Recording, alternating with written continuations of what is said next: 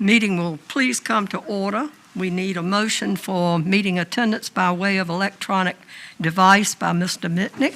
Motion is needed pursuant to Virginia Code Section 2.2-3708.2 to allow Board Member David Mitnick to participate in tonight's closed meeting and open meeting of the school board through electronic communication means from Creekside Elementary School due to a temporary medical condition that prevents his physical attendance at tonight's meeting. So moved. Second.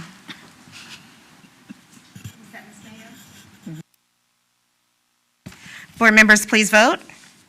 Board Member Jenkins? Yes. Board Member Mayo? Yes. Board Member Story? Yes. Vice Chair Brooks Buck? Yes. Board Chair Byram? Yes. Motion passed.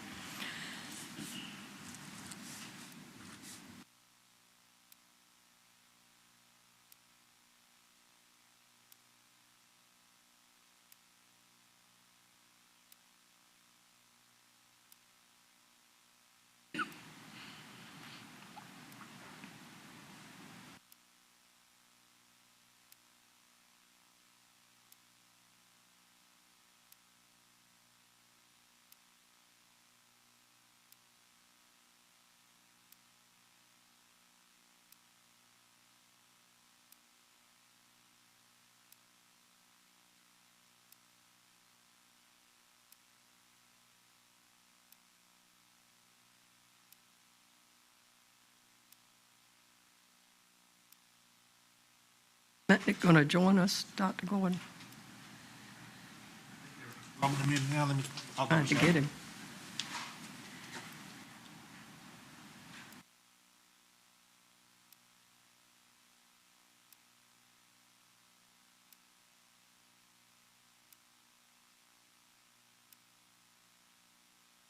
Okay.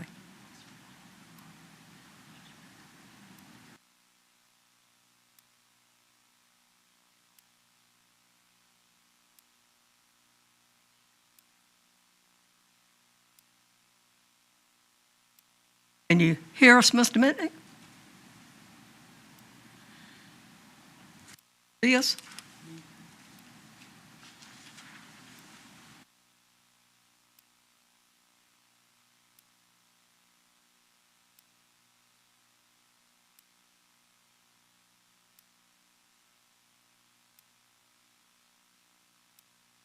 Okay. Okay, you can hear us now? John, I can hear. Okay. I can't hear what's going on in chambers.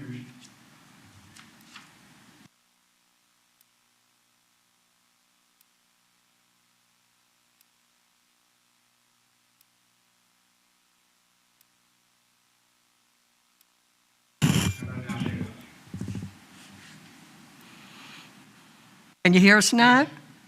Yes, I can, thank you. Okay. Now we need a motion to go into closed meeting. Mr. Motion is Wall? needed to go into a closed meeting to discuss the following items and subjects pursuant to Section 2.2-3711 of the Code of Virginia 1950 as amended. Number one, the discussion and/or consideration of the personnel report regarding prospective candidates for employment, assignment, appointment, promotion, performance, demotion, salaries, disciplining, or resignation of specific employees of the school board, and more specifically as it relates to the following. A, the resignations of individuals employed in the following positions: teachers, teacher assistants, bus aide, bus driver, custodians, cafeteria associates, dispatcher, media specialist, safety monitor, assistant principal, administrative assistant, supervisor of English instruction, and OSS facilitator. B, the hiring of instructional personnel for the following subject areas: English teachers, GET instructor, permanent part-time, SPED teacher, math teacher, health PE teacher, ABE instructor, permanent part-time, and media specialist. C, the hiring of non-instructional personnel for the following positions: bus aides, bus drivers, cafeteria associates, custodians, OSS facilitators, teacher assistants, and technology technicians. D, the hiring of part-time individuals employed as a cafeteria associate and custodians. E, the hiring of individuals employed as a substitute bus aide, bus driver, custodian, school nurse, and teachers. F, the approval of 2 school employees to receive a first stipend in the amount of $300 for full training as a substitute bus driver trainee. G, the approval of a school employee to be paid second stipend of $300 for full or partial training as a substitute bus driver trainee. H, the approval of 4 teachers to receive compensation at the rate of $26.40 per hour for 10 hours of basic computer skill classes offered to staff. I, the approval for 90 teachers to receive additional compensation for teaching extra section during the 2020-2021 school year at Lakeland High School, National River High School, Kings Fork High, John F. Kennedy Middle School as needed at the rate of $26.40 an hour. J, the approval for 2 teachers to receive extra class compensation at John F. Kennedy Middle School from September 8th, 2020 through January 29th, 2021, at the end of the first semester school year at the rate of 1/7 of their individual contracted pay. K, the approval for a teacher to receive compensation for serving as a geometry ingenuity teacher of record and also providing technical support for 2020-2021 school year at Colonel Fred Cherry Middle at the rate of $26.40. L, the approval of hiring 5 employees, part-time lawn maintenance workers at Lakeland High School and National River High School. M, the approval of granting an employee to receive a part-time school counselor's facilitator stipend for the 2020-2021 school year in the amount of $3,000. And the approval of 3 employees to receive compensation as Streaming into Excellence Program facilitators from October 13th, 2020 through August 31st, 2021 at the rate of $28 per hour. O, the approval of 5 employees to receive compensation as Streaming into Excellence Program tutors from October 13th, 2020 through August 31st, 2021 at the rate of $26.40 per hour. P, the approval of termination on the grounds of job abatement for 4 part-time employees that include part-time cafeteria associates and 1 12-month custodian. Q, the approval of 5 teachers to receive compensation for teaching Z Block for the 2020-21 school year at Kings Fork High School and Lakeland High School. R, the approval of 7 employees to receive compensation for participating on the Title I Summer Planning and Curriculum Committees as replacements for previous staff that were approved through the 2019-20 Local Consolidated Grant. S, request for approval for 21 part-time tutors or mentors and teachers to receive compensation for providing English language learner support during the 2020-21 school year at the rate of $26.40 per hour for students enrolled at Forrest Bowser Elementary, Creekside Elementary, Northern Shores Elementary, Nassau Parkway Elementary, Elephants Fork Elementary, Creekside Elementary, John Yates Middle, John F. Kennedy Middle, Kilby Shores Elementary, Colonel Fred Cherry Middle, Oakland Elementary, and Kings Fork Middle Schools. T, request for approval of 49 teachers to receive reward stipends ranging from $100 to $400 for providing mentoring support to 2019-2020 newly hired instructional staff. U, request for approval for 1 school employee to receive extra compensation for additional duties associated with the ISAEP program at Nassau River High School at the rate of 1/7 of the individual's contracted pay. V, request of approval for 12 teachers to receive compensation for providing services as assessment writing personnel at the rate of $26.40 per hour. W, request of approval for a teacher to receive extra class compensation for additional instruction at John F. Kennedy Middle School beginning October 26, 2020 through January 29, 2021, at the rate of 1/7 of the individual contracted pay. X, request of approval for a school employee to receive a salary stipend of $1,200 as a residential case manager. Y, request of approval for a school employee to receive additional compensation for government class coverage at National River High School at the rate of $26.40 per hour. Z, the approval of a request for 4 school employees to receive a leave of absence. AA, the approval of requests for 10 school employees to be removed from the substitute teacher, teacher assistant, and custodian list, all of which is authorized by Section 2.2-3711A1 of the Code of Virginia 1950 as amended. And number 2, the discussion and/or consideration of the Student Services Report, where the discussion in an open meeting would involve the disclosure of information contained in a student's scholastic record, and more specifically as relates to the following: 25 out-of-zone requests for students enrolled in Suffolk Public Schools to attend school out of their designated school attendance zone, all of which is authorized by Section 2.2-3711A2 of the Code of Virginia 1950 as amended. So moved. Second. Board members, please vote. Board Member Jenkins? Yes. Board Member Mayo? Yes. Board Member Mitnick? Yes. Board Member Story? Yes. Vice Chair Brooks Buck? Yes. Board Chair Byram? Yes. Motion passed. Now we will retire to closed meeting.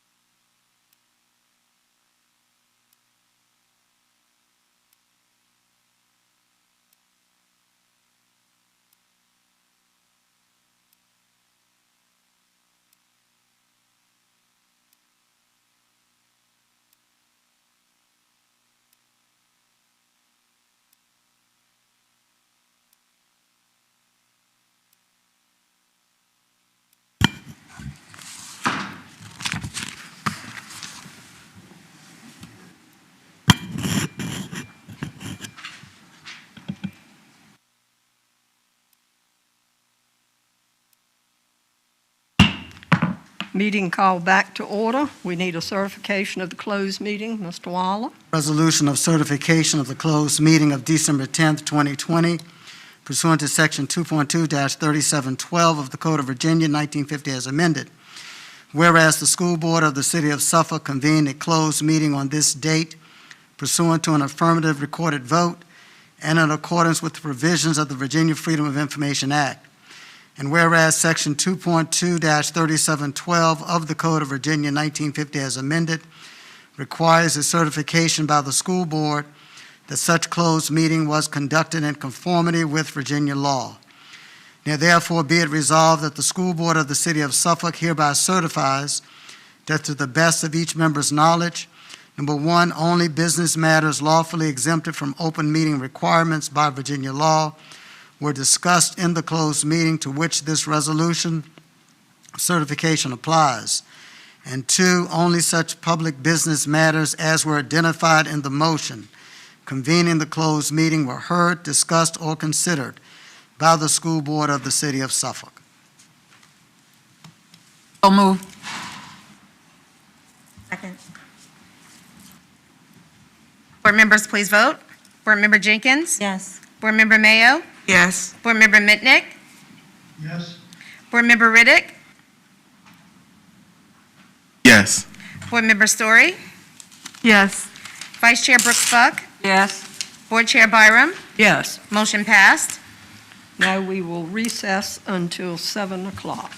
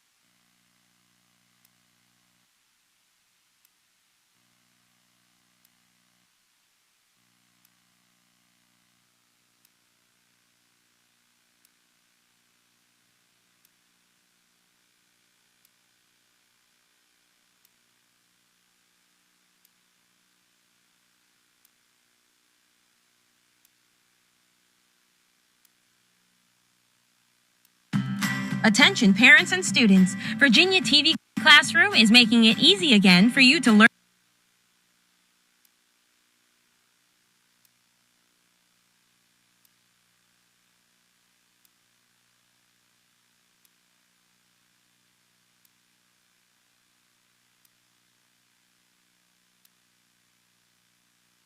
eMedia VA is Virginia's premier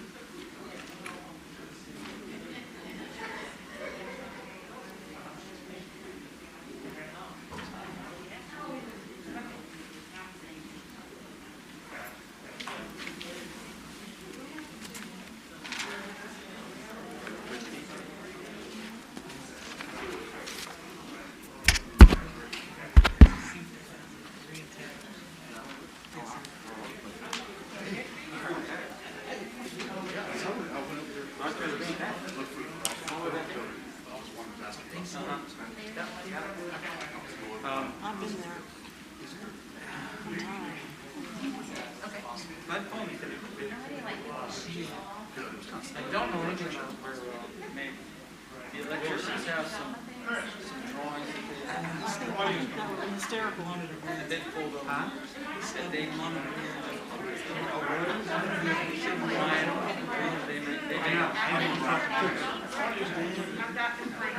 I thought up front. I'm right there. Then it made it sound like Why waste it? Why get something else dirty? So then I started going, and then there was traffic of like. I know, same way. Got around that. I went to get a hot shower. I jumped off. How y'all doing? Good, hello. I'm done for the night. I jumped off and went. I'll do stuff downstairs, but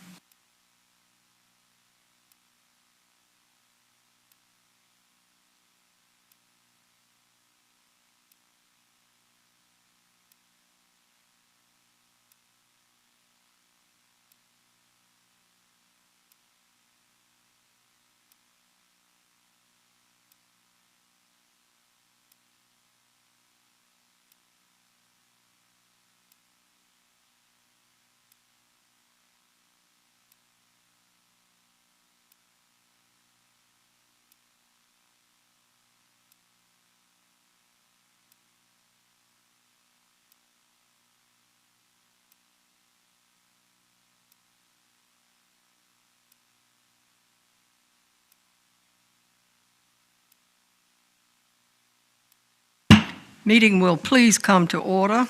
This evening, first, we will have public input regarding the budget for 2021-22 school year. If there's anyone who would like to speak on the budget for the 2021-22 school year.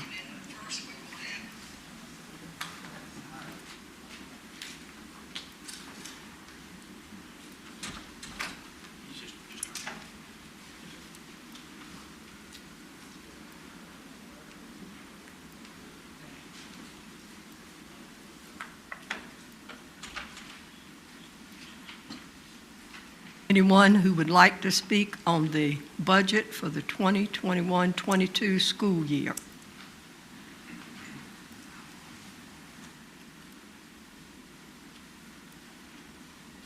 In that there, one person? Okay. Yes, sir. How y'all doing? I'm not sure if this issue that I wanted to address is pertinent to the 2021 budget or from the, it's just something that I've come across and I'd like to address with the school board in general. It's not specific to the 2021 budget, if I may. So, and I don't know the procedures and how y'all run. I don't know if you're going to have a session, and I don't know if you're going to have a meeting and then have questions afterwards. So, you know, if I could, just real quick, I'll just kind of present what I'm talking about, and you can let me know if I'm in the right time frame or not. Is that okay? Give me 1 second, please.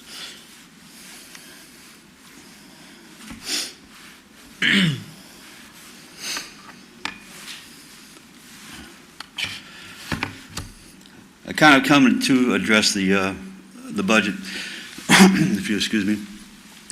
Sir, Ma'am. did you state your name and address? Oh, I'm sorry. My name is Glenn McKinney. My address is 2804 Lake Cahoon Point. I believe I have registered on the email.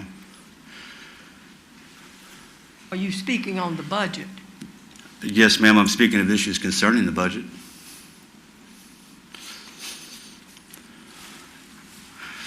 As I said, I'm new to this. I'm not exactly sure to your procedures. I do have an issue I'd like to raise with the school board. It does concern the budgets.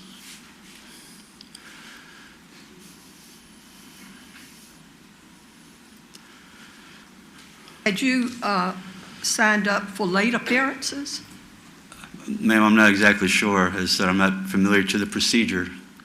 Is your name Travis McKinney? Yes, ma'am. Well, you're listed under late appearances. Okay, that means, I'm not exactly sure what that means. Yes, sir. You'll have to wait if you're not speaking on budget items. Yes, ma'am. I appreciate that. Thank you. Okay. Thank you. Anyone else on the budget for 2021-22?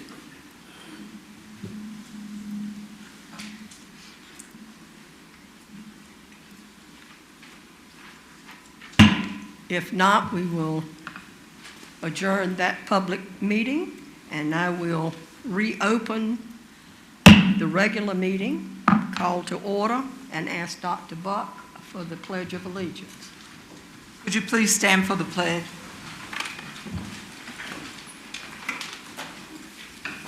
I pledge allegiance to the flag of the United States of America and to the republic for which it stands, one nation, under God, indivisible, with liberty and justice for all.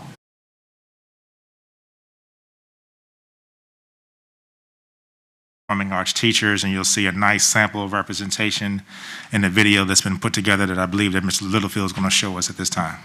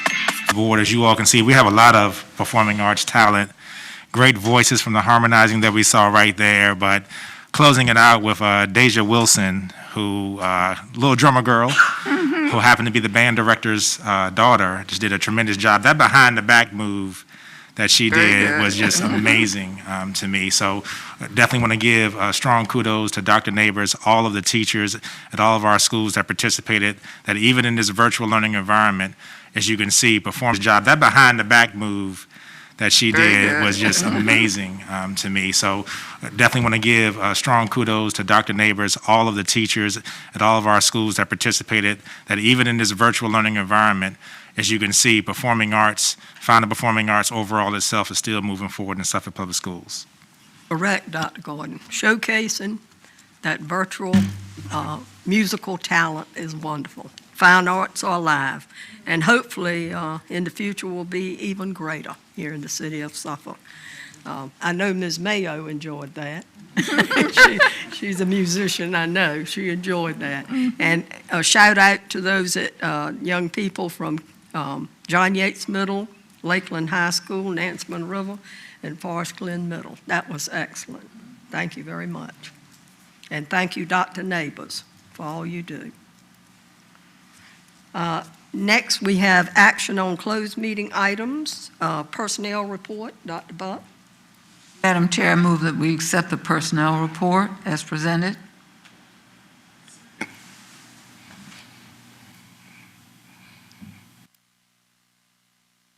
Second? I second. Okay, Riddick, second. Board members, please vote. Board Member Jenkins? Yes. Board Member Mayo? Yes. Board Member Mitnick? Yes. Board Member Riddick? Yes. Jenkins? Yes. Board Member Mayo? Yes. Board Member Mitnick?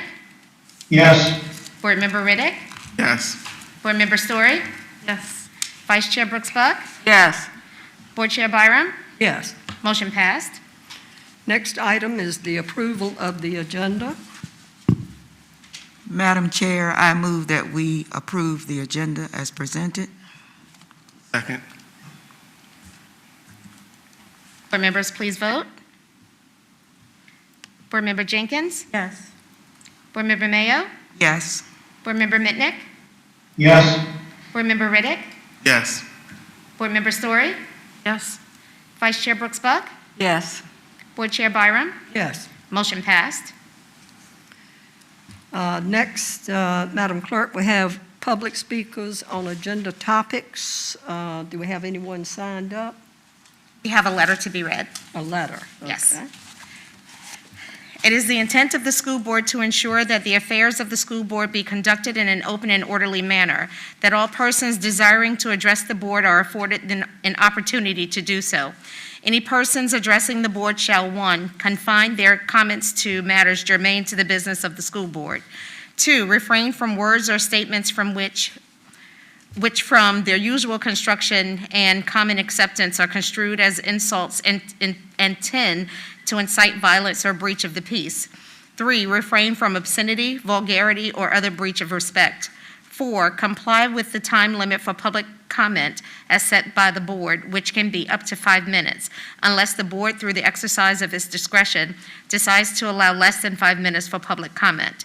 5, refrain from cumulative or repetitive remarks. And 6, refrain from making any comments regarding any pending student discipline or employee grievance matters. The appropriate forum for such matters is the applicable administrative hearing provided by state law or, where appropriate, court proceeding. The school board welcomes comments from the public as appropriate. School board members will listen to public comment but will not comment unless granted permission by the chair. The chairman or other presiding officer shall preserve decorum and shall decide all questions of public order subject to appeal to the board. At the request of the chairman, a city police officer shall act as sergeant at arms at all board meetings. The officer shall, under the direction of the chairman or other presiding officer, have charge of the board chambers, the board conference room, the waiting areas and corridors adjacent thereto, and the school administration building, and shall prevent disorder or interruption of the business of the board. Now we have Demesia Boone, a letter. Demesia Boone, December 8th, 2020. To the members of the school board, I, Demesia Boone, am a senior at Lakeland High School, and I disagree with the superintendent's decision to return back to school. I personally do not feel safe returning to school at this time because of the COVID-19 pandemic. From what I have seen and heard on the news about the virus, the cases are rapidly rising all over the state. There have been 259,000 cases and 4,208 deaths just in Virginia due to this virus. We know that the virus targets older people and people with underlying medical conditions. Most students live with someone older, and the last thing that a child wants to do is bring something from school and spread it to their loving families at home. I live with my father, who is 50 years of age and has many medical issues. I would hate to get my dad sick. That is a horrible feeling, and I would have to live with for the remainder of my life. So I believe the best option is to stay virtual until the cases have gone down tremendously. The superintendent has asked to be the sole decision maker when we go back to school. I don't believe this is right, since we live in a democracy and he was not elected to make decisions on behalf of all students in Suffolk.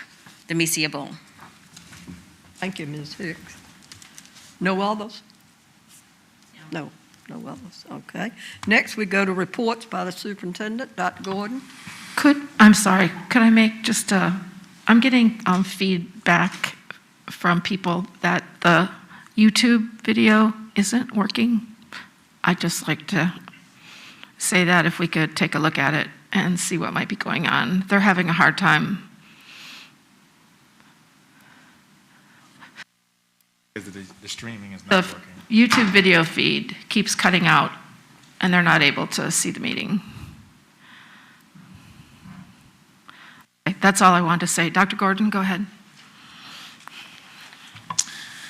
All right, thank you, Madam Chair. I'm going to go ahead and do the good news report tonight. If Mr. Littlefield, you can have Chris switch it over for the screen for the people in the gallery and the audience to see. Thank you. Ms. Ward couldn't be here tonight, so we always want to talk about first our Where Are They Now piece, and we're going to start with Ms. Trinity Woodson, who is an alumnus of Lakeland High School. She's been appointed to the Board of Directors. She graduated only a few years ago in 2018, currently a junior at HU, Hampton University, with a major in pre-science, also a pre-law major, background in political engagement, advocacy, several internships that she's participated in, including currently working with the Congressional Black Caucus and U.S. Representative Donald McEachin. She was also appointed to America's Promise Alliance Board of Directors for the new cohort of youth leaders. So for all of our students out there, this is a great motivational tool as we have a leader of the future that we're recognizing tonight. She's the Public Relations Chair of Phi Alpha Delta Law Fraternity, lifelong member of Girl Scouts of America, also the National PTA and the Urban League, Miss Southeast Pre-Alumni Council, member of the Service Spree, and a Silver Life member of the NAACP. So many accomplishments that she already has at a young age. She's a member of the Greer Dawson Wilson Student Leadership Team on HU's campus, Student Golden Key International Honor Society, can sing as well. His Chosen Sounds Gospel Choir, recording secretary of the Political Science Club. She's the president of Upsilon Theta chapter of Phi Sigma Alpha National Political Science Honor Society. So not only does she participate in many activities, she's actually leading many activities. Mentoring chair of Breaking the Cycle, which helps us to really stimulate equity, diversity, and to break institutional racism. In August, she was awarded by the George H.W. Bush Points of Light Foundation for her community service. This past September, she was named to their National Inspirational Honor Roll. So she's getting national recognition currently as a sophomore at Hampton University. Great job there. Next, we have Angela Salerno from the Virginia Art Education Association. She's an art teacher at Kilby Shores Elementary School, and she was recently featured in the Virginia Art Education Association virtual Failed Professional Conference for Art Teachers. You can see a sample of her artwork right there. The gallery features the art of teachers around the state of Virginia, and we always love it when Suffolk Public Schools has an opportunity to be mentioned with so many awards, especially when we're getting recognition for the great art programs that we have here in SPS. I want to talk a little bit about CCAP here, College and Career Academy of Pruden, and the truck donation. Barton Ford donated a Ford F-15 to the CCAP School of Auto Technology. The Auto Service Technician Program prepares students to enter the workforce or to continue training through post-secondary education. That program is a 2-year program. Students can earn an Automotive Service Excellence certification in 5 areas: engine repair, suspension and steering, brakes, electrical, electronic systems, light repair. Qualified ASE students may receive 12 months paid internship. That's key, paid internship with a local dealership and a scholarship through Snap-on Tools. Great work there. The partnership with Barton Ford actually started last year through the Tidewater Community College Regional Automotive Technology Advisory Board. As you can see, pictures right there of our principal, Ms. Connie Burgess there. Also like to give a strong shout out to Mr. Andre Skinner for all of their work in obtaining this donation. Speaking of CCAP, they also have received a mock rescue squad trainer. This will assist our students in the emergency medical technician program. The ambulance, as you can see in the picture right there with Mr. Skinner, includes a mannequin, a chest compressor, a stretcher, medical trays, etc. And if you look closely, you can actually see the mannequin laying on the bed right there. I had to do a double take when I first got the picture. Booker T. Washington meets Captain Irving and the Flying Classroom. One of the big folks that we've really had under the leadership of Ms. Caitlin Leitner Black is to really begin to institute more STEM activities at an early age. And this was a focus for us for the elementary school. Booker T. Washington partnered with the Flying Classroom for the 21st Century Program. The Flying Classroom is a digital pre-K through 12 grade STEM plus curriculum based on the global expeditions of Captain Barrington Irving. The Flying Classroom curriculum is full of academy-rich, relevant, and rigorous learning activities aligned to STEM. It's a picture we have of Captain Irving right here, who's recognized as a pioneer in this type of education of the Flying Classroom in the world. The captain visits students across the nation. He aims to inspire students to achieve their dreams by sharing his story of success in the STEM plus field. Captain Irving flew in from Florida to speak with a group of our students. Definitely want to thank Ms. Brock and her team for taking our students and giving them such an outstanding opportunity. One of the last things we wanted to talk about when you all first appointed me to this position, one of the things that Mr. Riddick spoke to me about when I had my one-on-one meeting with him was to really focus on the grants that were necessary to fill in some of the gaps in Suffolk Public Schools. So we always want to take the time to recognize the hard work of our team of obtaining some of these grants. We received a grant award in the amount of $88,000 for STEM early learning through the ARCH program for the fiscal year 2020-2021 to continue to initiate STEM and early literacy model programs for preschool, kindergarten, and first grade students. Also, SPS and Lakeland High School received a grant from agriculture in the classroom to provide youth with agriculture experiences related to gardening, animal agriculture, STEM, health, nutrition, and leadership development. So even in this virtual environment, we're still finding ways to make sure that our kids can get some hands-on experiences, and really using these grants helps to fill in some of those gaps. That is the good news report, Madam Chair, for the month of December.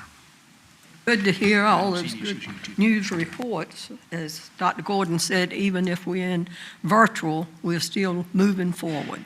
We're moving in the right direction. Good news abounds in Suffolk. Next, Dr. Gordon, we have the gifted and advanced instruction report. Yes, I'm going to have our Supervisor of Advanced Instruction and World Languages, Mr. Stuart Jones, come to the podium to provide this report. Mr. Jones? Thank you, Dr. Gordon. Good evening, Madam Chairperson Byram, Vice Chair Dr. Brooks-Buck, school board members. It's my pleasure to speak on gifted and advanced instruction services within Suffolk Public Schools. Like all parts of Suffolk Public Schools, we serve the community and the community's needs, and to make sure that the community has a voice in gifted education. We, of course, have the Gifted Advisory Board. The primary purpose of that board is to provide us feedback on our local gifted plan. We had our first meeting this past week, and their task is really vital this year because our plan comes up for renewal in 2021.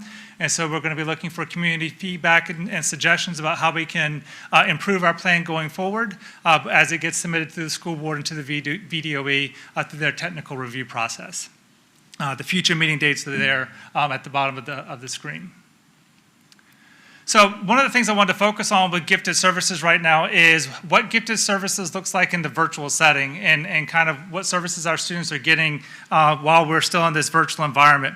Our gifted resources teachers, I want to really give them a quick shout out and let you know the diligent work that they're doing in providing quality instruction for our gifted students at the elementary and middle school level. They've created virtual resource classes in their Canvas and the Canvas platform for grades 4 through 5. They provide live instruction there. The way we have set that up is that it is not mandatory for our gifted students, and it's not great. And the reason we set it up that way is so that students who need and desperately want that additional resource of gifted instruction have it. But those who are feeling potentially overwhelmed by the virtual environment don't feel like it's just yet another thing that they have to do. So we set it up as something that's not mandatory for the students. Our teachers have also worked with the grades 1 through 3 teachers for enrichment activities to really build and extend what they're doing in the classroom to serve the needs of our gifted students. As we move to a hybrid environment, we're really going to focus on continuing to push into those core classes and to extend and to work with the core classes teachers to extend the lessons for our gifted students. And we will continue with our gifted resource pullout class. Whether or not that is face-to-face or virtual will really depend on the environment of that school and what best meets the needs of that school at that time. One of the primary issues for second grade right now, one of the things that weighs on my mind the most is during the second grade year, every year we screen all second graders for potential future evaluation for gifted services. That screening happens in the second semester of the second grade year, and obviously with the COVID-related school closures, we were not able to screen last year's second graders. So our plan going into this school year is once we can return to any level of face-to-face instruction in the building, then we would start our screening process for that now third grade class and then move on to the second graders that we would typically screen. So I've been working with the gifted resource teachers, and we've got a plan in place that we're ready to move forward with once we're able to get students into the building and able to get them in for that screening. We have had the opportunity for those students who were referred for gifted evaluation last year just prior to school closing, we have had the opportunity to go through all of those referrals and bring those students in for one-on-one evaluation and have completed that at the end of October. And during December, we are dealing with and evaluating the students who were referred either by their teachers or by their parents during the fall semester for evaluation as well. Moving on to the middle school level, at the middle school level, again, gifted resource teachers have worked hard to make quality instruction and virtual pull-out courses for our middle school students. In addition, they've pushed into the online courses of our core classes and the gifted clusters to provide that extension in those classes. Also at the middle school level, you start to see us offer some differentiation of instruction in terms of the curriculum. And so we have continued to implement the Enriched English 8 and Enriched World Geography courses at grade 8, in addition to offering some high school level courses at grade 8 in math, science, and world languages. As we move to the hybrid, the focus at the middle school level will really be primarily on pushing into the gifted clusters and provided that instruction there. One of the things I wanted to focus on in this presentation is that, as we're all aware, the VDOE has really made a strong push towards emphasizing equity over the last couple of years, and certainly Suffolk Public Schools is moving in the right direction and dovetailing a lot of our goals around equity with the VDOE's goals as well. And so I wanted to include some data that speaks to equity, both within gifted and within advanced instruction. And when you take a look at this data, it's a breakdown of our gender and ethnicity subgroups. And one of the remarkable things about Suffolk Public Schools that I think we should be proud of is that when you look at our gender subgroups, each subgroup is within 2 percentage points of the overall Suffolk Public Schools population. When you look at race and ethnicity, each subgroup is within 1 percentage point of the Suffolk Public Schools general population. And so really, that speaks to, I can't tell you how different that is from a lot of divisions across the state. And it really speaks to the hard work that my predecessor, Dr. Lawson Davenport, put in offering professional development at the elementary school level with teachers to really train them on best practices and making sure that we are identifying students from traditionally underrepresented populations and gifted. So, as we move to the high school level, we move away from the model where we have gifted resource teachers that we typically have at the elementary and middle school. And now at the high school level, we are talking about advanced instruction and part of that just differentiation of instruction that we have at high school in general. And so one of the options in advanced instruction is, of course, the Governor's School for the Arts. The Governor's School for the Arts is, of course, a regional organization that serves 8 school districts in the area. Our students just finished the application process for that, and the Governor's School of the Arts is starting their review of those applications. This data here shows you the numbers of our students that have participated in the Governor's School for the Arts over the last couple of years. When you take a look at the demographics for the Governor's School for the Arts, you see a large disproportionality with gender. Pretty much any arts program across the state of Virginia has similar demographic disproportionality with gender. I think that kind of reflects a general society of where we push our young boys and girls, and reflects a need for growth, certainly, in identifying students, boys at a young age who may be interested in the arts. For race and ethnicity, it's pretty close to our divisions subgroups in terms of race and ethnicity. The Governor's School, of course, serves a very small population. We start to expand when we talk about our specialty programs, and each high school has its own specialty program, and I want to talk about each of those individually for a moment. At Kings Fork High School, we have the International Baccalaureate Program. You see our data from 2020. We had 71% of our seniors this past year earn their IB diploma.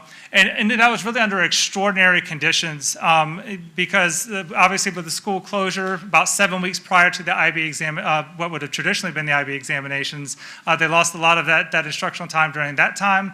In addition, IB made the decision to cancel their examinations. So thankfully, from the IB's point of view, they have what we would call internal assessments, which are things that they work on in class, are graded by the teacher, and then also graded by IB, and they were able to award grades based on that. That 71% diploma percentage is right in line with the international average that we see from year to year from the IB. When you look at this year's class, we have by far the largest senior class that our IB program has ever had. And honestly, COVID ate into that a little bit. We had 3 students that left the program over the summer, decided to graduate early actually, and once it became obvious that we were going to be moving towards a virtual learning. And we've lost a couple during the school year who felt like the virtual environment was a little overwhelming in a rigorous program.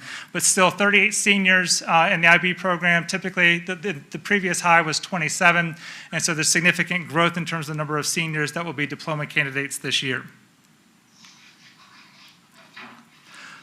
For Project Lead the Way Engineering, again, we see strong numbers continually every year.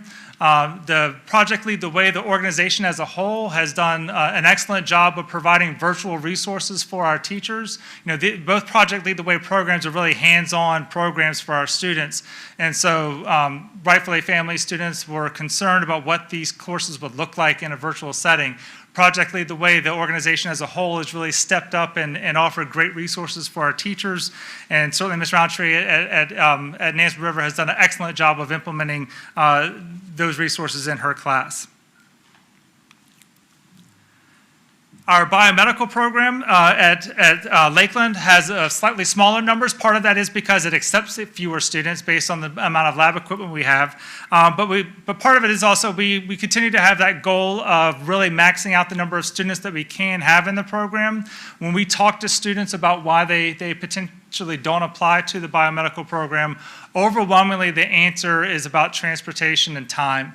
It's the fact that even though they can attend the biomedical program and may be very interested in it, if they're living in a part of Suffolk that is significantly far away from Lakeland High School, their parents and the students are concerned about the amount of time spent on the bus, especially if they're dealing with extracurricular activities as well. But we continue to push that program. Ms. McDonald, the lead teacher there, she has a great program. The kids love it who attend the Project Lead the Way biomedical program, and so we continue to push that as students apply during their 8th grade year. When you look at our demographics across the board for our specialty programs, there certainly are some differences there in some areas of growth.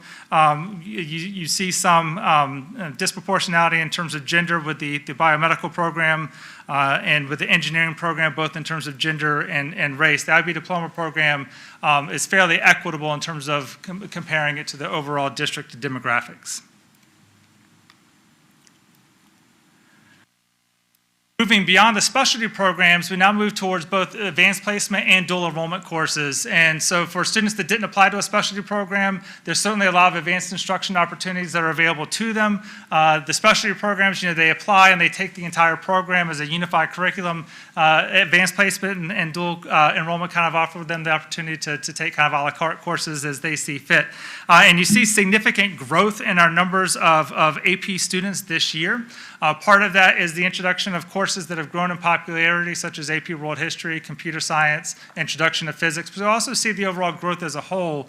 And again, as a former AP teacher, I can tell you what drives the growth of AP programs are the teachers. Once students learn that the teacher is providing high-quality instruction, and once they see the relationships that they're building with the students, and it gets back to them from the other students of those relationships, that the programs start to grow, and I think that's what you see within our division.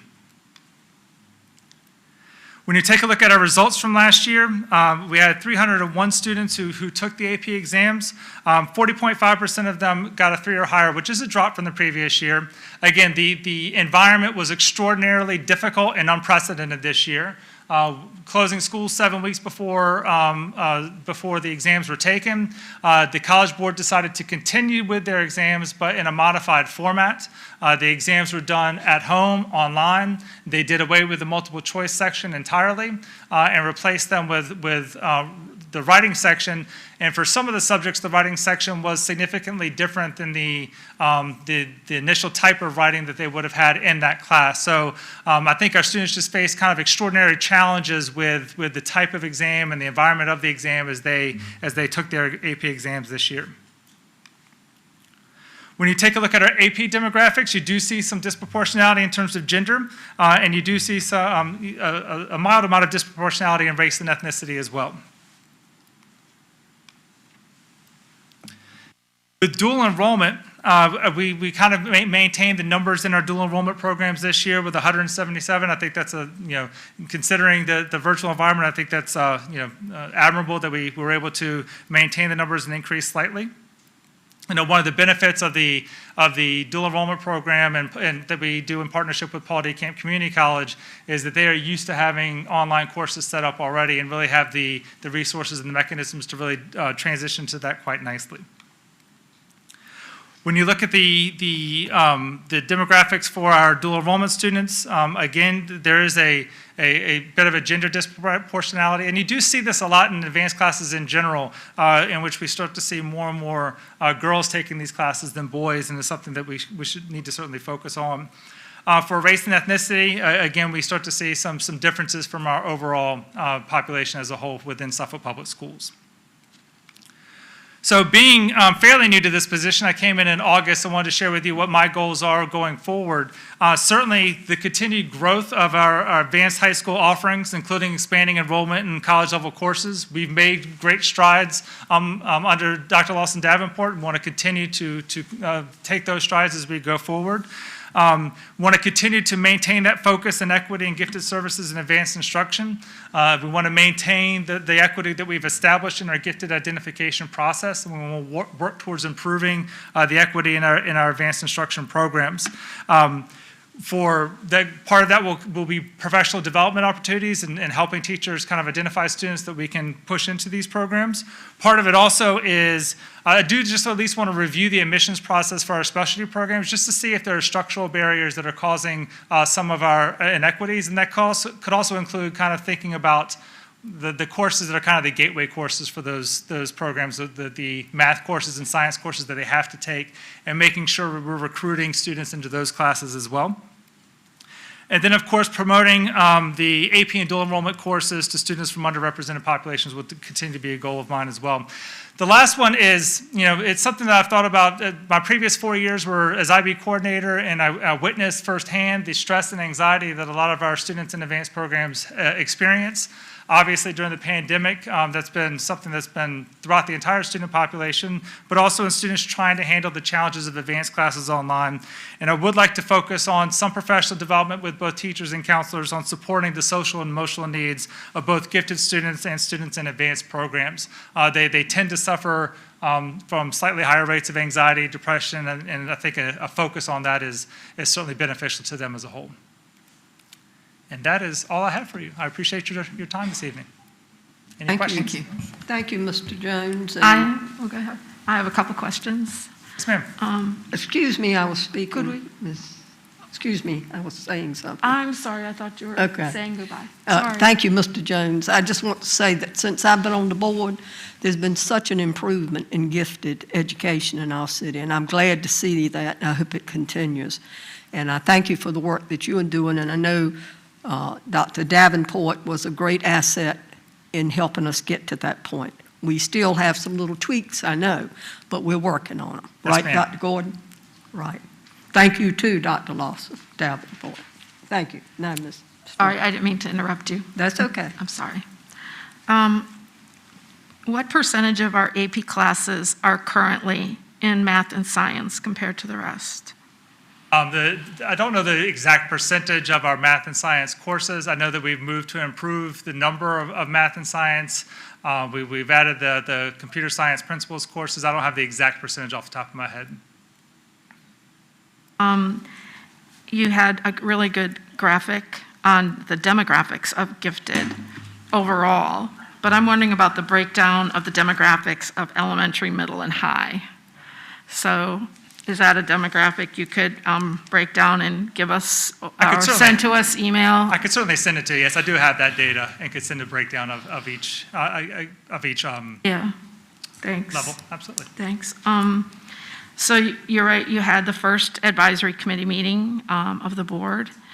Do you have the breakdown of, if I remember right, there were maybe 20 people about?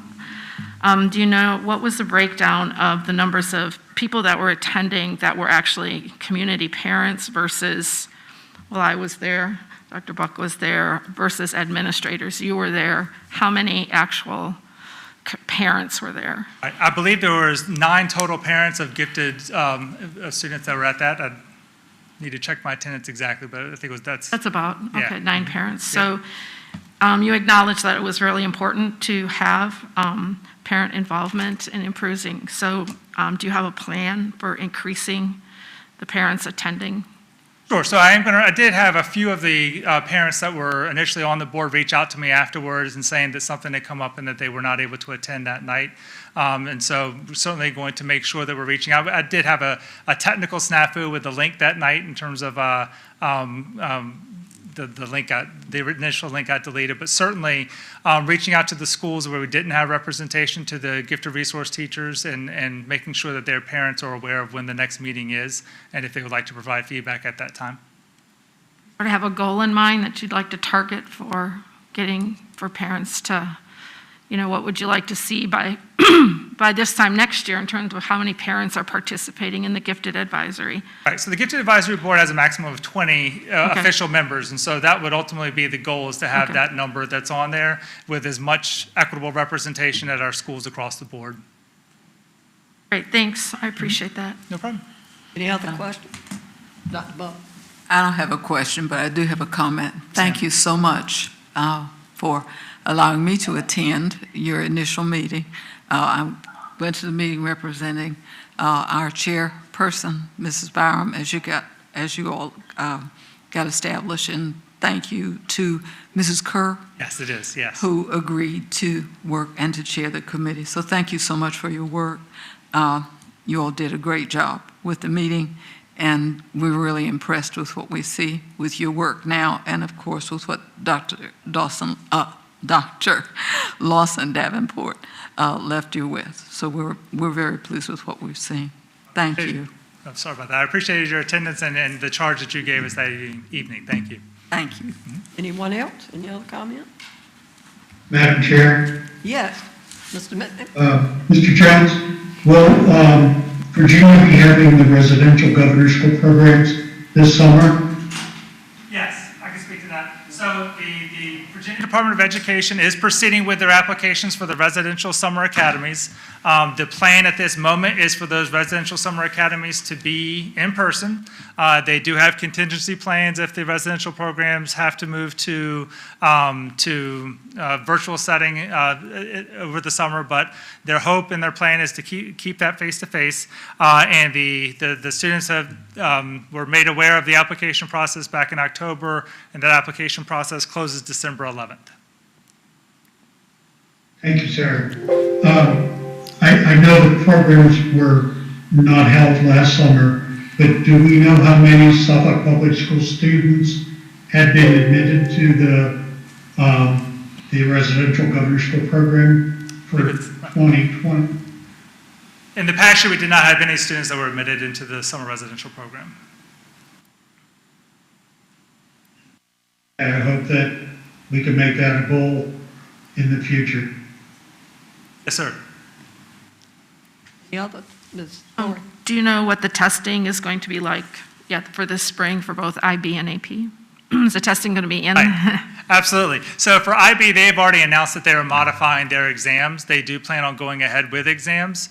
The modification has been a reduction in the amount of content that is required on those exams.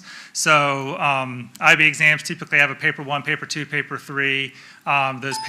They just call their exams papers. For most subjects, they're eliminating one of the papers. The only subject that they're not eliminating anything is in math. They're not eliminating any of the exams for that course. For AP, the AP has been very clear that they plan on having their typical exams in May covering the full content. That's what they have announced thus far. They said that if they're going to announce any changes, that will be in the month of January, but there have been no indications that will be announced in January at this time. Will students take them at home again, or will they be in a building? It really depends on our environment in terms of our division. We're going to follow the health guidance that obviously the Virginia Department of Health gives us, I can't really predict exactly what that's going to be. It's just going to depend on what we look like at that time. I thought maybe AP or IB was asking for one or the other, but if they're allowing for both virtual and in school. IB has expressed flexibility with local environments. The Okay. AP is planning on having their in-person testing in May. How we offer that, however, is going to be really contingent on what our environment looks like at that time. Any others? No. Thank you, Mr. Jones. I wish I had a doctor, but not quite. All right, thank you. Dr. Gordon, I believe we have calendar of special events. Yes, thank you, Madam Chair, and thank you, Mr. Jones, for an outstanding presentation. We're really happy to see an increase of 116 students in our AP courses. That was definitely one of the goals that we put forth, and one of the things you talked about when you were hired in August. For our calendar of special events tomorrow, we will do another round of our Facebook Live at 2:00 p.m. to address some of the topics that are being discussed tonight, as well as some things that have come in already this week. Our winter break officially begins on December 21st and January 3rd, with January 4th being the start date for schools to reopen. School board organizational meeting will take place on January 7th, which is also the same as Custodial Workers Appreciation Day. And our custodians have really been working hard at times over the summer, and this year they've been shorthanded, but they have been doing a tremendous job. Mr. Napier, Mr. Downs, and the entire team has put together a plan that we are very, very pleased with. And I just want to personally say thank you to all of our custodians for their hard work, and we're going to recognize them on Custodial Workers Appreciation Day. Board Member Jenkins? Yes. Board Member Mayo? Yes. Board Member Mitnick? Yes. Board Member Riddick? Yes. Board Member Story? No. Vice Chair Brooks Buck? Yes. Board Chair Byram? Yes. Motion passed. Next order of business is unfinished business, the renaming of Pioneer Elementary School to Southwestern Elementary School. I think on November the 9th, we had a public hearing on the proposed renaming of Pioneer. And is there any additional information, Dr. Gordon? This item is listed as both an info and action item depending on board discussion today. The only request that I've received from the board was the potential costs for the renaming project itself. I've had Mr. Napier do some research where everything, including labor, painting, potential tile work, and changing of the marquee would cost us $44,700. And this would be something if the board decided to move forward with. I've had conversations with Ms. Forsman and Mr. Napier. We would actually use year-end funds to be able to cover that. This isn't a major budget item for us to be able to do. Thank you for that information. Any other questions or discussion? Dr. Buck? What would the painting entail? I'll ask Mr. Napier to come to the podium, but we do know with the purple background that we basically have for Pioneer, you really have to do 2 coats because of the original color. So we would try to make sure that we kind of replace the main painting that takes place in the hallways with the Southwestern colors. But Mr. Napier, you can go into further detail for the board. Wait a minute. What are Southwestern colors? Mrs. Mayo, black and red? Mrs. Mayo and I were administrators at Southwestern. I believe it was black and red. It was red and white. Red and white. Red and white. You had the red part right. The white's even worse. We got a color However- purple. And when we talk about purple, it's purple. Well, So, However, is that necessary to change the colors? I don't know that anybody was asking them to change the colors. I don't recall hearing any conversation about changing colors. but if I could just add a little bit to that. Okay. Okay. It's not just the paint colors that we have in there. It's also all of the casework in all the classrooms. It's also purple.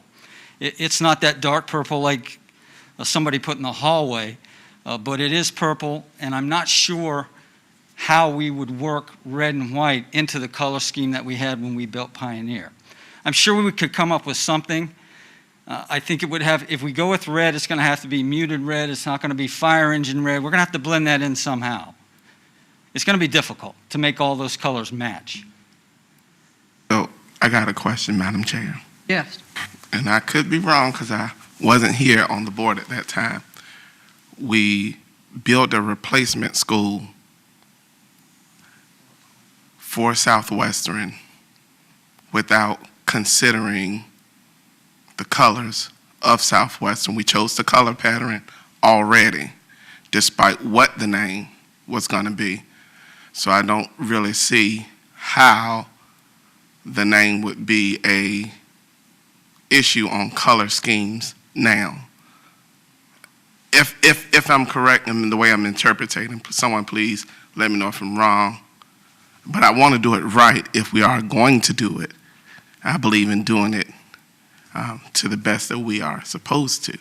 But if the building was designed to have a neutral color scheme, and this is the color scheme that was chosen, then I don't see the issue. Madam Chair, Yes. I don't recall hearing any conversation from those persons who were at the public hearing about colors. The only thing I heard was the name. So, am I correct? That, Well, is that what? let me just say this. Being in the original meeting, there are two things that I think need to be brought to the fore. In the original meeting, we all assigned persons to the committee. The committee came back with the name Southwestern. The board, for the first time that I had ever heard of or seen, voted against the committee recommendation after one person got up and spoke. The committee recommendation was for Southwestern. The only thing that was changed for the name. Now, from what I understand from the persons who've spoken to me and from the voices I've heard, was that people wanted the name changed to Southwestern. The only thing I heard from Mr. Copeland, who was at that time on the school board, was that they had waited 22 years for the city council to approve a new building. And they came and asked in earnest, as they did before us, this school board, to ask that the school be changed. I doubt very seriously if they would be concerned about whether the colors were changed to Southwestern colors or not. I think that if the name were changed, if the board voted to change the name, they could live with purple and white. I don't even think they would care if the mascot was changed, because as I understand from checking with people, the mascot has changed over the years, from when it was a high school to when it was a middle school to when it became an elementary school. So I don't think anybody's asking for that. I think they just wanted a Southwestern school to recognize the fact that what used to be the training school was changed to Southwestern. I also believe that over the years, because when we get into dollars, sometimes we forget about some dollars that were given. And I want to make this clear. Some of the Alumni Association that has been contributing every year, and you correct me if I'm wrong because you two were there, that Alumni Association has been contributing $1,000 or more to that school and other organizations every year. So people have been giving their money in support of the school over and above the budget every year, just because they care about what used to be Southwestern. So there has been money contributed. But I doubt very seriously if they care if it's purple or white, blue and white, red or white, or whatever. I think that's an expenditure that we could save a whole lot of money on if you left it alone and left it the Mustangs. I don't think it would be a problem. I don't know because I can't speak for them. Mrs. Mayo, is it in your area? But I haven't heard any conversation about the colors or the mascot. I really don't think that really matters to those persons in the Alumni Association and the ones who spoke at the public hearing. It was just the name of the school that they wanted changed. So The name change on both the building and the marquee sign, $3,700. That's all it costs. all right, Merciful Jesus. I got the price today. thank you. Well, with that being said, I don't know if I'm putting the cart before the horse here, but Madam Chair, I would like to move that we honor the request of the Suffolkians who came and allow the name change from Pioneer Elementary School to revert back to the name it should have been, as it was recommended by the naming committee to be named Southwestern Elementary School. Second. So, I would Other like, discussion? yes. Yes, Ms. Story. So we talked about the money, but that's not the only concern. The school has been named this Pioneer for X amount of years. You have many alumni now that know it as Pioneer. You have teachers who know it as Pioneer. They have all sorts of, and purchase themselves, clothing that says Pioneer. You have, I'm sure it's not going to be just those two items when you get down to it. There's going to be office supplies. There's going to be other things that's Pioneer. there are athletic uniforms that might have Pioneer on it. I don't know what all else there is, but it wasn't just a money issue. And there was a lot of emotion involved with this. And so, yes, some people came and spoke. But there are other people, just because they weren't here, they're very passionate, and they feel, those people feel just as passionate that it should not be changed. A decision was made. This opens up the door to change any school name when a group comes and speaks before the board who's got the ear of the board going forward. You're opening up this idea of changing the name to change a name based on very good reasons, but still, this school was named Pioneer. And so the next time, the rest of you might not be on the board, but some group comes and has a passionate plea and why, and they're gonna want a name change. And for just as good a reasons that they think. So we're opening up this door of changing names. I mean, I know that there's great ways to honor. I heard many school names that were presented by some of our speakers. There can be ways to honor them with markers, with signs, with all sorts of things, and a history. You could put a historical park there and honor them with what all the schools that had contributed up to that time. There's a variety of ways this could be done other than changing a name, which affects a lot of people right now. So it's not just $3,700, and I'm sorry, but there's going to be more expense than that somewhere along the way. And I just think if, you have to let those people's voices be heard as well. And there's a variety of other ways to do it, I think. I just think this is the wrong precedence to set when there is not I understand that it's an issue of those who came, but down the road, 5 years from now, there could be just as good of an issue that comes forward. And then Colonel Fred Cherry's name could be asked to be changed. And then the board will look back on this, or John Yates, or someone doesn't like some other name, and then they're going to come and ask to change the name. Stay with the name and find a way to honor all those schools that contributed to those people that came before and were part of the Southwestern tradition and came before. There's other ways I think we can do it than opening up the board to this idea of changing a name. Thank you, Ms. Madam Chair, Yes, Mr. Mitnick. I'd like to piggyback on what Ms. Story just said. The board in 2013, for whatever reason, had made its decision based on their judgment. For us to question the decision that was made by that board, and I know it was not made easy, that there was a lot of discussion, there was a lot of hard feelings, but for us to overturn their decision and to rename it because a board member received a letter, and then we opened up a public hearing and we heard from additional people. Also remember that there was another school that was involved, Robertson Elementary School. It's not just a replacement building because the Robertson students were combined and many attended Southwest. I believe that the decision that was made in 2013 could be this decision that stands to this evening.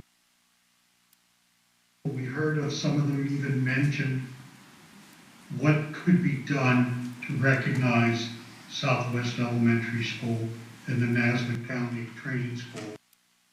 There was money allocated at the time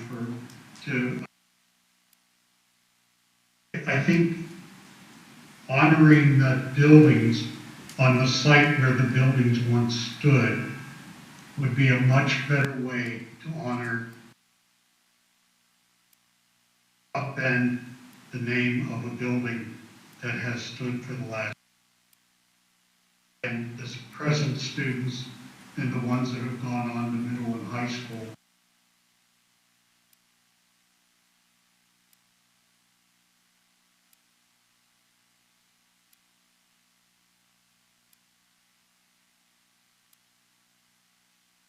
Madam Chair. Mr. Riddick.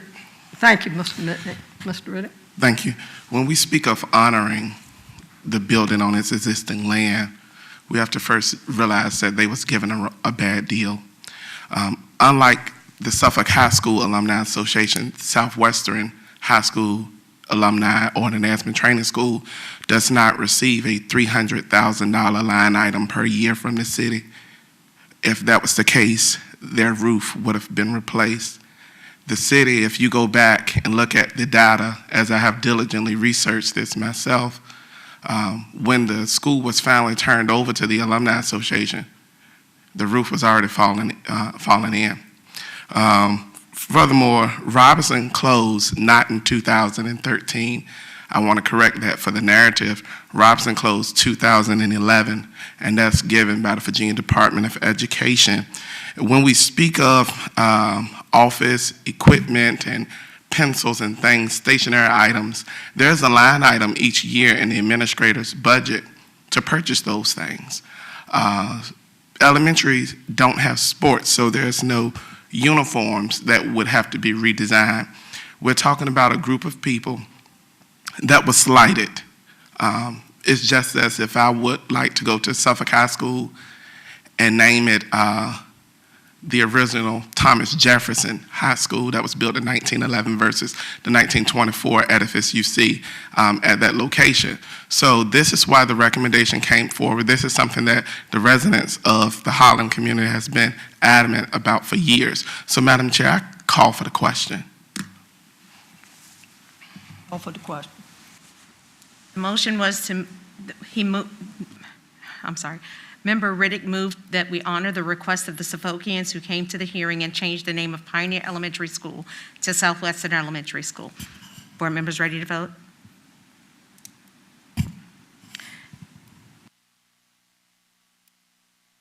Board Member Jenkins? Yes. Board Member Mayo? Yes. Board Member Mitnick? No. Board Member Riddick? Yes. Board Member Story? No. Board Member Vice Chair Brooks Buck? Yes. Board Chair Byram? No. Motion passed. Okay, moving to new business, school facilities study discussion. Dr. Gordon? Yes, ma'am. Thank you, Madam Chair. We're going to ask the representatives from RR and MM to come forward. I believe we have Dwayne Harver here, who's going to be our principal facilitator, to provide an overview of the current facility condition index for Suffolk Public Schools. So Mr. Harver and his team are here. This will also tie in to the next presentation that we have, an action item for the capital improvement plan submittal. Both of these presentations kind of go together, but we wanted to make sure that the board had an opportunity to hear the overview from RRMM first. So I'll turn it over to Mr. Napier, Mr. Harver, and the rest of the team. Good evening. As you know, we have been working on a facility study with our partner, RRMM, and their partner, Cooperative Strategies. And tonight we have Mr. Dwayne Harver, who you've met, Mr. Jeff Harris, and Mr. Mark Probst, and they are going to give you an update as to where we are and what our future steps are going to be with that. Dwayne? Madam Chair, Dr. Gordon, good evening to you all. Hope you're doing well. I'm happy to be here to present the update to our progress on the study. We presented this very same presentation on the 2nd to City Council, and happy to go through this here tonight with you all.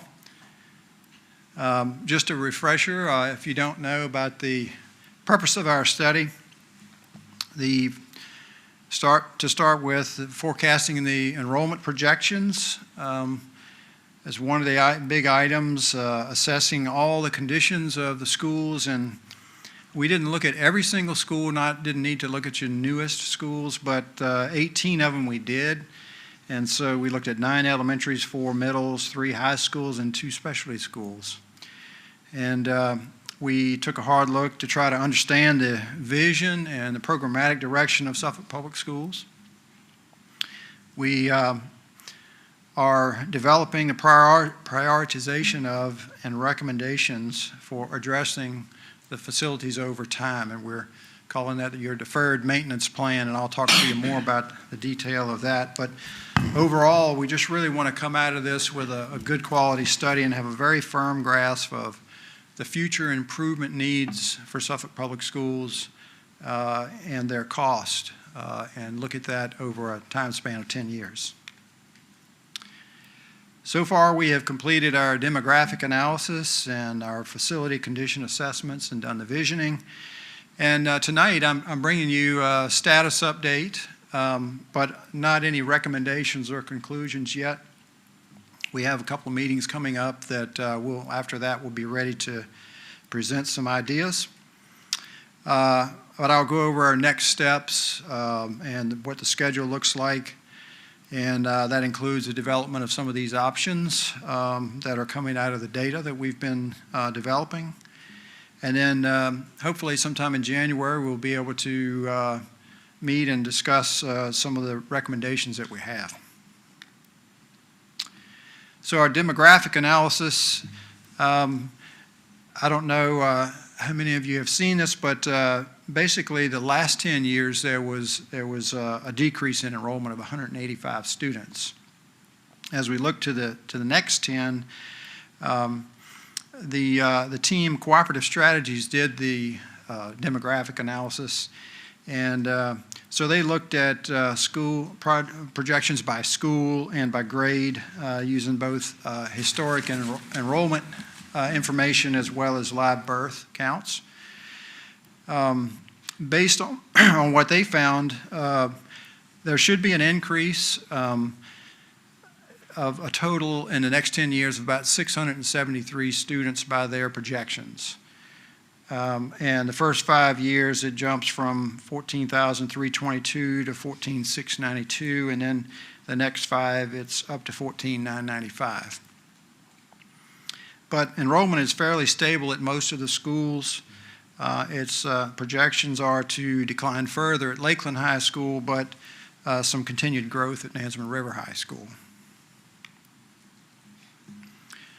We looked at these facilities. It was very thorough and comprehensive. We looked at the civil site assessments.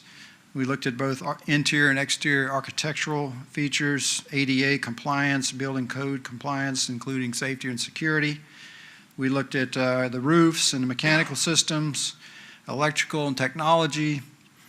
We looked at plumbing and structural and fire suppression, and looked at hazardous materials. So it's a very good study, thorough study. I feel like we're going to provide you with good value on each one of the schools that were in the study. We did our condition assessments, and we developed some ways to rate each of the schools and a system to do that for both overall for the buildings and for the components within each building. And so we have these general ratings of poor, fair, good, excellent, based on several factors. We developed, as I said, deferred maintenance schedules, which we use these factors, but it gets down into detail about condition, age, estimated remaining useful life, maintenance, and then we determine the priority of those component improvements and put them in categories over time in this deferred maintenance schedule. So we use this rating system and a calculation for a facility condition index is what we call it, and that's basically the total deferred maintenance costs, which are the most high priority needs in each school, over the school replacement cost, what the cost to rebuild a school of the same magnitude. And so if you consider this chart here as a way to measure, we have the condition ranking on the left, which is everything from excellent to good to fair, poor, and very poor. And then the FCI rating, which corresponds to those in various percentages. So excellent, for example, is between 0 and 5%. And that is your newer schools and really only normal scheduled maintenance being required. The good rating is 5.1 to 10, and that's minor repairs needed, and school does function as it's designed, though. And then fair, between 10.1 and 25. Some minor, some major repairs, and there's some functional challenges at the school. And these are just very broad conditional descriptions here. Poor is above 25, up to 50%, where major repairs are needed and regular operational and functional challenges exist, and maybe it doesn't meet all the building codes. You'll be happy to know there were no schools in the very poor category. So as we, to give you a kind of high-level view of the condition assessments, the schools with the most needs, and this probably won't be a surprise if you know the schools well, that the ones that are all in the poor and above 25% FCIs, Forest Glen Middle School, John Yates Middle School, JFK Middle School, Elephants Fork, and Kilby Shores. And so the chart on the right shows the red X's in that column for what are those poor schools. Nansman Parkway was actually very close at 25.88, but there are a few things that we used our judgment and said really overall it's probably a fair, but it's very close to the margin on as far as the numbers. So the most common deficiencies that we found were roof replacement, heating, ventilating, and air conditioning systems. And I put those in red because they are the more expensive options to try to replace or improve. Electrical upgrades, exterior skin improvements, and site improvements. Now, I made a note at the bottom. Our team certainly recognizes and knows a lot of school divisions and looks at a lot of facilities. And we just wanted to make sure this was noted that Terry and his team are working very hard to maintain these schools and doing a good job. We didn't see any wasteful spending as we look through ours, and they're using the money well. But things do wear out in schools, we all know that. So we had some visioning sessions. We were trying to make sure we fully understood what Suffolk Public Schools programming was all about, and so we went through a series of 4 exercises, and stakeholders from the city and the school division participated in this. And I won't go through all the bullets, but the first exercise, vision for the successful graduate. We looked at, on the skill sets, a productive citizen in the 21st century, knowing technology and being able to collaborate, being able to work in or out of a traditional school, and in consideration of the pandemic and having to work remotely, that skill set is needed. Ability to continue lifelong learning. That was a big one about just teaching students how to learn and learn independently and do research and communicate and be able to express themselves. The role of the teacher. We talked about classrooms and our experience, and we shared themes about transforming the classroom as we know it. Major focus on teamwork and social interaction, communication, and collaboration, very big themes in the schools today, and creating a learning environment that promotes student confidence. Also recognize how valuable our teachers are and the important role that they have, but also that it's an evolving role, and it's not just standing in front of the classroom delivering content, but it's mentoring students, coaching students, being involved beside students. And then the third exercise was capital renovation and construction priorities, and there were some schools listed here. Even before we gave the results of our condition assessments, they align very, very closely with those. We did, the last exercise was standards for redefined facility, where we actually talked about what a facility needs to be. whether it be new or existing, the things that needs to occur inside it.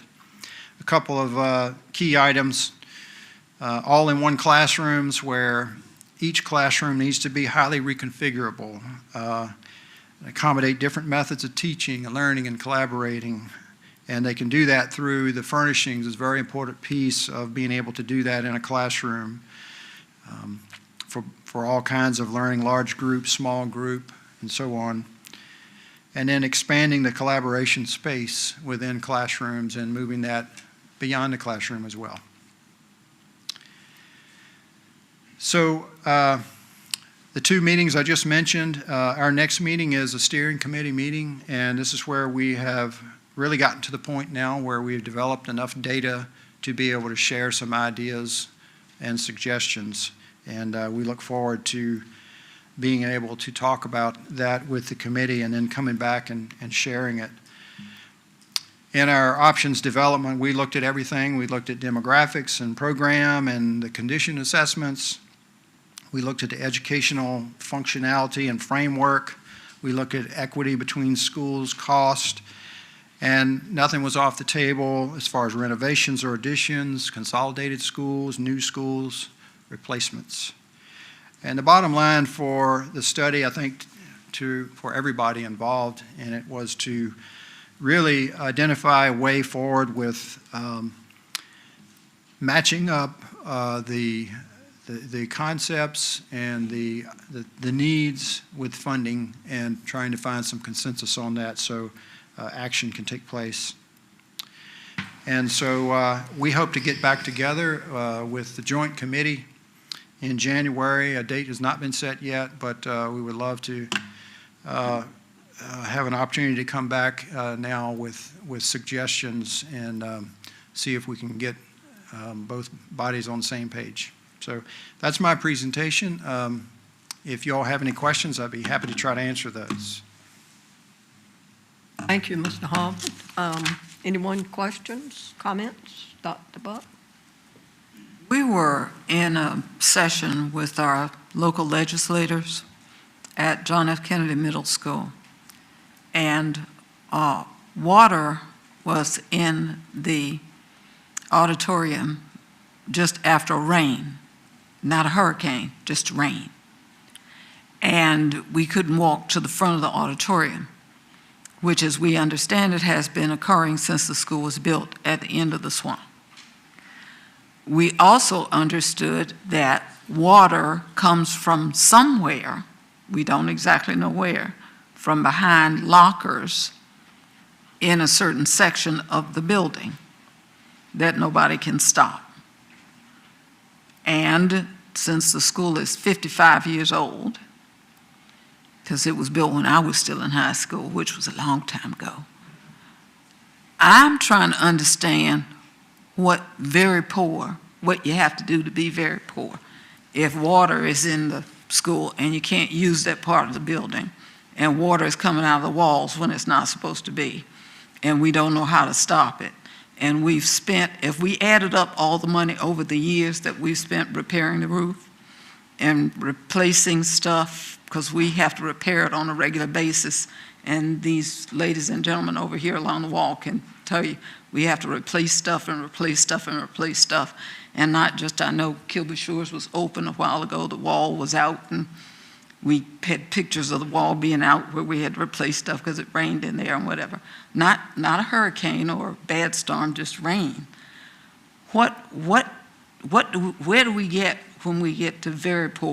What needs to be very poor? I'm trying to figure out what very poor, what do you have to be very poor for? I understand. Well, I mean, 38 towards 50 is you're getting there. Now, roofs are one of the biggest things that we found in our survey. So leaks, you fix roofs, you supposedly will fix leaks. But I don't know, you guys want to say what would get us to poor? Mark? We're at poor. You said there was a step past poor, very poor. I just wanted to know if water's coming out of the wall and we don't know where it's coming from, and we can't stop it because we've tried to stop it multiple times. I just didn't know where very poor, how you got to very poor.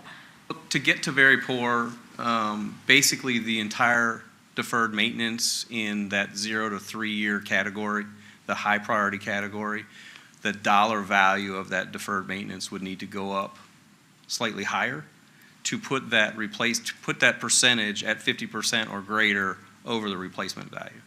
We did not do any destructive analysis as a part of these assessments. Oh, okay. And I'm sure that the water was not evident on the floor when we walked through, but when we did do the walkthrough of the roof, we noticed that many of the roofs, as Dwayne had said, were in a condition that really warranted more than just repairs, probably replacement. And we looked at probably out of the 18 schools, I would guess 13 to 14 of them are looking like they need new roofs.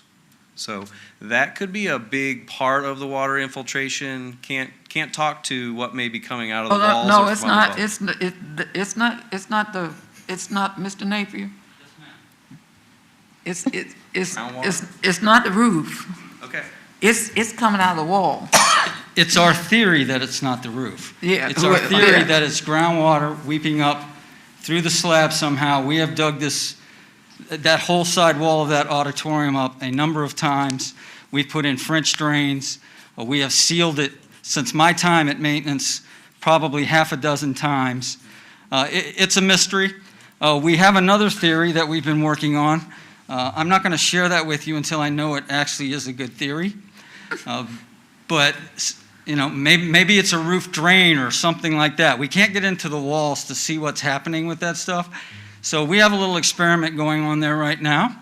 I will share that with Dwayne and the board if I'm successful. I have my doubts about being successful, but we're giving it another go. But we understand what you're talking about. That has been an ongoing problem. And when we talk about our CIP, you're going to see where that school lands, and that's going to be one of the reasons. Thank you. Any other comments, Ms. Story? You referred to the steering committee. Who is on the steering committee? There was a group of representatives from both the school division and the city, kind of a balance of the two. I can't remember everybody that was on there, a fair number of people on it. But Dr. Gordon is on our committee for one, and Mr. Napier is on the committee. So do you have, I assume that's public knowledge, do you have a list? Do you have the names of who's on the steering committee? This must be public, right? Well, it's not necessarily public, Ms. Story, because you're actually developing this report. So from the school side, the 3 members were Ms. Forsman, Mr. Napier, and myself. Mr. Napier is the Director of Facilities and Planning. Ms. Forsman is the Chief Financial Officer, so she can understand the budgetary reason, and me as the Chief Educational Officer of the school division. So further down the road, if we ever get into the situation where we're actually developing schools, then your committee actually expands for the program needs, which will include teachers, principals, community members. But at this point, it should be only senior administrative staff because of the actual design process that goes into creating this report. There are no public officials Correct. involved in that. Correct. On the city side, it was Al Moore and members of his team. Basically, the cross-reference for the positions that we have here on the school side, the exact same members on the city side were there. These have been the ones going back to when Pat Roberts was a city manager that's actually helped to develop this entire process. And I was the one who made the term steering committee. Nobody else said this is what it should be. And that might give you the idea that this committee is making decisions without other people involved, but that's really not the case. We haven't even met to really kind of discuss the options, and all those would be presented to the joint committee as the next step. And this is the same group of people that at our joint meeting we had where you all said you needed to ask people for information, right? So. That's correct. Any other questions? Yes, I have another question. I agree with Dr. Buck in that I'm surprised that some of our schools did not make very poor. I don't know how that could possibly, I know Elephant's Fork pretty well too. And their plumbing system and how often that doesn't work, which is pretty basic, and when the toilets absolutely don't work time and time again because of some kind of issue. I'm surprised that we didn't have schools in that very poor category. That is sort of shocking to me. I believe the RFP had in it about redistricting or rezoning, and I hope we see something along those lines as well of what that cost is. It didn't appear anywhere in your presentation here, but I know it's in the RFP. So I assume that when we come back, we will get some options in terms of that as well. Yes, and we have looked at different scenarios. I think you have to be open-minded about what's the best way forward, is you have to consider it. Great, I look forward to it. Thank you for doing this work. Sure. Thank you. And I will say that, the poor rating is, it's based on the dollars, as Mark was mentioning, and so certain things that make a school seem very poor may not cost as much to fix. I've been into some schools that had conditions that were, things falling, cornices falling off the building, very, very hazardous materials and things like that. I'm not going to name them, but those are very poor. And so, they are very high cost kinds of changes. So that probably would push those into a very poor category. They're not dangerous. They're just, well.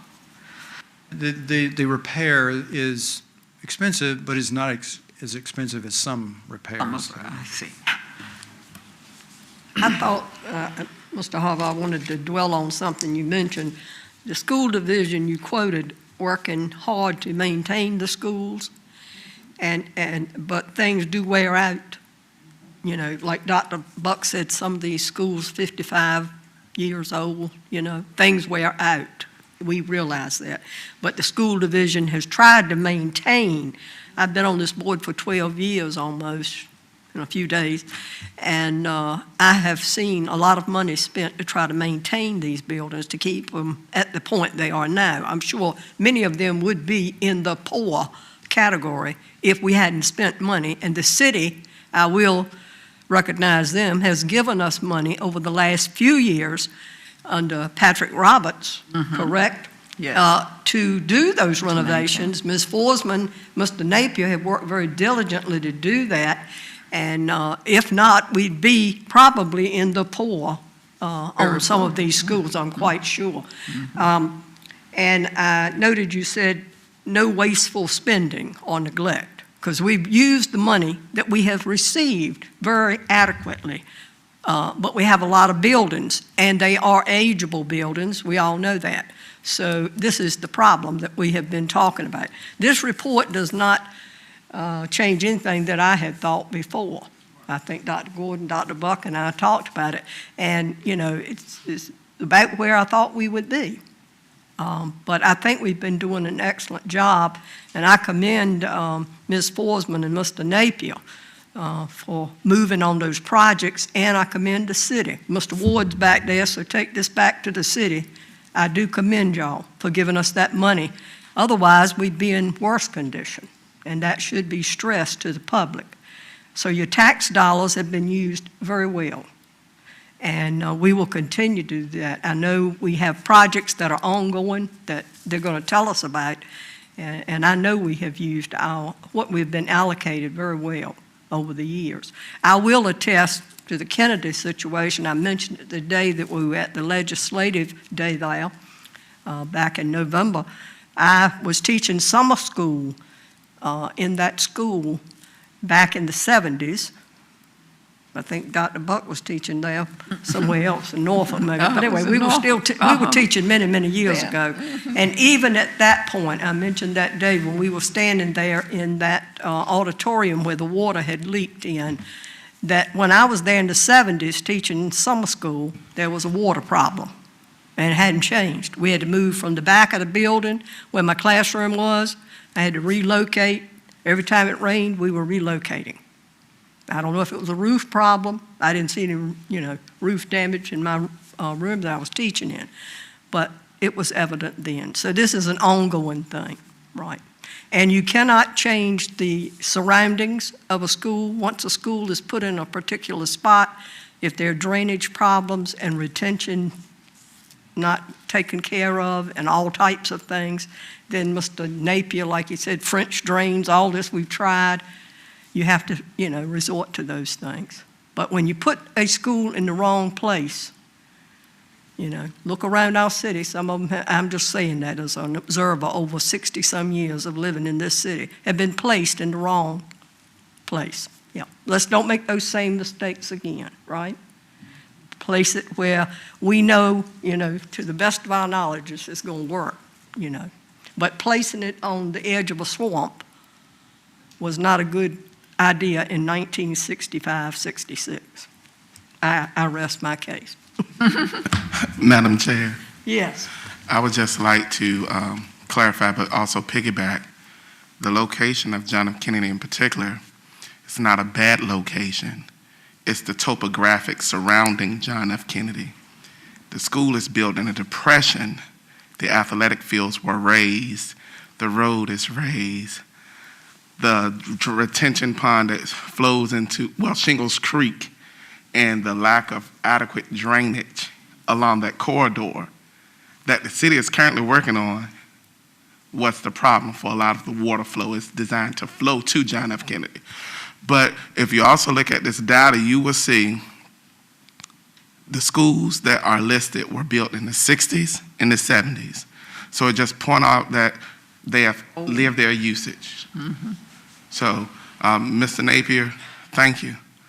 Ms. Forsman, thank you. Dr. Gordon and his team, thank you as well. Madam Chair? Yes. Mr. Mitnick? I'd like to ask, gentlemen, did you look at capacity in the buildings at all, program capacity? Yes, we did. And our data will show the capacity of each school. And that'll be in the future report? Yes, sir. Okay, thank you. Any other comments? No one? Thank you, Mr. Harvard. Thank you all. Uh-huh. Have a good evening. Thank you very much.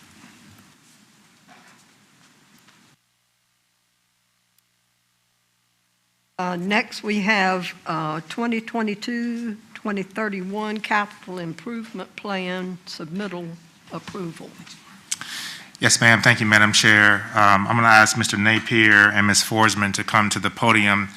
I also want to point out to the board that we've provided each of you with a CIP worksheet in case you want to make any changes to our recommendations for the order of school and staff recommendations for replacements, additions, anything along the 10-year CIP. To tee it up for Mr. Napier and Ms. Forsman, we really took in consideration the FCI that Mr. Harvard just mentioned, as well as the overall cost that it takes for consistent repairs that we have in these buildings. And so both Ms. Forsman and Mr. Napier are going to go into further details for that. We do need to make sure, just to reiterate to the board, that we do need to have a decision on the CIP order at this meeting because we have to present this to City Council for their CIP discussion in the month of January. The outgoing city manager, Mr. Patrick Roberts, actually gave us an extension because of COVID-19 and the pandemic, and also to make sure that we would have the results and this presentation that Mr. Harvard and the team from RRMM did for background knowledge for the board to have in order to create their CIP recommendations. So just wanted to reiterate that to the board, and this time I turn it over to Mr. Napier and Ms. Forsman. Okay, as Dr. Gordon said, normally you would be getting this in September. We're bringing it to you in December. That's a little later than usual. But we do have, as he mentioned, we do have some good information that went into this time. Even though the facility study is not complete, we did have the building assessments to refer to when we prioritize the projects that you see on the chart. And let me just go over this chart real quickly. We don't have a slide for that, but this is the chart that we have presented you in the past. It is a draft. You can do anything that you like to this chart. I don't have the chart. I've got the sheet. I got the sheet, okay. I got the sheet, I don't have the colored Don't have chart this? that we usually have. No, we just got a sheet. I just have a worksheet. It's in the This one is empty. Ours is empty. That's for you to write on. Oh, okay. You should have, in Okay. your, you don't have this in your board book? I just got that. Oh, it's in the book? Okay. It's got a lot of green, yellow, blue on it. Spreadsheet. Yes. Yeah, the spreadsheet is Okay. part of it, yes. All right. Yeah, it's very small. It doesn't fit well on the screen. This is what we normally give you. Okay, I see. Okay. Does everybody have that Got now? it. Yeah. Okay. Yes, Yeah. we have it. I have it on a piece of paper. It's part of your, Oh, I got it on a piece of paper. okay. But it's also on your, Okay, It's on the screen. on the screen as well. we good. You can move forward. We're Well, I'm- good. Okay. We're good. We can share this one. Yeah. This is what we normally give you. And on that, on the left-hand column, you will find the projects that we have recommended to you. You certainly don't have to follow what we've given you, but this is the way that we see it at this point in time. If you go across, you can see the columns with the years. There are some red figures. There are some black figures. The red figures, are those ours? Those are the cities. The red figures are the city's figures. The black figures are school board figures, and you can see how those differentiate. You can see from this spreadsheet when a project would start. It goes through planning phase, construction phase, opening phase. All of that is laid out on here, and then you can see the totals. So this is the sheet that we would normally give you. We're going to reference that as we go through these projects, but it is just a draft. As Mr. Harver mentioned, there is going to be a meeting in January, a joint meeting. So once you decide what your CIP is going to look like, it won't necessarily be a part of that meeting. But as Dr. Gordon said, we do need to make something happen tonight so that it can get to the city and they can continue with their process, because we are running late with their cooperation. So say again, I'm sorry. The red figures are what the city has already said? Last year. Yes. Okay, all right. Just wanna make And the sure. black figures are the figures that we put in there for your current CIP. Those are our recommendations. We do this every year, if you know, so every year Right, it right, right. changes. I just wanted to make sure which color was ours and which color was there. Okay. Absolutely. Now, what we did gain from the facility assessments is enough knowledge to be able to rank these projects.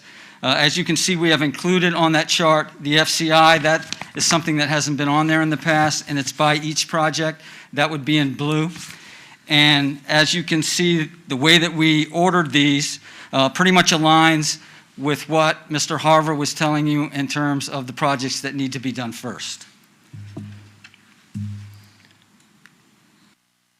So, the first line item on there, the capital replacements line, this is the money that the city has provided us over the past few years for us to do HVAC products, HVAC projects, roofing, those types of things. And what I want to show you here, these are the projects that we've done beginning in 2015, with one caveat: the 2015 projects were done out of capital. Everything after that was done out of the CIP funds that we received from the city. So as you can see, over the course of the last 4.5, 5 years, we've done $12.3 million worth of HVAC equipment replacements with the money that we've been provided by the city. I think we've done a very good job with that. We've come a long way. We got a long way to go. But it's very important, as you can see, that the city continue to give us that money so that we can continue to make this kind of progress.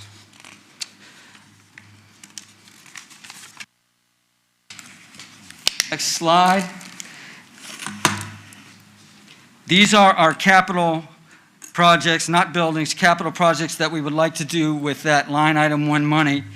These are the priorities that we have listed them at this point. And as you can see, there's HVAC work at Kings Fork Middle with boilers. Nansemond Parkway, we have a boiler that needs replaced. Oakland Elementary School, we have replaced one boiler. We have a second boiler there that we need to replace.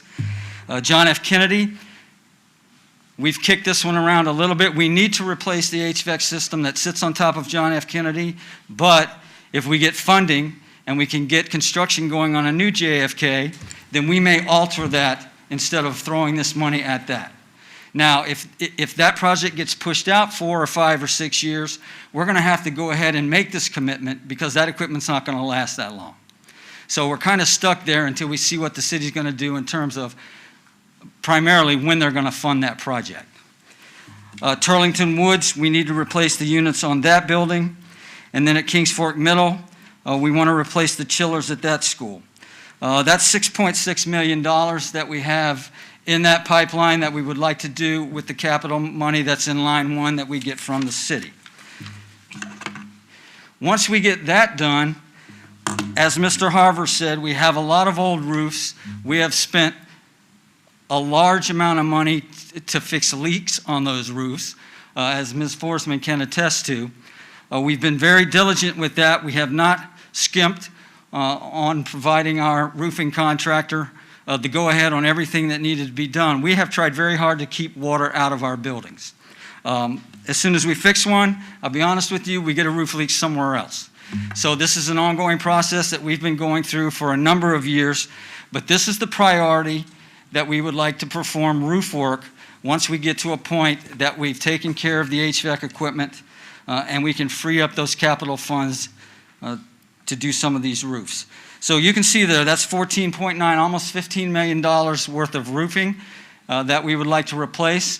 One note that I would like to make to you, we currently have school buildings with asphalt shingle roofs. We are not planning to go back with asphalt shingle roofs on those buildings. We are using standing seam metal, which is what we used at our 2 new schools. Kings Fork Middle has it, Kings Fork High School has it. What we have found over the years, asphalt roofs leak, standing seam roofs do not. So it is a little bit of extra money up front. It saves us a whole lot of money on the back end. So that is what we are looking to do with that. Any questions about line 1? All right, Ms. Forsman's going to talk to you. Okay, good evening. So with line 1, the major increases in that, if you look, there's no increase for next fiscal year in our submittal, but you'll see that we're increasing it to $6 million for 2 years, and then to $8 million for 2 years, and then finally up to $10 million. Because in looking at the facility study, the information we have so far, we're seeing that if we could have $10 million a year for that kind of replacement of roofs and HVACs, that we could keep our roofs and HVACs up to speed and not have them get to the point where we're having all these leaks and that they're outdated and they're causing problems, and it would extend the life of the buildings to do that. So we feel like if we could get to the $10 million range, we could do these bigger projects that we need to do on an ongoing basis to keep everything on a rotating basis. I've talked to you at great length several times about replacement cycles and how important they are to the school division, and this is just a prime example of having a good replacement cycle for your HVAC systems, for your electrical systems, for your lighting systems, for your plumbing systems. Anything that you can do to replace things as they wear out are going to extend the life of your building. So that's what line 1 is.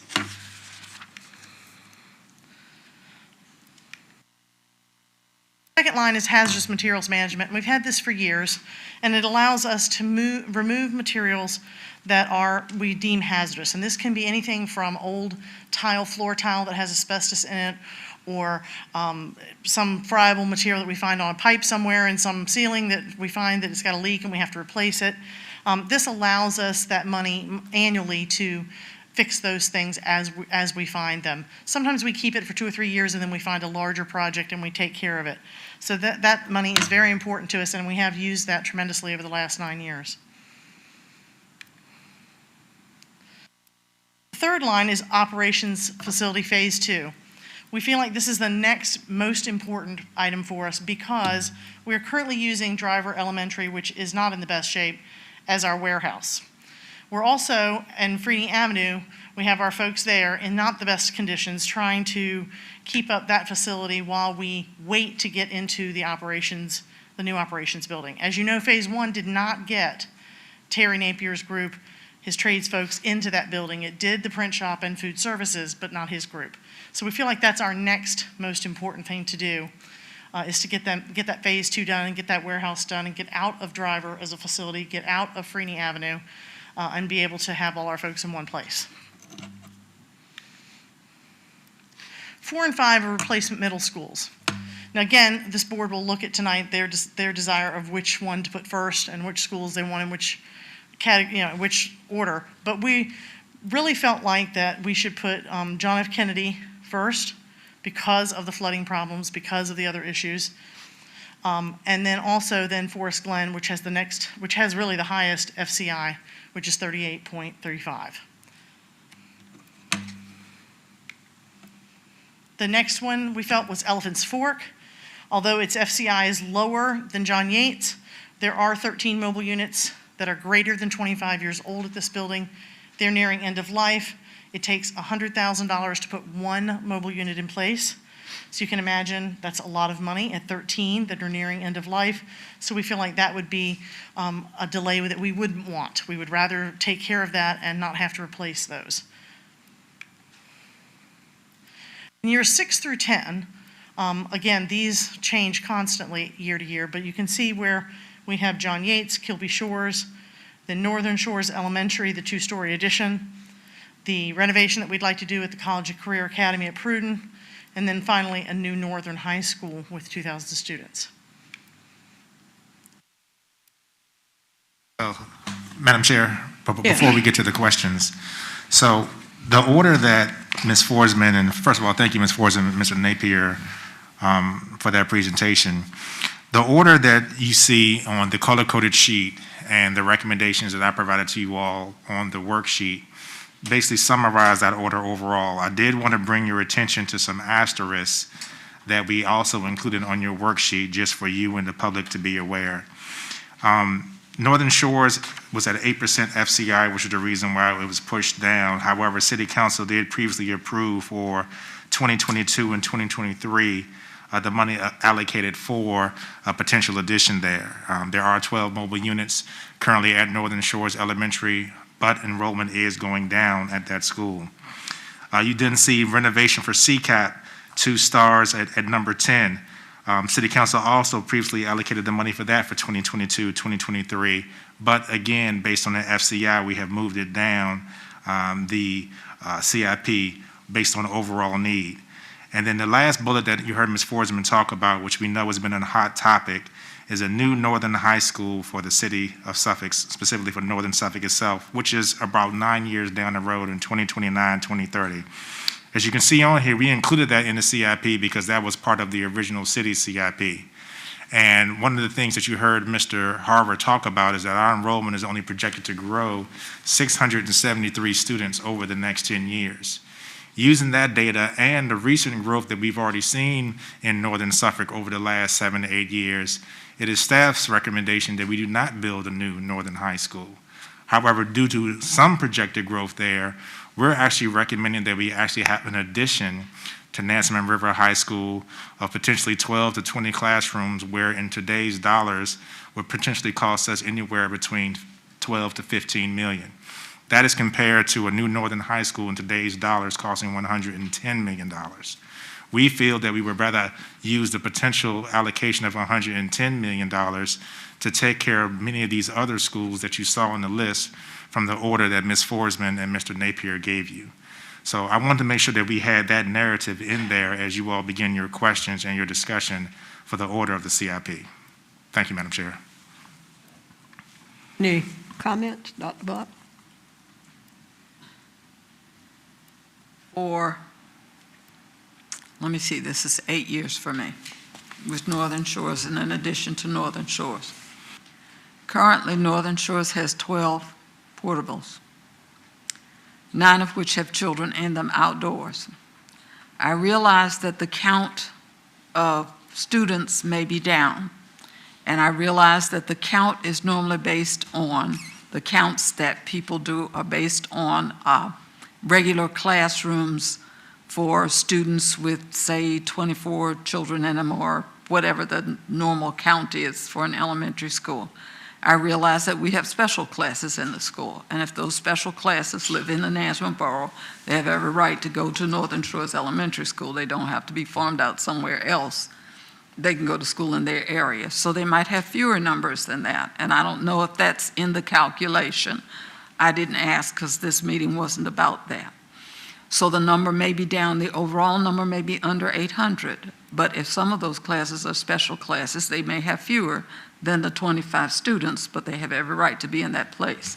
I know that currently fourth graders, 2 classes of fourth graders, 2 classes of fifth graders are outside in the portables. I know that they are out. I know that some classes are, in addition, are being held outside in the portables. I want the children inside, but I also know that, again, for the 8 years I've been on the board, I've been asking about these additions. We finally have approval from the City Council to give us some money. They've put it in the budget to add the additions. The problem I have with moving these off is that all of the other things are things that we want. These are things that they budgeted for. We had approval for 1 floor. We went back and asked for approval for 2 floors. That put us off 2 years from the time that we were supposed to have it. I have a problem with moving from this plan because I have a problem with the fact that if we move from this plan and they delete this from the budget, that we may not get a new school or this. And since this is in the budget and we've waited quite a few years to get it, I have a problem with giving it up. I really do.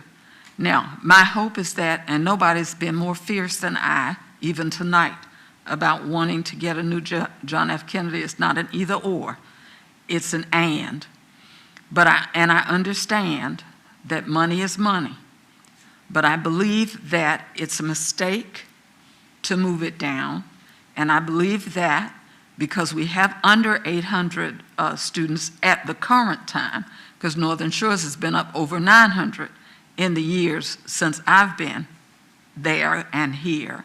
We've been up over 900, we've gone down to 800 some, we're at 700 and some, but this is COVID. We'll go back up because we do that.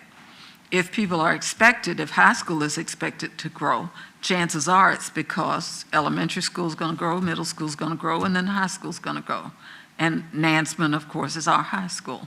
So I know the children are going to come from somewhere. I don't know what the projections are because I didn't ask for them specifically.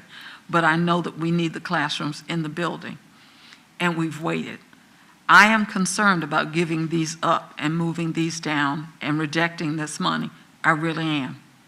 Because I've been in this too long to pass this up. I really am. And I don't want us to put this off or put this down. I want this to go in the year it's supposed to go in. That's my 2 cents worth. Just so we can clarify our rationale. We don't disagree that Northern Shores could use that addition. But from our position, once we had the information from the facilities assessment, we felt like, given that Northern Shores was at basically an 8, and some of our other schools, Elephants Fork being one, were in the mid-30s, that it made more sense from a capital perspective to move those projects most needed, according to that study, up on the list. Elephants Fork also has 13 mobile units, and they have probably for 30 years. And I agree with Dr. Brooks Buck. Northern Shores needs to get rid of those mobile units. But as we developed our timeline, we utilized the information from the facilities assessment because to us it makes sense to follow that. Now, as a board, you can certainly shuffle those around. But that's why we moved it the way we did. Oh, I understand clearly, but like I said, I understand that if they've put the money in the budget, if they don't give us what we're asking for, what happens with the money that's in the budget? And when does this project that has been put off every year for 8 years, now for, what is this? Put off for whenever, on this 28, 29? if it cost $12 million now, what is it going to cost in 28, 29? And I'm sure somebody else will be in distress. We own the land. I'm just afraid that the money has been budgeted. And like I said, if we hadn't done this dance before, with this already being budgeted, and then it being put back, and then it being pushed back, and now it being pushed back again, I'm just afraid that we're not going to get another chance at this. And it's not that I don't understand that the other schools are in worse shape. Like I said, I'm one of the biggest mouths talking about the other schools and what we need. I'm not saying that at all. I'm just afraid of this not reappearing anytime soon. I understand and agree with the addition to Nansemond River. We own that property.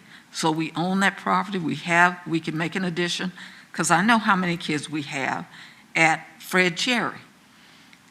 And I know how much the property cost in our area, because I was here when we bought the land for Fred Cherry. So I know we don't have enough kids to fill a whole nother high school on the northern end at this point in history unless something new happens. I understand that clearly.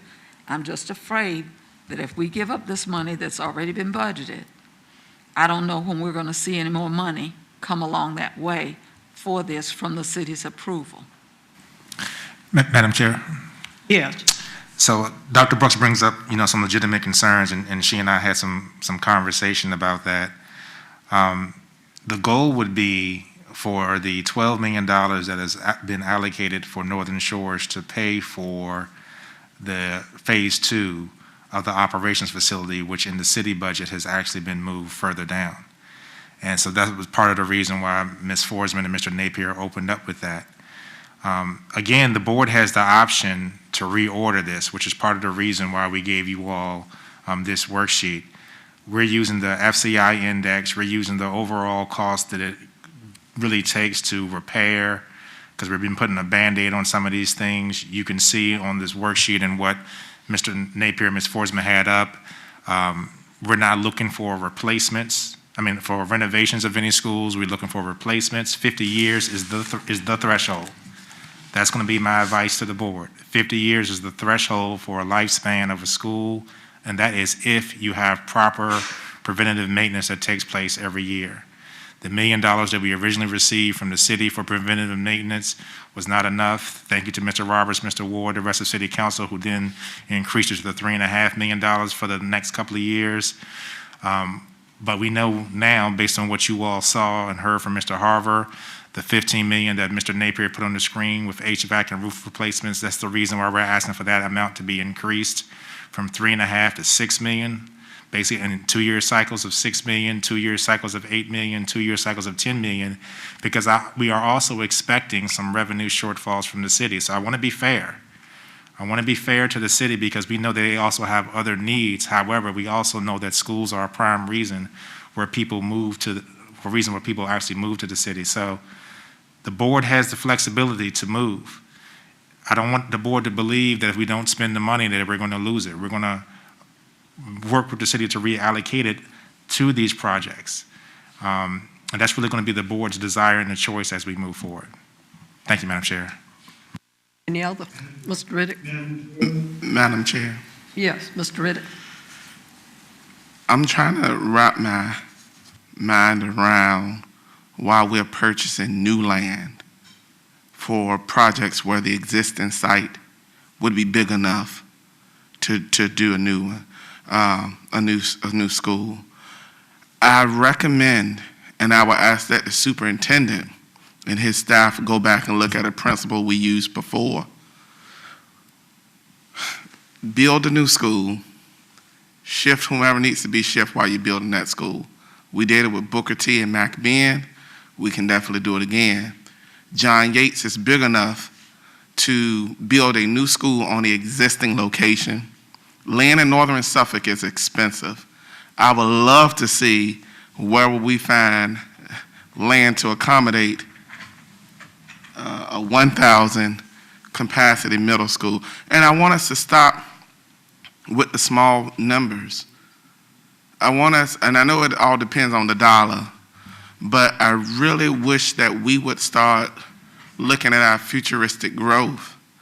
Even if we have to consolidate schools for the time being, but buying all this new land and we have existing land, we have prime real estate. Kilby Shores is prime real estate. Elephant's Fork is prime real estate. I mean, we have to be cautious in how we just maneuver.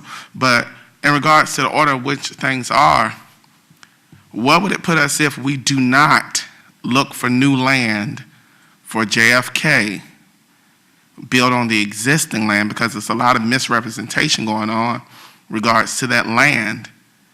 There's a topographic error in the architecture of the facility. When the schools was built in 1965, the same way we operated when we did the twins, Nasman River and Lakeland, we got 2 for the price of 1. So, of course, you get what you pay for. And at that time, that's what I think it was Nasman City did. It's a good location. The location is booming, just as our city invested at the Hilton Garden Inn and removed the trash bar and built the land up. We can do the same thing, probably less financially at JFK than it would be for us to go and find a new site. So this is my thinking, and I want you to know where I am. Let's throw out the window of moving JFK. Granted, it's a board decision, but I'm going to fight tooth and nails if you move that school. I'm just going to be honest. So let's start looking at utilizing our land that we already have to see what cost savings we could have. And let's look at making sure JFK is moved up sooner, because that area is growing. Patriots Walk is expanding week by week. Madam Chair, Yes. just to answer Mr. Riddick's question. So, Mr. Riddick, we included new land in here just so the board would potentially know the maximum cost. Us not using new land is definitely an option for the board, but we always want to make sure that we provide you all with basically the most expensive projection, because it's always better to be under budget than over budget. So the board does have that option to potentially build on an existing site. Now, I'll be honest and let the board know, when you do that, you also increase the lifespan of the build, the lifetime of the build.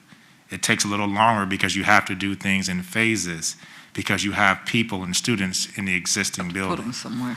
So just want to make sure that the entire board does know that, but it is an option for us to build on existing land. And if Mr. Napier, Mr. Forsman want to add something to that. Just something for you to think about. And Mr. Riddick, you're correct. It is possible to build a new school on a site where we have an existing school. But if you look at what you talked about earlier, the site, the topography at John F. Kennedy, it would be impossible to build a school there and leave kids in that school while we did it. That school would have to be torn down. We do have the capability of raising that land. We did it at Bowser. But that building would have to come down first. So those kids have to go somewhere. I don't see where we have anywhere to send them. I do, but I'm going to save that for a different matter, because I don't want to get us into rezoning right now. I want us to keep on in the spirit of what we're supposed to be. But I'm for that option. If we have to relocate John F. Kennedy students while we build a new school, that would save us money. Yeah. I'm all for it. And keep in mind what happened at McBen. And you're right. We built McBen. It was a brand new school. We unloaded Booker T. We sent them to McBen for a year. And we remodeled Booker T while McBen operated as Booker T that first year. We're not going to have that option with any other school unless we build an empty school and unload one to go to that school while we build the second school or remodel the one that we just unloaded. So there's a lot that goes into that. It's certainly doable. We've done it. It's certainly possible to build a new school on an existing site. Our sites are a little bit crowded. As Dr. Gordon said, it takes longer. It's going to be more expensive, but it can be done. So you have to weigh all those things when the time comes and see, is it more cost efficient just to go plop your school on a new site where you don't have those issues and just let the other revert back to the city. So there's a lot that goes into that, but it is doable.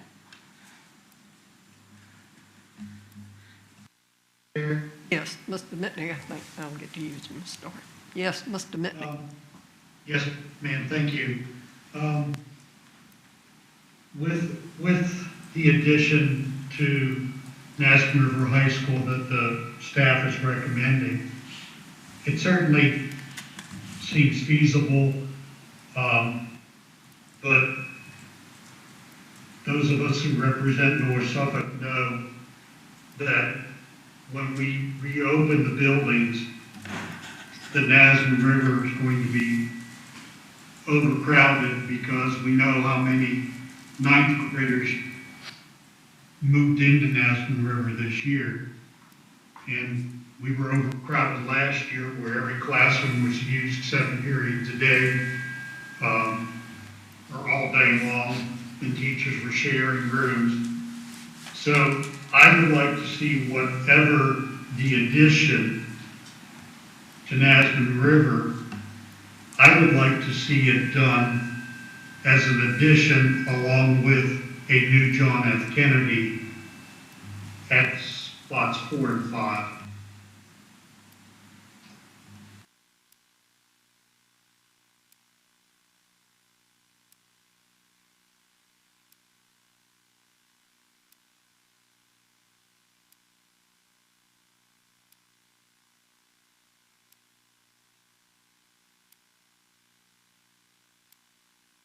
Ms. Story, you had a comment? Yes. I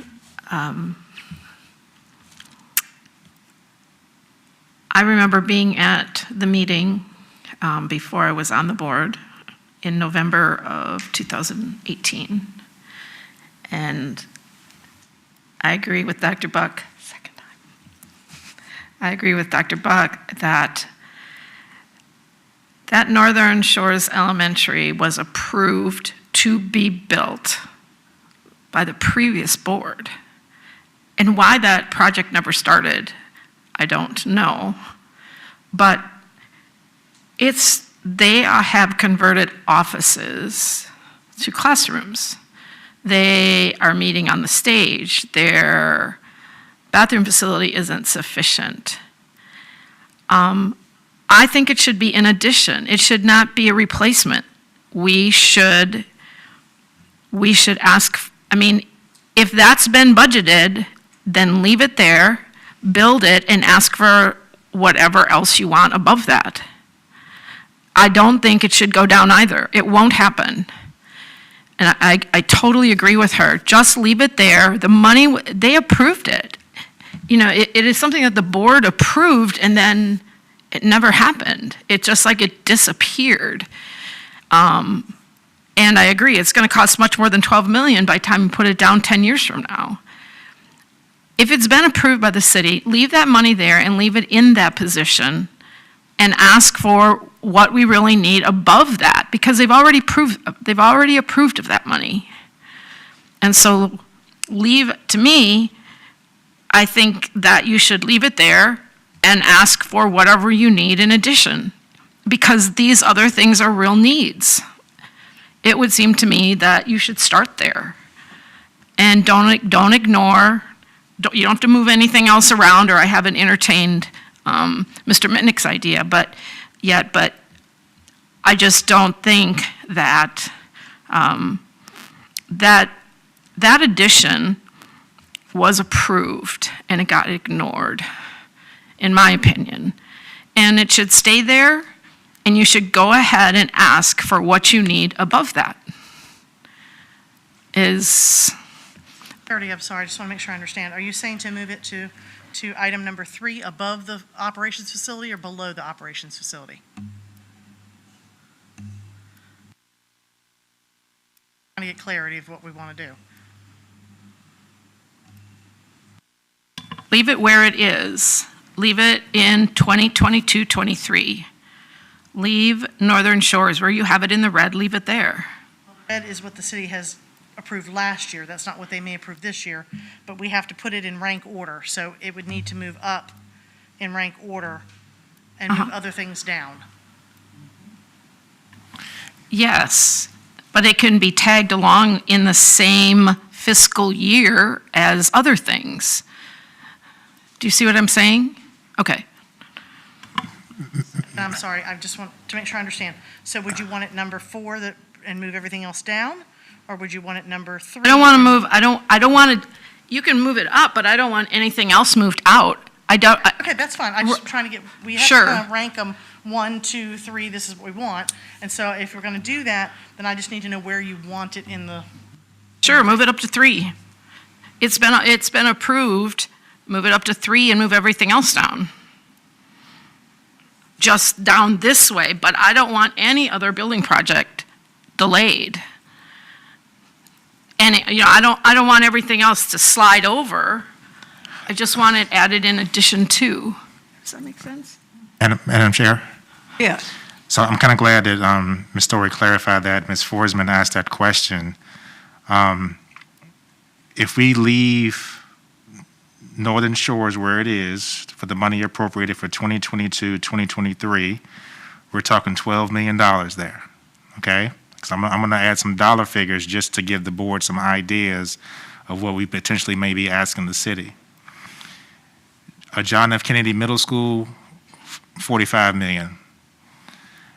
And Phase 2 would be $8 million for Mr. Napier's piece.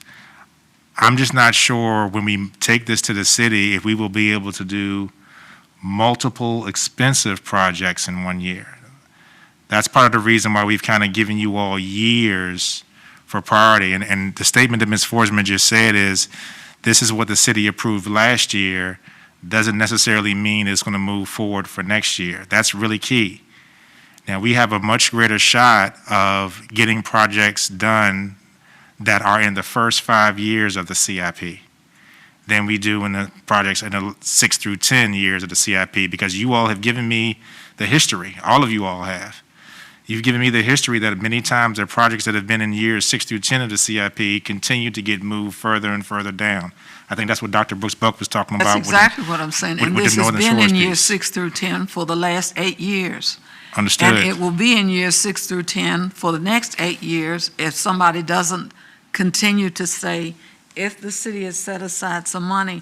I think and I'm not trying to speak for you, Mrs. Story, but I think that we're agreeing that we need to ask them for the money that we need. Okay. I'm just saying, they haven't promised or even indicated that they're going to give us this other money. Understood.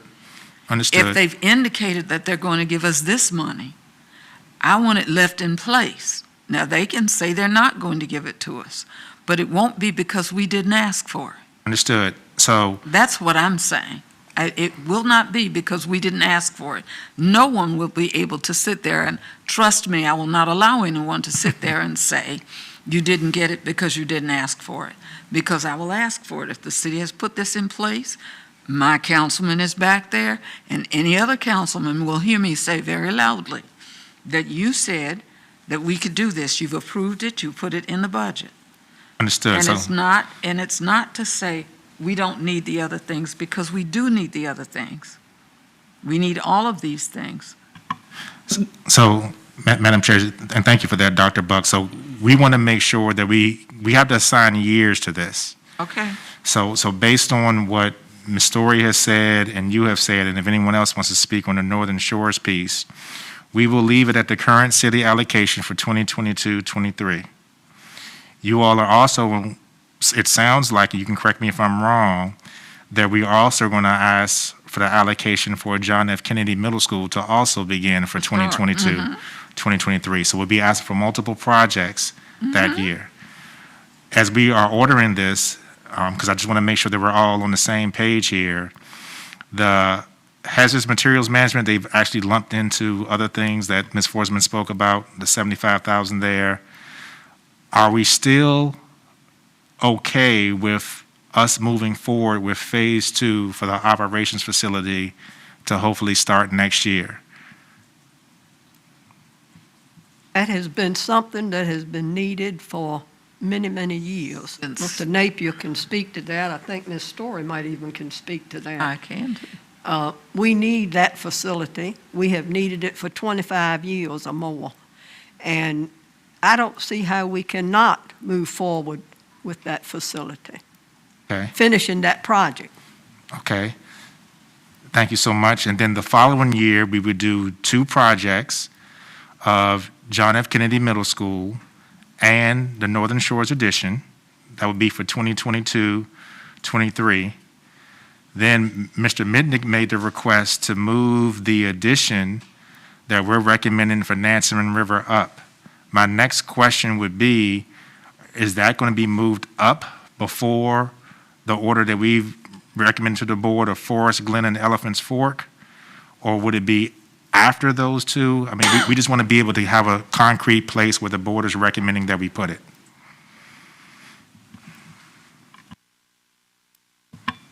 Mr. Mitt?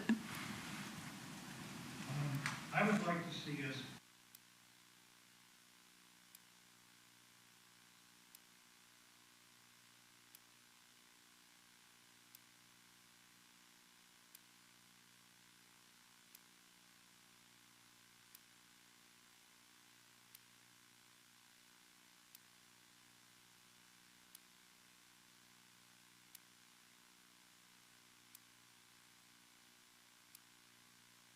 at Nansemond River.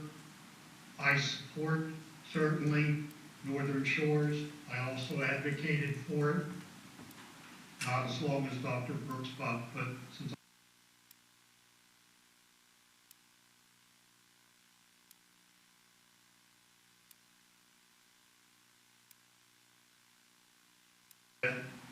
Northern Shores and Kennedy can go together, and then I think that Forest Glen and Nansemond River can go. Madam Chair? Yes. Thank you, Mr. Mitnick, for that clarification. I have something. You know, when I look at these schools, Forest Glen, that's my old alma mater. I went to high school and graduated there. That school is very old. I look at Elephant's Fork, and we have how many mobile units there? 13. And some of them are 30 years old. We are approaching 30 years, yes. Almost 30 years old. I look at Kilby Shores. How many mobile units there? 8. Yep. And, you know, I look at some of these. I still think that those schools that are tremendously old, it's going to take a lot of upkeep for those schools until we get to the point where they're being replaced. Correct, Mr. Napier? That's going to be millions and millions and millions of dollars. And, you know. Over the course of time, yes. Right, over a period of time. Right. Yes. Madam Chair? Yes. Ms. Ms. Jenkins? Thank you. I just want to say I am in agreement with starting with John F. Kennedy, because I would hate for us to go through all these years of having the problems of the school running down, and then when we get the state-of-the-art school, we take it out of the neighborhood. I think our neighborhood has done well, and we deserve to have a state-of-the-art school on that same property. And like you said, we will try to look at it, putting it on the same property. So I appreciate that. And to piggyback on Madam Chair, it's a lot of our schools, even the newer schools, are having issues. So we're going to have to spend money to do work. I understand that Kingsford High School has major leaks. Computers are being damaged because of leaks. So it's things that's going to come down the pipeline that we're going to have to look at. But what we have here in front of us, I appreciate what you've done, and what we are deciding now, maybe to put things 2 at a time. I think that would be a good idea too. So I appreciate everything that you've put together. Ms. Mayo? Madam Chair, thank you. Also, I was concerned about Forest Glen Middle School as well. That's my alma mater also. And I would not like to see that removed. If we can keep it where it is, or do the 2 at a time thing that we are referring to, it would be good. I do realize that the operations facility really needs that replacement. Phase 2 really needs to take place, because that's very important. And of course, John F. Kennedy Middle School. And I know the Northern Shores piece, they were promised. So I think some of what we are discussing and trying to come up with ways that we can pair these renovations or additions or new construction this way, I think that would be a good thing, what we're trying to do. I'd like to piggyback on what Ms. Mayo said as well. I agree. I don't think we should move them down. I think the study seems it's going to come through that these are high-need schools, high-need schools to be redone. I'm going to disagree with Mr. Mitnick a little bit. I think I know that it's very crowded right now at River, but I do think that if there's something that has to wait a little bit, that might be it. And maybe when we see the full population studies of where the growth is going to be, maybe it won't be as bad at Nasbin River High School for a year or two. I mean, really, this CIP, we can put all this in place, but it's good for 1 year at a time. Correct? So. That's right. So the most important thing is this next year, what we ask for based on real solid needs. And I certainly think that the operations facility is a need.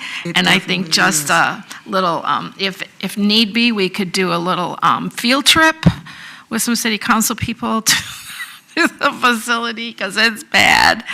And yeah, I just think we have to do it in addition to. It just can't be one like this when we have schools that are that far behind.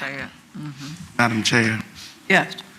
I want to just say this here, and I'm hoping that this will come from our joint meetings that we have with City Council, but we need to sit down and come up with a realistic, tangible plan.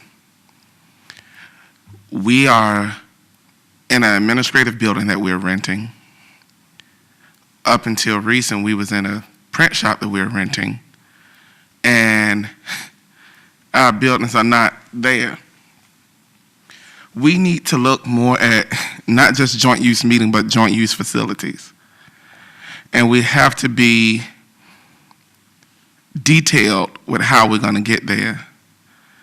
Now, granted, our maintenance place that we want to get with phase 2 and get that moving. But my priority concern, my number one priority, is our schools where we conduct our business, and that's where we educate our children. I know the city want Driver Elementary School. They was very clear. When I left that meeting, I was under the impression that Driver Elementary School was no longer a subject matter because we was possibly going to do a trade-off. You get drivers, you give us our money to finish our project. That's what I thought.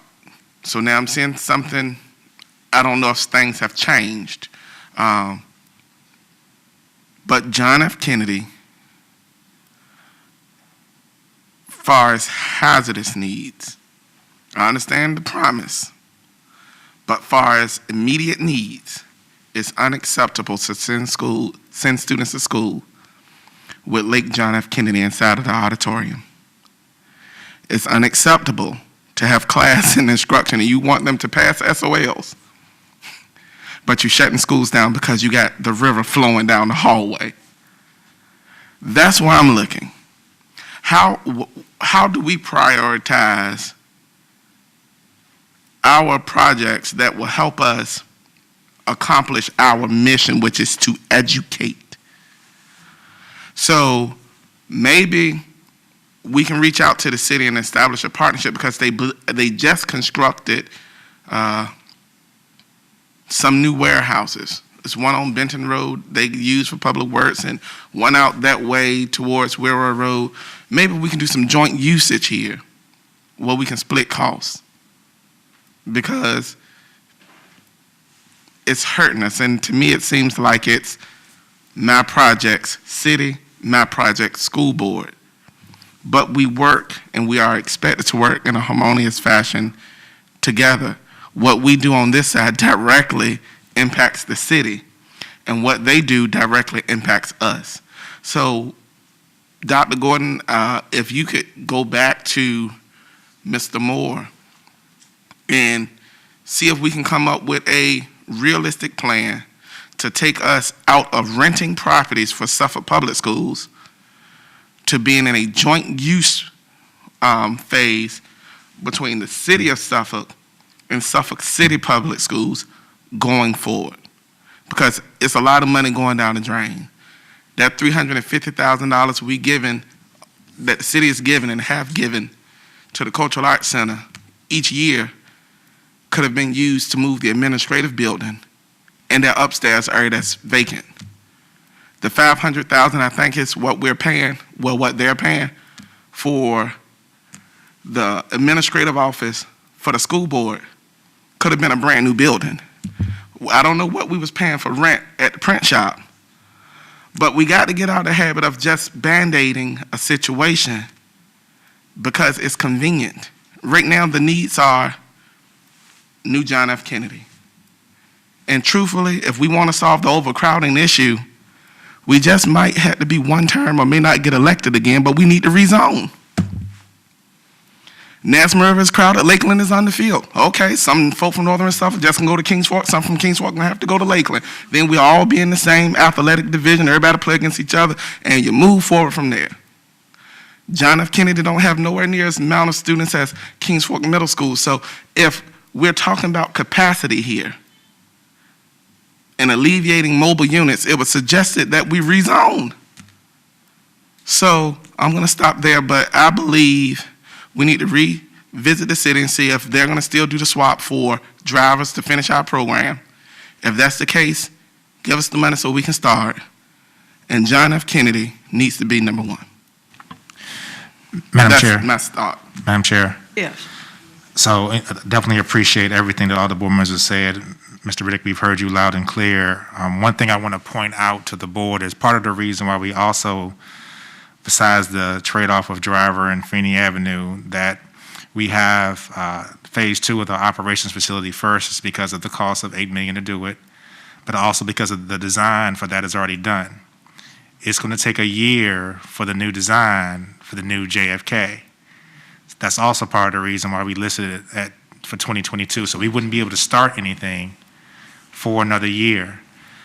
Based on the feedback that all of you all have given, I just want to make sure I'm summarizing this correctly because, Ms. Forsman is going to have to write this up for our given to the city as soon as possible. We're looking at basically a 2-school per year model from what you all have said. 2022, 2023, we're talking about JFK and the Northern Shores Edition because the Northern Shores Edition was already had money allocated. I do also want to bring to the board's attention that CCAP renovation was also allocated for that same year. So I would assume that because we are keeping Northern Shores where it is, you would also like to keep. If the money's already in there. If CCAP where it is, okay? So then the following year, 2023, 2024, we would do Forest Glen and your discussion potentially of the Nasmar River High School addition due to growth. No. So we're not? No. Okay. Well, we talked, Mr. Midney brought that up, I think. Well, right, we talked about it, but I think two people talked about the fact that we've got, Other things. we've got kids outdoors. Understood. So it would seem to me that kids may be inside and tight, but we've got kids outside in portables, and you said it would be $100,000 per portable? Correct.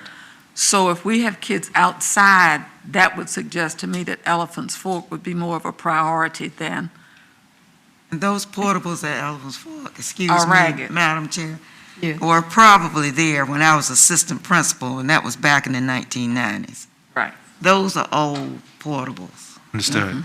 Right, and I agree Yeah. with Mr. Riddick that I think in this assessment, as we look at zoning and redistricting, that's going to help Nasman River High School as well. That could help Nasman River High School as well. So I don't think that project should be put up that far. Understood. So we could replace 2023, 2024 would be Forest Glen and Elephant's Fork.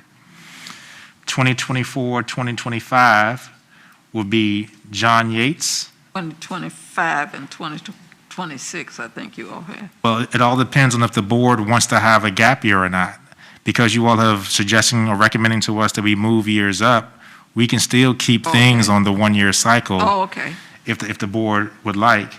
Okay. So we could potentially move up John Yates to 2024, 2025. And if we stay with our 2 school per year model, Okay, Kilby Shores at the same time, works for me. okay? And then Nansemond Parkway. And then if we stay again with the 2-year model, it would be Nansemond Parkway, and then potentially, depending on if we redistrict or rezone or whatever, that's when we could do the Nansemond River addition, Issue. Mhm. okay? And we also talked about with Nansemond River and addressing the overcrowding with a programmatic change. That's what we were doing with Lakeland. Correct. It's our goal, it's our hope that the new Fine and Performing Arts Production Specialty Center will potentially shift some kids there. Dr. Davenport, Dr. Branch, and I have a meeting with Dr. Neighbors about that next week that we will probably bring to the board potentially sometime in February with some thoughts on that, potential cost for equipment. Mr. Wagner and Dr. Lee have already pinpointed the space that we could use. That may shift 50 to 100 kids. You know, we'll see. So with that, what we'll do is we will summarize this for you and send you the revised list based on your recommendations, just for one final glance over. Then Ms. Forsman and Mr. Napier and I, we will share this and send it to the city so it can be prepped for the city CIP in January, and also to make sure that City Council has this by the time that our joint meeting occurs sometime in January. I really appreciate the board's aggressive approach to this. I want to let you all know that something Mr. Riddick says rings very true with me. When we do build these schools, it's going to be my recommendation for elementary schools to have a capacity of 750, middle schools 1,000, and if we ever have to build a high school, it would be 2,000. We will use that threshold, and then the goal will also be to be able to save both the city and the school division money to use prototypes for each. So that if we're building these schools for an equity issue, they look the exact same, will have the exact same features within them.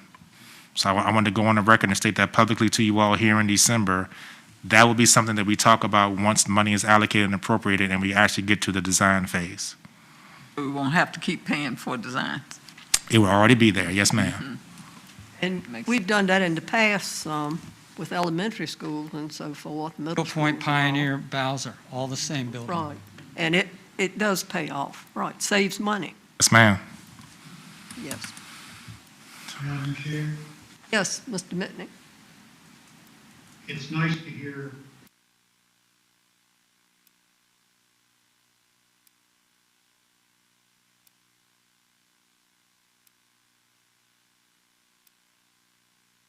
I hope that each of you will remember that when it comes time to vote.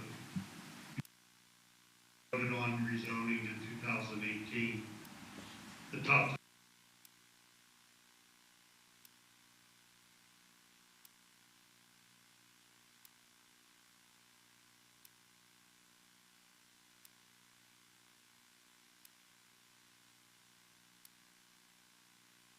I talked about rezoning last year when we were talking.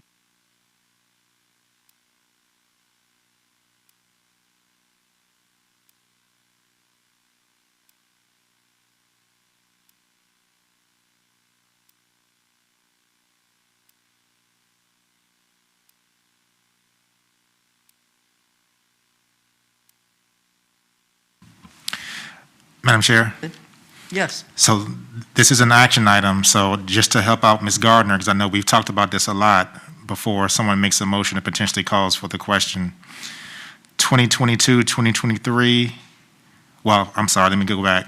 Operations 2021, 2022, 2022, 2023, JFK, Northern Shores, CCAP. 2023, 2024, Forest Glen, Elephants Fork. 2024, 2025, John Yates, Kilby Shores. 2025, 2026, Nansemond Parkway, Nansemond River High School Addition. That would be the action item that the board would vote on for approval of our CIP this evening. How about just hand it to you?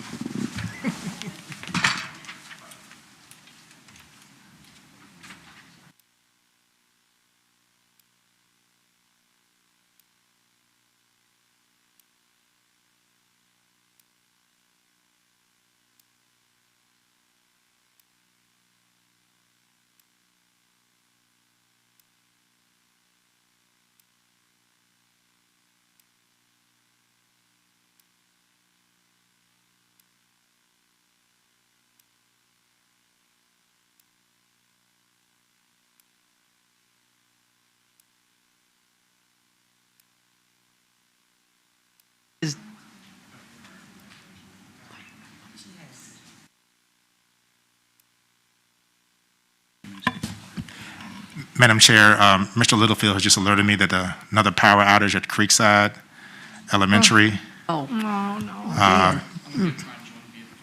He's going to try to get Mr. Minnick to join via phone call okay. in case you want to take a He can quick vote. recess or Okay. Oh, okay. how you all want to do this. We could You take wanna a wait? recess. Okay. Want to take a 'Cause you- Take a recess at this point then. We'll take a 5-minute recess.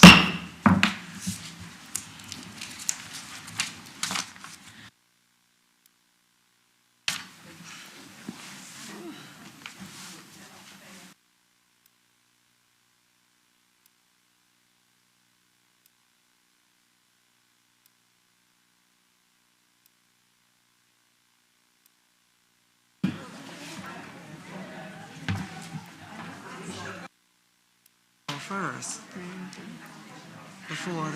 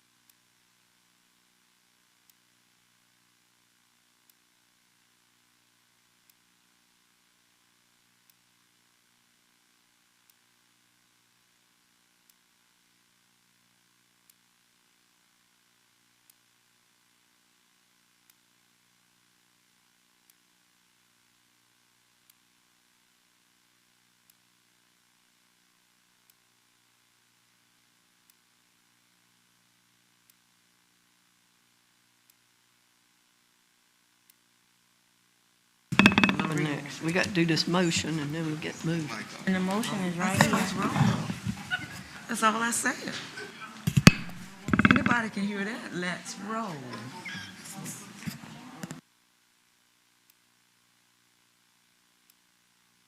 Did it come in? I can get on there to do this. This. Wait a minute.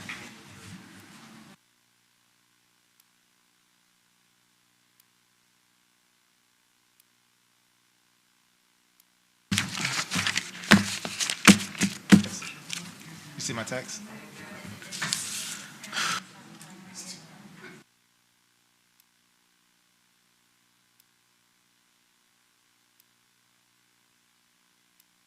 Ready to go?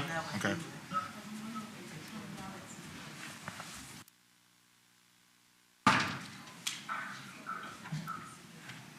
John?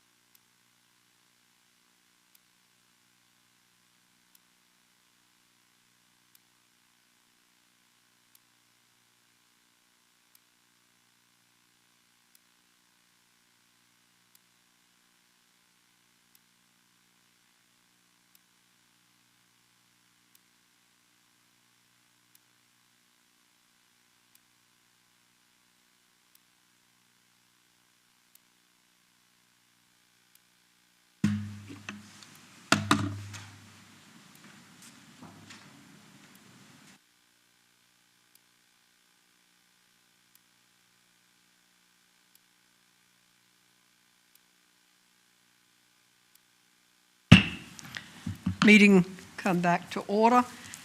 We were finishing up on the 2022-2031 capital improvement plan submittal. Is there a motion? Yes, Madam Chair, I move that we approve the CIP recommendations as follows. The Suffolk Board approves the CIP for 2022 through 2031 as presented.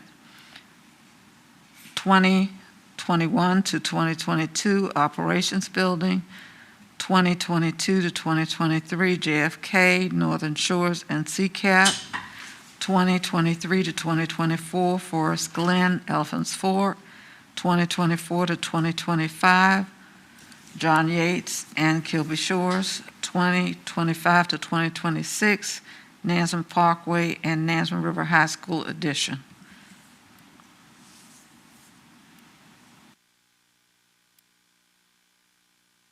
Second. Second? Okay. Board members, please vote. Board Member Jenkins? Yes. Board Member Mayo? Yes. Board Member Mitnick? Yes. Board Member Riddick? Yes. Board Member Story? Yes. Vice Chair Brooks Buck? Yes. Board Chair Byram? Yes. Motion passed.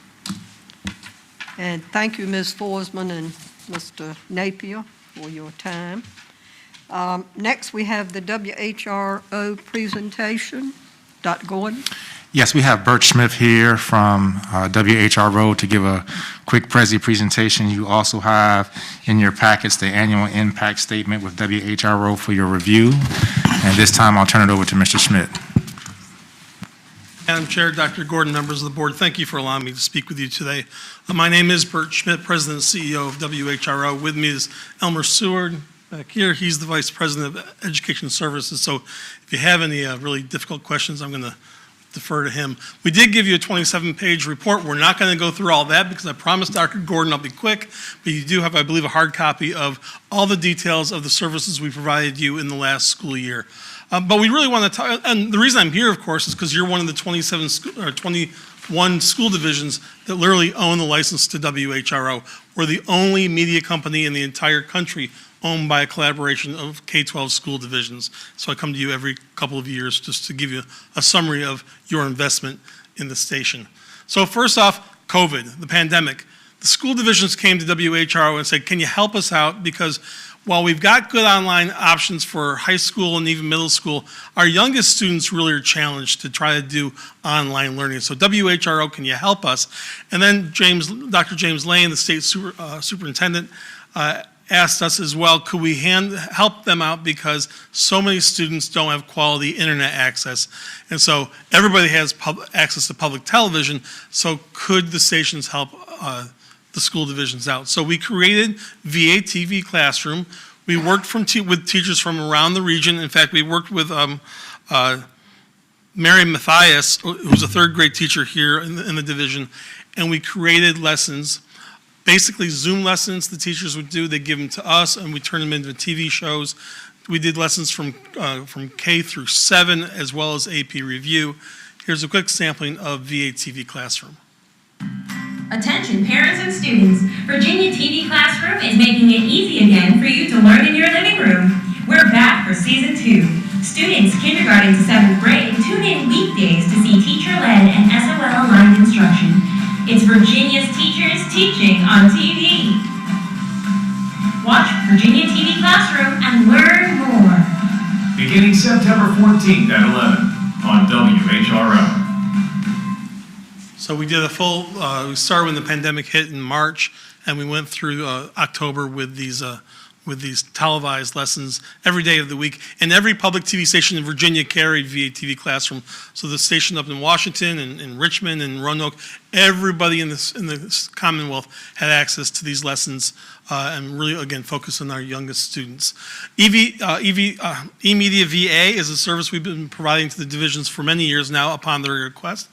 It is online digital learning objects. We have over 160,000 learning objects, some from national organizations like the Smithsonian, National Archives, Library of Congress, but more importantly, Virginia organizations that are trying to get their great educational content out, but people aren't going to websites. Teachers want to go to one place.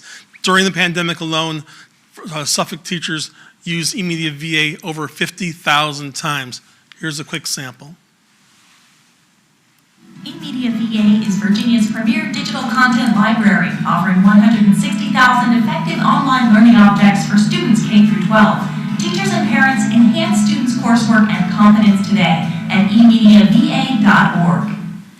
Over 170,000 educators in the state have accounts to eMedia VA. And of course, during the pandemic, this had huge usage throughout the Commonwealth. Of course, we correlate eMedia VA into your learning system, so there's a single sign-on situation. Teachers log into the school division, they're already into eMedia VA, and we make sure it works with Canvas for your educators. We've done a service called Martha Reads, where we have one of our folks in our building who reads stories that young children have written and illustrated. We do a Facebook Live every Friday at 10. And this has become, we get about 6,000 people every week to watch these story times. It's great for our youngest children. In fact, I'll tell you, 2 of the stories were written by Suffolk children, elementary school teachers, elementary school children who were part of our contest, which I'll talk more about later. We do a lot of special topic forums, we do a lot of training for the teachers, a lot of professional development. We have recertification, graduate credit courses. We're doing a lot of teaching at a distance lessons for teachers throughout the Commonwealth, helping teachers learn how to be better teachers online. Because we know, even when the pandemic's over, teachers are going to have to know how to teach online.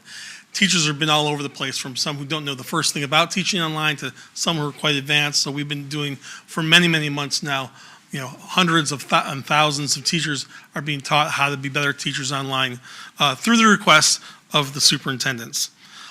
As you know, we produce many courses for you. You can see the list here, 27 high school core curriculum courses. We build the course, we give them to you, you use them however you want. Think of us as the manufacturer of these courses.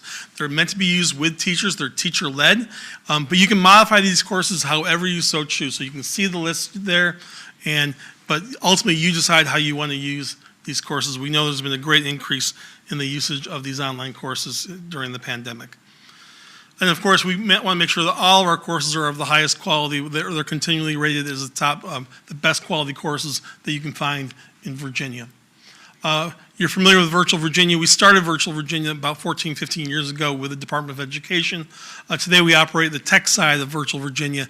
We've been doing that now for about 15 years. This was not so much part of last year, but you should know that WHRO, in conjunction with the Governor's Commission on African American History and the Department of Education, we produced the state's first African American history course. And as you hopefully know, Suffolk is one of those divisions that is piloting the course this year. 16 divisions, including Suffolk, are piloting this course. It will be available to all school divisions next year. We do a lot of work for our youngest children. We really care about young kids. We want to make sure they get great services. We have our writers contest, which I just mentioned. Those stories are what Martha Reeds does. You had some of your stories that were winners this past year and are now being read through Martha Reeds. The children write, illustrate the stories. Normally we have a TV show that celebrates the winners. This year we did, of course, an online version of that. We have the spelling bee every year. We are going to have a spelling bee this year. Schools are signing up. This is generally for middle school. It's 6th through 8th graders. The buildings do their own bee. Schools are already signing up. If your schools haven't, now's the time, because it's going to be an online bee. And then the regional bee happens through WHRO. This will also be a virtual bee in February, but it is happening, so we hope we have good representation from the division. And then the national spelling bee will happen in May. So these are happening. We're getting a lot of schools who are now signing up because they've gotten the word out that the bee is going to happen. So we do hope the division, and again, it's 6th through 8th grade. We hope middle schoolers are aware of this opportunity for them. The Great Computer Challenge, some of you may have been a part of it. It's been around for 35 years, where teams of children from K through 12 come together and they compete around various software programs and languages. It's a weekend over at the campus of ODU. We have a junior and a senior division. Not sure what this year is going to look like with COVID, but typically it'd be on campus. We may do a virtual thing. We don't have the answers for you quite yet. We've been doing, for those of you who've been around for a while, you may recall Schoolhouse Rock. They used to teach civics. Well, we've taken the model of Schoolhouse Rock and we've done a couple of different series. One called Health Beats, which is focused on health issues for K through 5 students. And most recently, we did a series called Green Beats, focused on environmental issues. Here's a sample of Green Beats.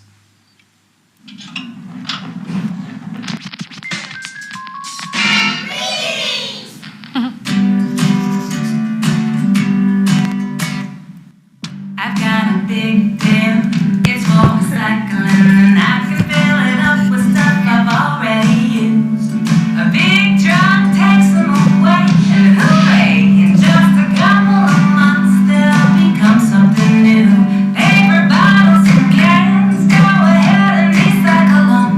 Toss them in the bin, watch you clean and flatten them. There's too much trash, but I know I can help.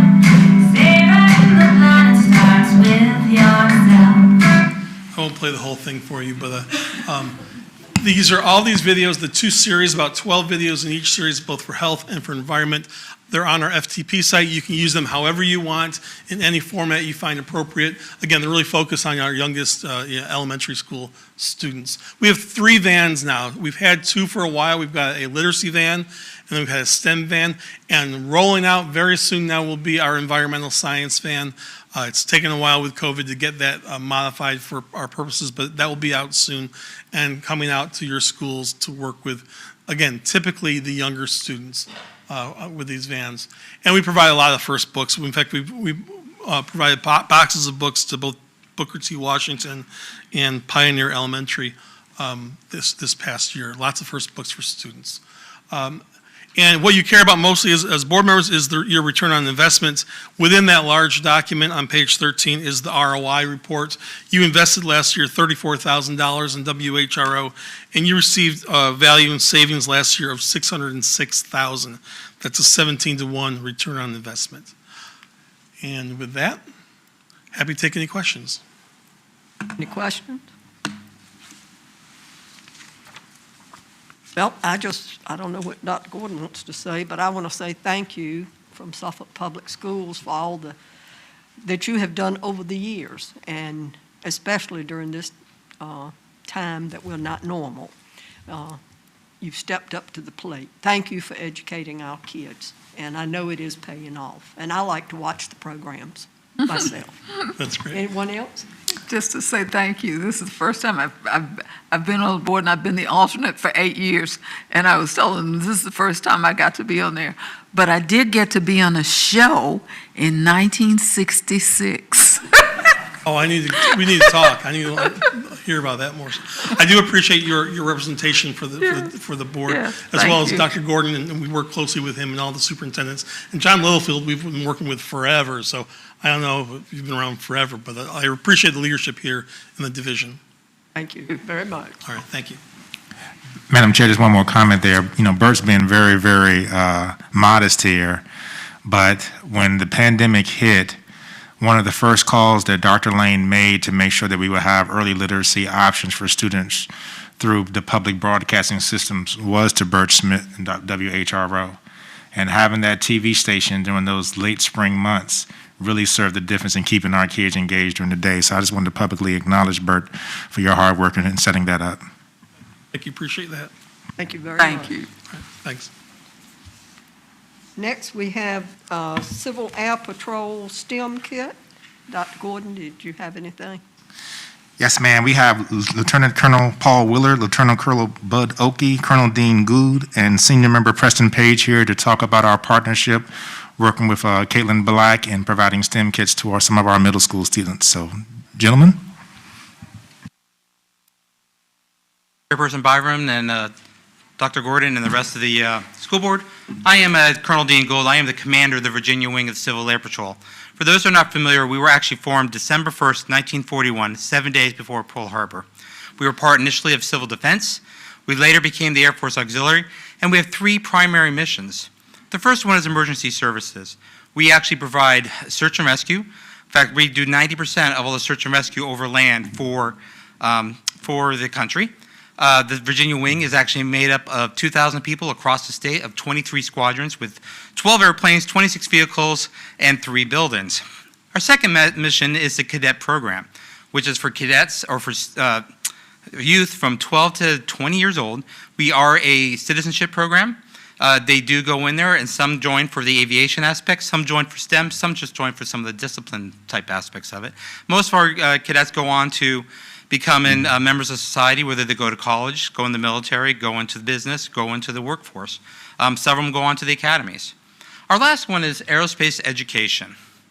Aerospace education, when we were basically chartered by Congress in 1947, aerospace education of the American people is how it's worded. Americans, at the time, we start thinking about 1947, how many people flew by air when they traveled? How many people actually took trains? So our aerospace education program has 2 facets. One is internal, which is made up of our membership. The second one is external. So what I'm going to introduce you to right now is to my Director of Aerospace Education, Lieutenant Colonel Paul Willard, and he's going to discuss exactly how we're going to be able to help you out. Paul? Thanks, sir.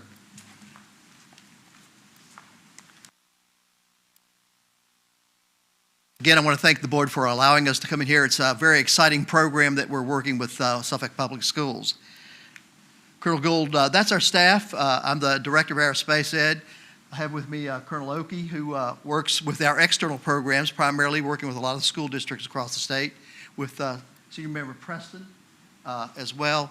Two of those folks, some of them Dr. Gordon will probably recognize because we've been on video with you folks here just recently doing some training, and we're going to talk a little bit about that. Colonel Gould gave you a good brief on what the history is, the cadet program, of course, and aerospace ed and emergency services, formed right after World War II. Matter of fact, we were formed before the Air Force was formed, and we continue those missions that he described today. We got a challenge. Colonel Oakey had an opportunity to speak with Dr. Gordon about the program, about STEM education. STEM has been very, very much in the news for the last 10 years or more, and it will continue to be that way for quite some time. It is a high-interest program, not only from public education, but from the Department of Defense and our national defense posture. We got a challenge. Came to me and said, we want to do STEM with our students, and we want to do it hands-on. Our program is set up for a classroom-type application. So I said, hands-on, and we're not in classrooms. This is not going to be something simple. And so when I started looking at it, I said, well, how do we do that? And I said, well, now how many students are we talking about? And they said, well, we're only talking about 1,000. And I said, okay, and you want a hands-on application for 1,000 students, and you're not meeting in classrooms. This is going to be good. And so, and we want to train the teachers. And we want to make sure we work with SOLs and pacing guides. I taught in public schools for 16 years myself in Virginia. So I understand what the goals are. So I said, this is a challenge. I said, well, we have a STEM kit. Our program, we got like 25 different programs that we put hands-on in a 25-member classroom. But to be able to put that out into the to individual students is another story. So I got with your staff and I said, talk to me about your pacing guides. Talk to me what you want. And I said, here's some ideas I've got that we can use for your students, possibly in a hands-on application. So I came back and he said, well, we like this hydraulic machines. And this is what one of them looks like. This is our kit. And they said, well, but we got 1,000. We need to do it with 1,000. So we said, well, we've got 4 machines in this one application. So we got some economies of scale there. So I called our supply source and I said, this is what we want to do. And they said, we've never had a request like this, ever. And you want to do this. And we went through how we're going to package it, how we're going to get it to the teachers so that the teachers can get it to the students on an individual basis, how we're going to split it up. And then we said, well, we got another problem. We don't know if we got a manufacturer that can manufacture this stuff, this quantities. So we actually had to go to the manufacturer and said, we need some help. And we kind of pulled our heads together, and they said, nobody's ever done this. This is a first. What we are doing in Suffolk in one-time application is what they normally do in an entire year. So this is really is breaking some ice here, if you would. So we put it together. We got it ordered. They've been delivered to the school. And so we said, okay, let's go. What are we going to do next? So they called up and said, we want to get trained on how to do this. And I'm like, well, okay, we'll do that. So we did a virtual seminar with the teachers and said, this is how we put this stuff together. And we got one of our members to demonstrate it, because there are little nuances anytime you build stuff. And if you're going to go out to 1,000 middle school students, if it can break, they're going to break it. So, and with the teachers facilitating it. So the teachers are going to do the facilitation. They're going to be doing it virtually. The students are going to have the kits in home at their use. Again, one of the 4 type of applications, and they're going to build them there. We're very excited. When I first talked to our national headquarters folks about this, they said, this is a first. Nobody's ever done this. And I said, I know, but I said it is one of those things that will and can succeed, because hands-on, as you well know in education, so many of you from just listening to you, I know were teachers or administrators. No, hands-on is probably one of the most effective ways to teach, because they're actually physically doing it. Plus, it's something they're going to be able to see an application with. So we had the lessons. We worked with that. We have supplied the school division with lessons, tests, learning labs, everything that you can imagine that we could do with that. So where do we go? Well, from here, we want to talk about, we have so much more that we can offer to the school division. that is an incredible amount of resources. And we want to encourage that, this is just the beginning, that we want to extrapolate this out, not just in public schools, but, this is going to be a model that we're going to be able to take to the rest of the state of Virginia and say, look what they're doing in Suffolk. You can do this too. This is something that can be done. And of course, our folks at our national headquarters saying, this is something that we want to put out to our entire country saying, look what this division here is doing in Suffolk, Virginia. There are all kinds of opportunities. We have so much materials and curriculum materials to support you. Love to be involved with you in that and expanding that. Dr. Gordon is all over this as far as promoting it with the students. I'm very excited about it. We're very excited. We want to get your teachers involved, not just these middle school teachers, but all your teachers involved with STEM. Aerospace education goes with any history, science, mathematics. There's nothing that it does not touch. And again, we want to get your teachers involved as far as what we call aerospace education members. I've been talking to the staff about that, and they'll probably come back to you with more information about that later. That's it quick. Again, we're very excited about this. It is kind of a benchmark. We are writing the book as we go. I think this is going to be a huge success as far as the hands-on application. Again, we had to create this. The manufacturer said we've never had this much demand for this at one time. We've never broken it out, but they've been so cooperative about, tell us how we can make this work, because we really want this to work too. Of course, they see it from, hey, we can take this outside of Suffolk, take it all across the country. Again, thank you very much. Looking forward to working with you folks more as we go along. We're just starting, but it's a great start, I think. And really glad to have this opportunity. I want to thank Bud for working with Dr. Gordon to bring this all about, because, when they first hit me with it, I just said, no, it's not going to happen. And he said, well, Dr. Gordon wants to make it happen, and you're supposed to be able to figure this stuff out. And I said, no, it's not going to happen. And then I said, one day, I said, okay, we're going to make this happen. And then when I went out, we put it all together, and it's really been an incredible amount of things. But everybody in the chain has been very involved and very positive about this, saying this is a great opportunity to really do something with students in education during this really stressful time. Any questions for myself or any of our folks here? Any questions? I have a question, but I just want to thank you for taking the challenge when we gave it to you. And I want to do a special thanks for Mr. Page, because I've been in contact with you almost weekly, and you've done a wonderful job. I feel like you kind of helped put this together as well, and I want to appreciate you for everything that you've done. And we're just getting kicked in. This is a great program. I'm excited about it. I know the staff is all excited about it. Because we really see this as something that once we get it, we're writing the book here in Suffolk. And so, kudos to you folks for taking the initiative. Again, Dr. Gordon said, we can do this, and we are doing it. Thank you again. And we as a board thank you for investing in Suffolk Public Schools, your time and energy. And I think it'll be a rewarding thing for our middle schoolers. Dr. Gordon? Madam Chair, yes, ma'am. I just want to also thank Bud, Mr. Page, the rest of the team, Caitlin Black. Delegate Jenkins and Karen Jenkins were the driving force behind this. And I want to publicly say that. We were looking for any type of enrichment activities that we could do for STEM, our science and math programs especially, to kind of break up the monotony of the virtual learning environment. And we think that we've done that. And I love to hear that we are the first. That's the innovation that we've been talking about for the last year and 2 months that we were going to be able to put in place. And so being able to have an order of that size, getting the virtual training to be done, there's different things that we're going to begin to push. This was one of the things that we actually bought with some of our CARES money that you saw listed. These were the STEM kits that we were referring to. So we want to be able to make sure as we move forward for however long that we begin to add some other activities that students can participate in the community, not only with Suffolk Public Schools. Thank you, Dr. Thank you, gentlemen. Yes. Madam Chairman, Lieutenant Colonel Bud Oakey, Virginia Wing. I want to mention one thing. In my role working with the legislature, I also serve as the squadron commander for what's called the legislative squadron, which is all of the members of the legislature. In the aerospace aviation sector, we cannot meet the job needs that this country has in Virginia or any of the other 49 states. Those demands, in spite of COVID, are continuing to grow.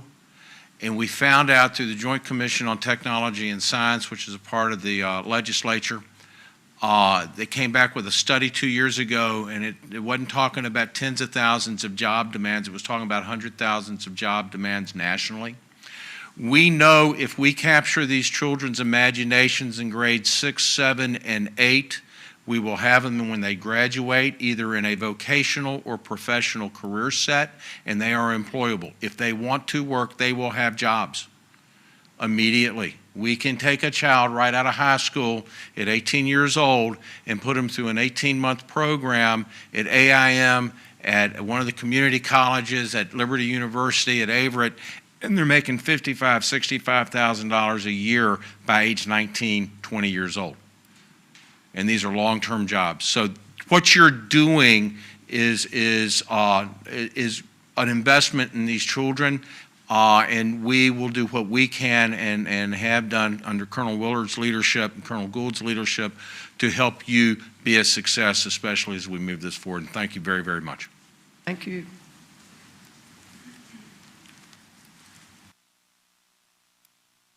And next, we need a date for a special school board meeting concerning the delivery and review of the hostile work environment complaint against Ms. Sherry D. Story.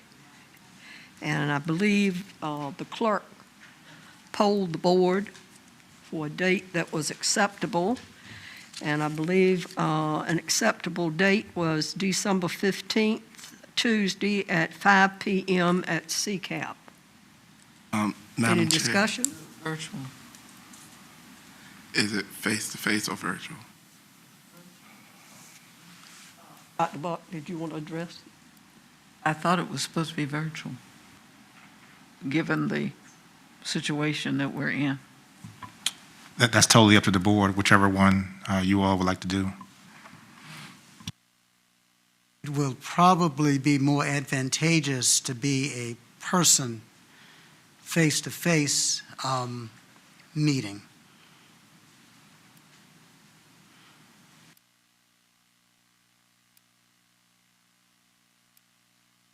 I concur, Madam Chair. I concur that I believe this matter should be something that is heard in person, especially that we also accommodate Mr. Mitnick as well, but for the remainder that we be in person. Any other input? A motion? Yes, ma'am. I move that there be a special meeting called on December 15th at 5 p.m. at the College and Career Academy at Pruden to review the results of the investigative report regarding the hostile work environment complaint filed against board member Story. Second.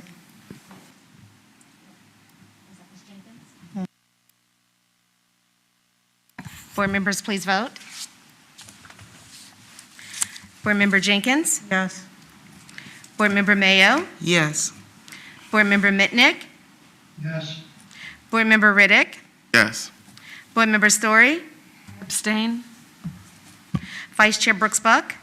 Yes. Board Chair Byram? Yes. Motion passed. Next on the agenda, half-day calendar adjustment. Dr. Gordon, would you like to address that? Yes, ma'am. The memo that you have in ESB or before you goes back to the school board meeting that we had on November 12th when the school board approved the elimination of midterm and final exams to be able to provide additional learning opportunities and minimize any instructional loss. Approval is requested to convert January and 27th and 28th, the two half-day original early dismissal exam days to full instructional days. Friday, January 29th, will remain an asynchronous learning and professional development day for students and instructional staff. This is an action item. Any discussion? Madam Chair, I move that we accept the recommendation or request from Dr. Gordon as the memorandum states. Second. Board members, please vote. Board Member Jenkins? Yes. Board Member Mayo? Yes. Board Member Mitnick? Yes. Board Member Riddick?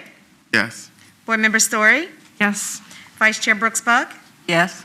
Board Chair Byram? Yes. Motion passed.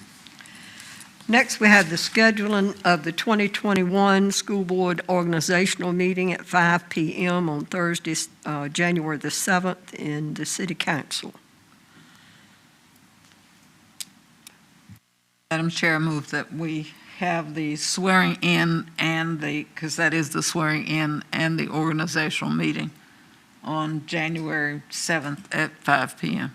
The swearing in of 3 of us and the organizational meeting. Second. Board members, please vote. Board Member Jenkins? Yes. Board Member Mayo? Yes. Board Member Mitnick? Yes. Board Member Riddick? Yes. Board Member Story? Yes. Vice Chair Brooks Buck? Yes. Board Chair Byram? Yes. Motion passed. Next, we have the Suffolk Public Schools Health Dashboard and Emergency Authorization. Dr. Rice?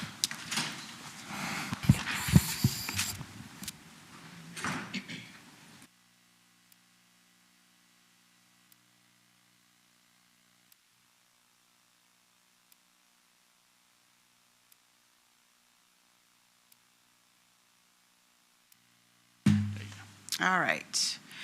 Good evening, everybody. So I will start by saying, really repeat what I've said all along every time I come before you, which is that we remain committed and will continue to be committed to bring our students back into the buildings as soon as we can, but only when it is safe to do so, which brings me to an update with where we are in data. I have 2 goals by showing you this first slide here. The first, of course, is the usual, which is to show you where we are on a weekly basis. As you know, every Monday we get an update from the Virginia Department of Health on the Eastern region in general, and then also with the city of Suffolk. And I will, before looking at that data, also the second goal then would be to tell you that there has been a change in the way we are looking at the likelihood of transmission in a community. As you are aware, the past few months as I presented data to you, we were looking basically at 3 color bands. We were looking at a red for high, an orange for moderate, and a yellow for low. Green was in there as well, but we never talked about it, which is basically nothing at all. They have now moved to a 5 color band, or 5 levels, if you will, of the likelihood of transmission in a community. Now, and I'm going to look at the bottom of that key to the left of the charts here, starting with the red at the bottom, that will now represent a very high level of transmission or likelihood. The orange is now high. The yellow is now moderate. Light green is a low, and then the darker green is a very low or none. Okay? And so what we've done is kind of retrofitted these charts that I've been sharing with you all along to match that 5 color band. So they've changed slightly since from when I last presented to you all. So with that in mind, you'll see where we are this week, December 7th, the updated data there at the Eastern region, as you can see in the 2 metrics we follow with the cases per 100,000 and percent positivity. Those are in the very high range at 25.7 and 10.1. In the city of Suffolk, on December 7th, we are at 31 cases per 100,000, which is a very high, and then at 9.8, which is high, because remember, orange is now the high range. And as you can see, looking at that key to the left there, 0.2 of a point away from being very high. So again, we are monitoring this regularly, actually on a daily basis, but we do our updates because if you remember, this is a 7-day average look. And we are looking at it as a 14-day frame so we can make a decision on whether we feel like it's safe to bring those students back or not. This is just a graphic to give you a visual, and it's been slightly edited to match the new color schemes that we have here. So the graphic on the left there showing the computer shows virtual basically. So if we're red and orange, we're thinking that's a very high likelihood, so probably need to stay virtual. If we're looking at the yellow and the green bands, we'd like to do that hybrid, the combination of in-person and those who selected virtual or asynchronous days as well. And then if we ever get one day, we will get to that dark green where they're very, very low or no cases. And we'd like to return to normal, which means we'd like to bring students back into the building. So again, this is just a quick graphic that you can see as a visual. And then this is just what we see on the data dashboard that has now been uploaded since our last board meeting on the Suffolk Public Schools website. And this kind of gives you some decision rules that we use. And so at this point, I will turn it over to Dr. Gordon. Yes, thank you, Dr. Rice, for sharing that. So at the November 12th school board meeting, you asked us to go ahead and post an SPS Health dashboard, and we have had this up since November 16th, only with the recent adjustment that Dr. Rice just described with the 5-color band. Now, I need to be clear on a couple of things here because I know that there's been some misinformation that's been placed out there. When you look at the time frame when we have made, first started discussing this in the months of July and August, one of the things that Dr. Rice just said, which is very prevalent, is that we will always make our recommendations based on the health metrics for the data that we're actually seeing in Suffolk. When we made our original recommendation to go virtual, it was with these same health metrics in mind. When we made an adjustment to our recommendation in the month of October, it was when we were in the low to moderate range for the total number of cases per 100,000 and the percent positivity rate.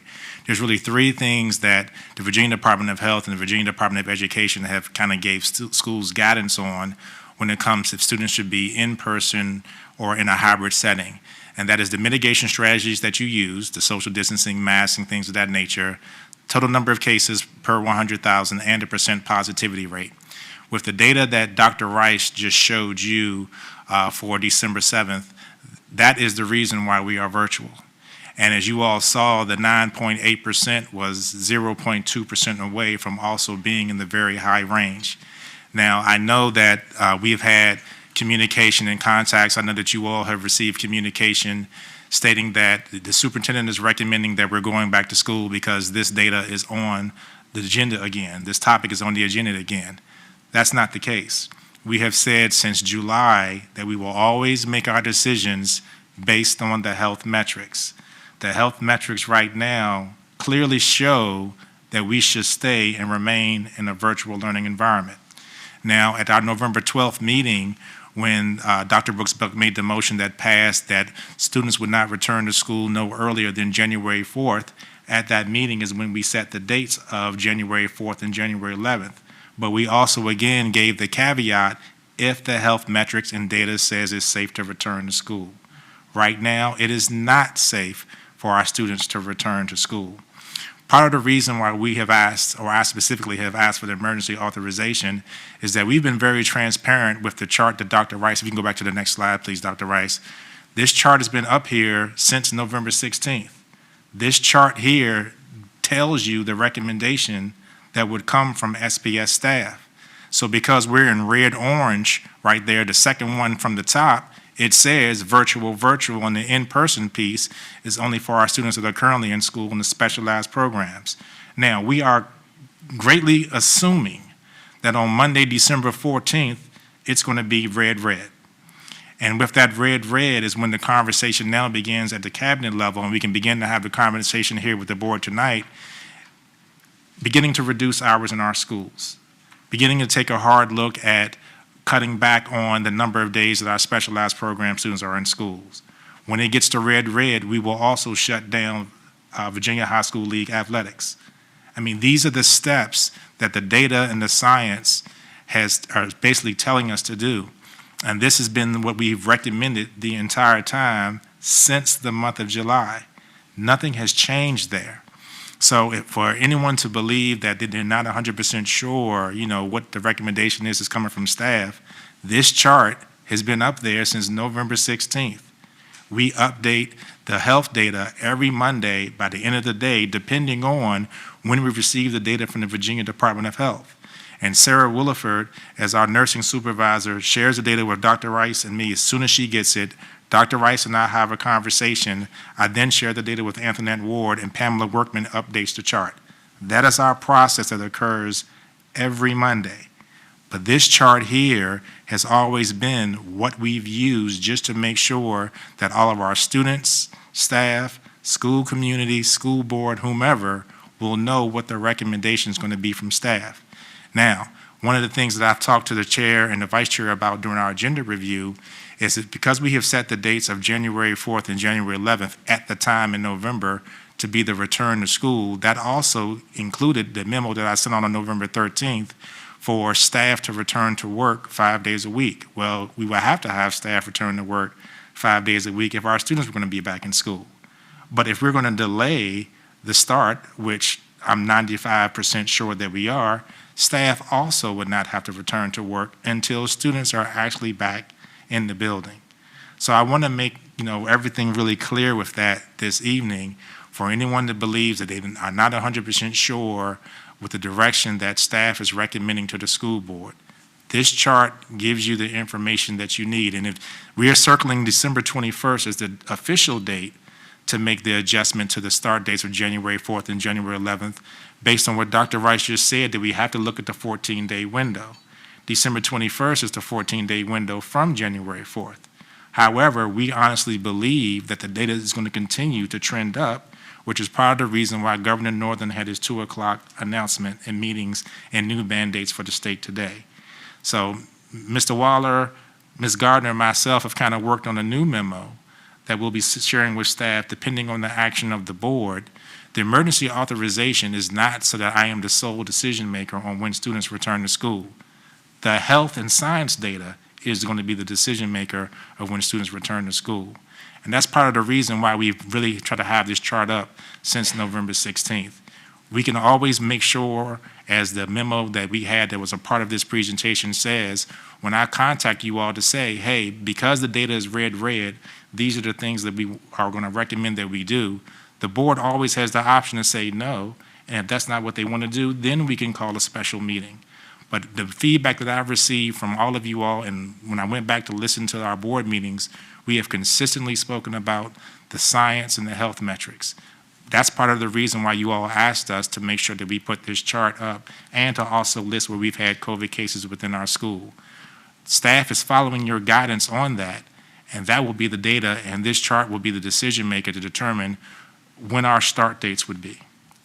So I just wanted to add, that's probably more than 2 cents, but I just wanted to add that clarification to this presentation just to make sure that everyone knows specifically where I and the rest of the staff is coming from with this recommendation. Questions, discussion? So are you, is the memo that you are having us look at tonight, are you modifying that before we vote? What's the need for I don't understand why we need to modify the memo. Well, the memo, are we voting on that memo tonight?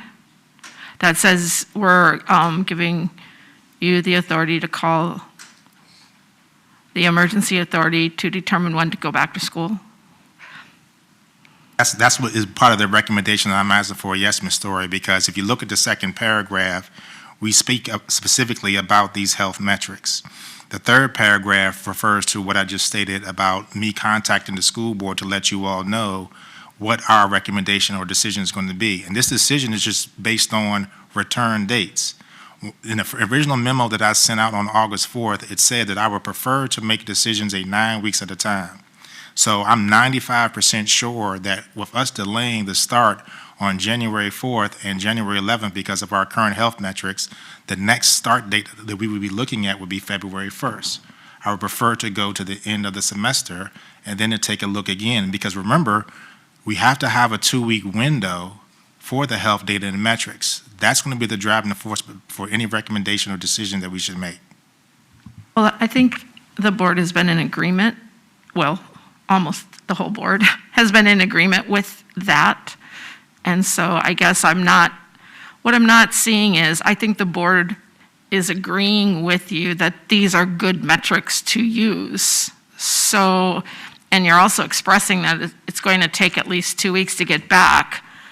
I'm not sure why not just leave it a board decision, because I think they're going to agree with the metrics and that agrees with you. And so we've been making we've been making a decision that you've been in agreement with, and that have been in agreement with the science, the science that's up there. So I'm not sure that there's a need for a change, because I think it looks good that the board is deciding together, and each of us is making a vote for our constituents, and we're showing that we are tackling this together. I think the board's been doing that, and I've said that, even though maybe the board hasn't always been 7-0, we have made decisions, and it's been based on what you felt were the metrics and the needed and what should be done. So I'm not sure why there needs to be any change, because I do think the board would agree with you and that you're going to use those metrics.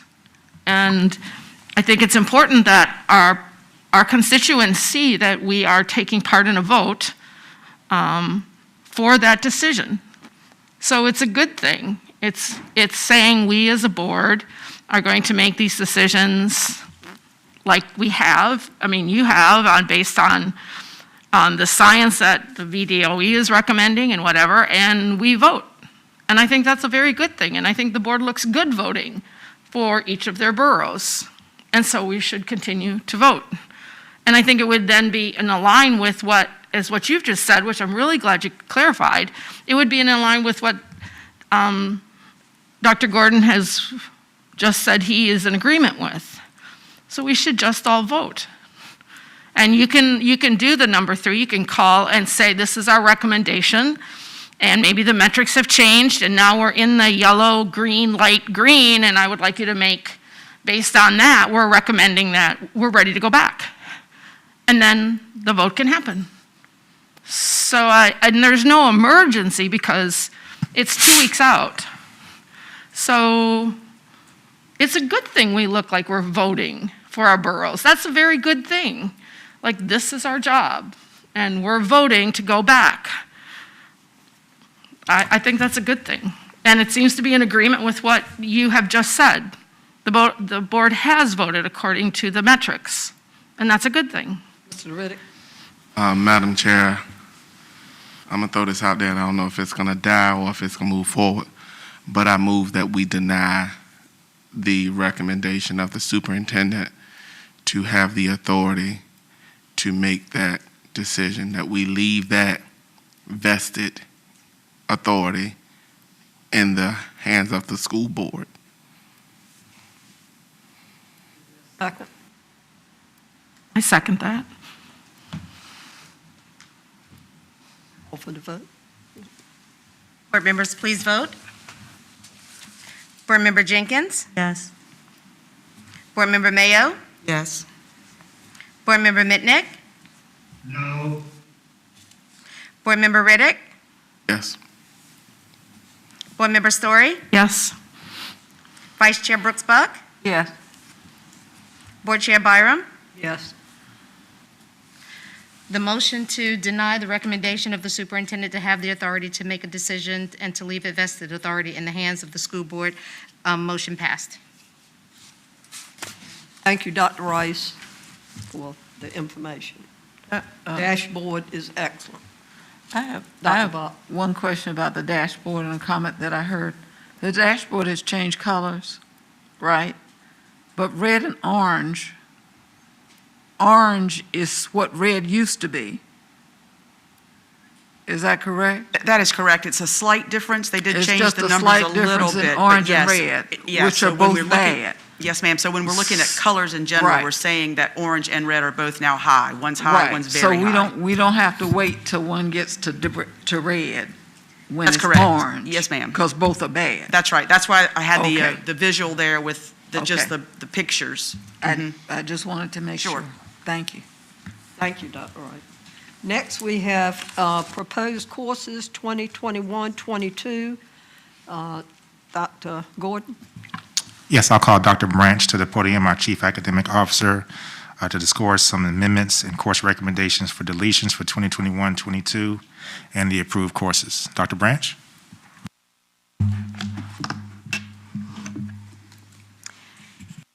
Good evening, Madam Chair, Madam Vice Chair, and school board members. Thank you, Dr. Gordon. There are 4 course proposals that we are presenting to you, recommending for consideration for our upcoming school year. We are only recommending approval of 2 of those courses, and we have provided for you in your books the rationale for those. IB Spanish is being recommended for approval for grades 11 and 12, and psychology is being recommended for approval for grades 11 and 12. We have also included the credits for each of those. Dr. Maria Lawson Davenport worked with the supervisors who work with the schools to collect the course proposal information, and they have included in your packets the course descriptions, what the intent of the course is, why the recommendation was made, and then we included our rationale. Are there any questions? So I think the one on art, where the art teachers are asking for a C minimum, I feel from my experience at the high schools, and I don't think this is trying to be mean or just exclusive, but I think that art often feels like they're the courses where kids are dumped. And so by the time you get to Art 3, that's not a good place for kids because they don't have a different elective or they don't know where to go. And then they're not really artists and they're not really into art, and then it becomes a discipline problem. And I think that they're just trying to look for some level of interest and competency in art. And I think that, to me, I think that's where it's coming from. And I understand their concern because there are just some classes where the kids aren't interested and they end up getting dumped because we don't have enough electives. So, do you want to speak to that? Dr. Lawson Davenport and I have discussed this, and she will speak on that. Good evening. The major reason that we denied this request by the art teachers was, like you said, Ms. Story, that there are some students who are placed in that class because there is nowhere for them to go, and that is more of a scheduling issue than it is a lack of electives. So we are looking to address that with school counselors to make sure that students who are placed in Art 3 are those who want to be there. We did not want to exclude students based on a grade level for an elective course, particularly those that are not weighted, and because it is an exploration for students. So even though a student may not perform at a high level does not necessarily mean they should not move to the next level. We make similar accommodations for students moving into Spanish 3 and French 3 and those courses as well. Even though we have a C or better is what we would like to have, if students want to challenge themselves and move into those courses, we do allow them to do that. Well, I understand your explanation. I appreciate it. I'm not sure I agree with it. Especially at Art 3, maybe we could differentiate and say... And I can tell you that those upper level classes are not, the numbers are not as high. Okay. It is not like a full class like you may have in a first level class as a freshman or a sophomore. But as the students move forward, of course, they're 11th and 12th graders. So first of all, they have to be in a pathway moving in that direction in art, which means they would have taken it for 2 years. So by the 3rd and 4th year, those courses are often combined into one block because there's not that many students who take 3rd and 4th year art. Well, I thank you for that explanation, but I do think we could use more electives. I agree with you. Thank you. Any other comments? This is an action item. Madam Chair, I move that we approve the recommended changes, course changes. I second the motion. Members, please vote. School Board Member Jenkins? Yes. Board Member Mayo? Yes. Board Member Mitnick? Yes. Board Member Riddick? Yes. Board Member Story? Yes. Vice Chair Brooks Buck? Yes. Board Chair Byram? Yes. Motion passed. And thank you, Dr. Thank Branch you. and Dr. Davenport. Next, we have ordinance 20/21-7, renaming Chapter 9, Article 26, entitled Management of Aggressive and Violent Behavior of the Policies of the Suffolk City School Board. This is a first reading, informational item. Any discussion, comment? Dr. Buck? Madam Chair, I was going to recommend that we took those policies together because all of them are first reading and informational items. They aren't, the board hasn't had, with this look, they've just had the chance to look at these things, the recommendations. They might be ready for discussion after they get a chance next time to look at them. I don't know. Could I ask maybe, because there's a lot of them, I would like it put in a format, that we have all these strike-throughs and then all of a sudden it's again and strike-throughs. Could we have it put in a format for us to see that it's here was the old policy, here's the new thing that we're proposing? Could we get it in that format? If there's, where there are changes, like sometimes I see that they're just changes in terms of where they're being put in the policy book. But if there are actual changes in wording or something is added, it would be helpful to see those side by side. So here's the old one and here's the new one. And for me, I think that would help us all go through these ordinances and make comparisons, and so we know what we're looking at. Is that a possibility? Mr. Waller, would you like to speak to that? What you now have is the old policy with the revisions either being underscored or language being removed has a strike-through.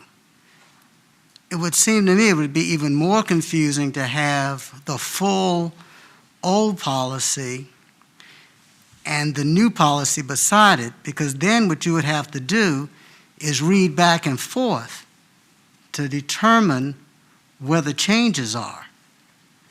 I'm just asking for just the changes. So may I ask a question just as a member of the policy committee? So what you're saying is like a table, maybe, with the old policy in one area of the table and the new policy in another area. But that would mean the font would have to be smaller to fit in there, as opposed to the strikeout being over here and the new policy, because the new policy is here, outlined. Well, but it's hard to, you're saying it's hard to go back and look forth. At, yeah. I'm just asking for the true changes.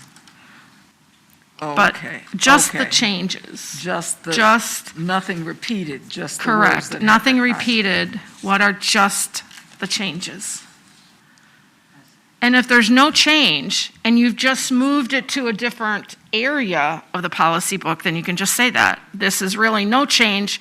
We're just moving it to a different section.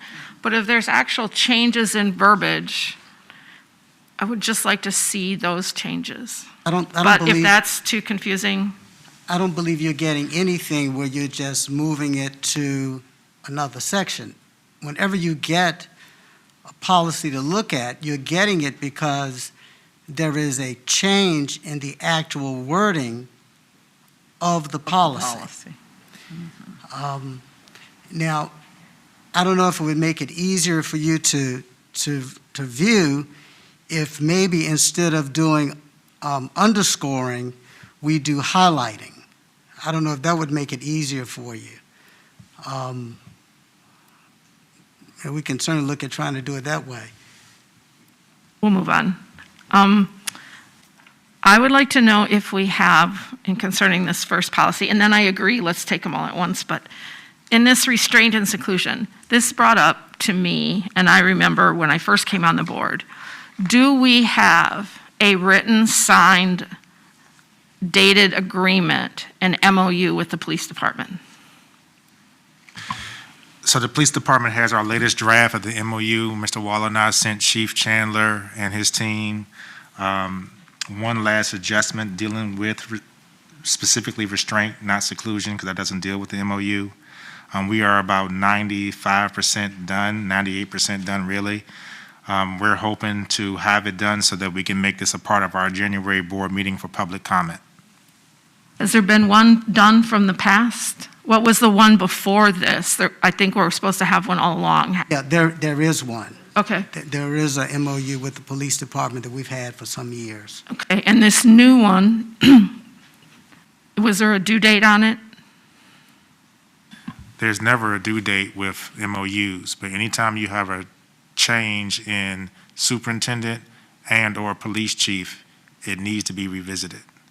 And that's part of the process that we're doing. Some of the things, that MOU was dated, I'll be honest. Some of the things that were in that MOU needed to be changed, especially when it came to officers interviewing students, SRO involvement in general. Those have been some of the sticky points that we've been dealing with, and just really making sure that there's a strong relationship at all levels from the top to the bottom when it comes to safety and security in the building and the roles of our school resource officers. So those have been the things that Chief Chandler's team has done a really good job at. Mr. Waller and I met with his team a few weeks ago, just so we can sit in person, so we can stop sending drafts back and forth.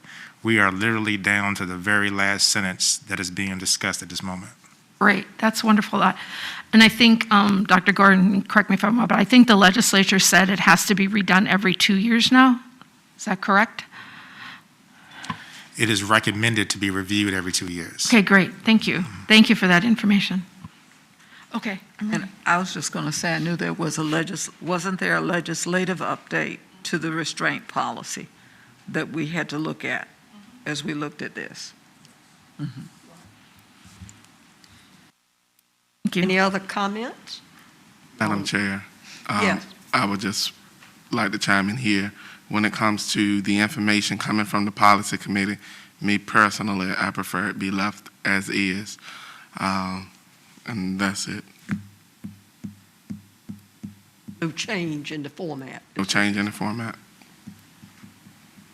How do other members feel about the way it's presented? I don't have a problem with the way it's presented. I can read it, and the strike-throughs, it shows what's going to be changed and the way the language is, so it's fine with me, the way it is. Feel the same way. Mr. Mitnick, you have an opinion on that? I'm fine with the way it is now. Any other comments? Okay. The other ordinances, this would be first reading, correct? Are there any discussion, anything on any of those?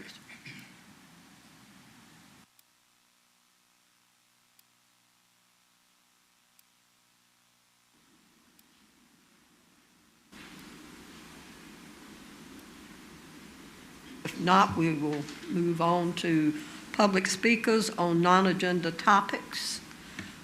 Ms. Gardner? It is the intent of the school board to ensure that the affairs of the board be conducted in an open and orderly manner, that all persons desiring to address the board are afforded an opportunity to do so. Any persons addressing the board shall, 1, confine their comments to matters germane to the business of the school board. 2, refrain from words or statements from which their usual construction and common acceptance are construed as insults and tend to incite violence or breach of the peace. 3, refrain from obscenity, vulgarity, or other breach of respect. 4, comply with the time limit for public comment as set by the board, which can be up to 5 minutes unless the board, through the exercise of its discretion, decides to allow less than 5 minutes for public comment. 5, refrain from cumulative or repetitive remarks. And 6, refrain from making any comment regarding any pending student discipline or employee grievance matters. The appropriate forum for such matters is the applicable administrative hearing provided by state law or, where appropriate, court proceeding. The school board welcomes comments from the public as appropriate. Board members will listen to public comments, but will not comment unless granted permission by the chair. The chairman or other presiding officer shall preserve decorum and shall decide all questions of public order subject to appeal to the board.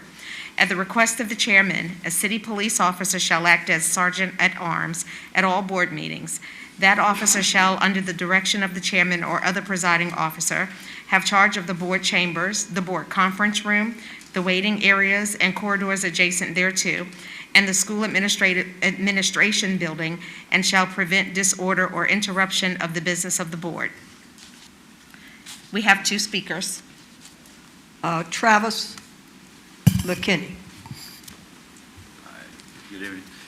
This podium or that podium? I can hear better if you come to this one, sir. Yes, sir. Thank you. Hi, good evening. I'm going to tell you, I had a fascinating evening listening to you guys and how y'all make the sausage around here. Woof. All right, I'm here to address an issue that I discovered the other day. I was kind of curious of things. I saw an article, something that the school budget was $173 million. And I was like, $173 million. And I got curious and I started doing some researching. And through my researching, I found these codes in Virginia. And I'm not going to read all these codes. I'm just going to kind of highlight the areas of the point I want to get to. So the first one I want to refer to is 15.2.2504, what a budget is to show. If you drop down into the first section, the budget shall be accompanied by a statement of contemplated revenue, disbursements, liabilities, reserves, surplus, deficit, etc. Line item 2, an itemized and complete financial balance sheet for the locality at the close of the preceding fiscal year. So this is key to the point I want to.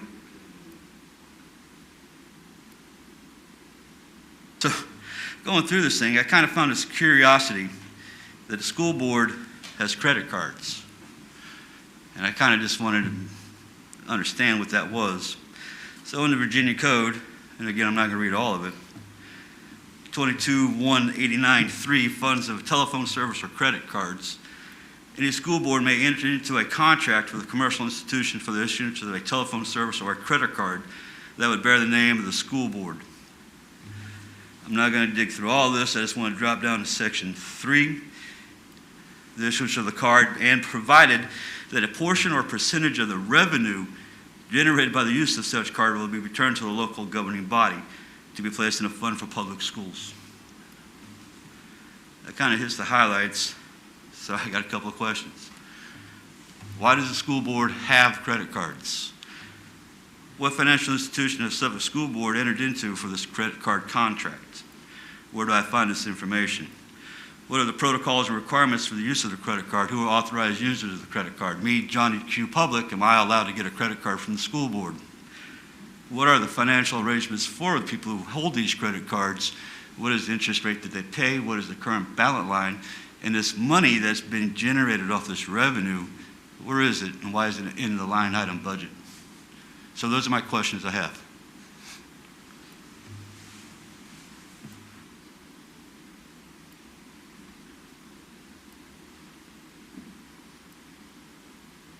At the end of your comments? That's what I have, ma'am, yes. Thank you, Mr.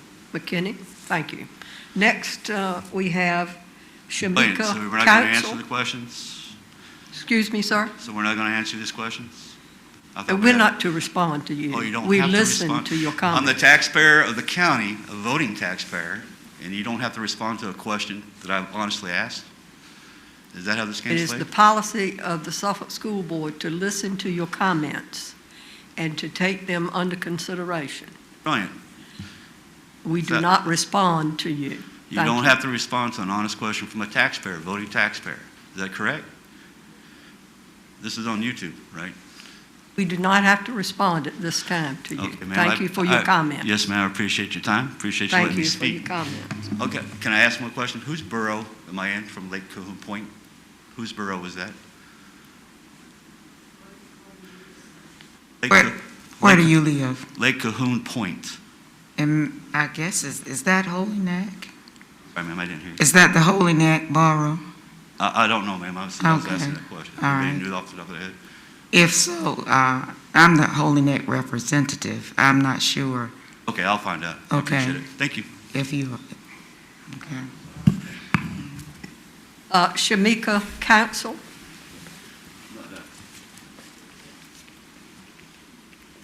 Can I stay right here or?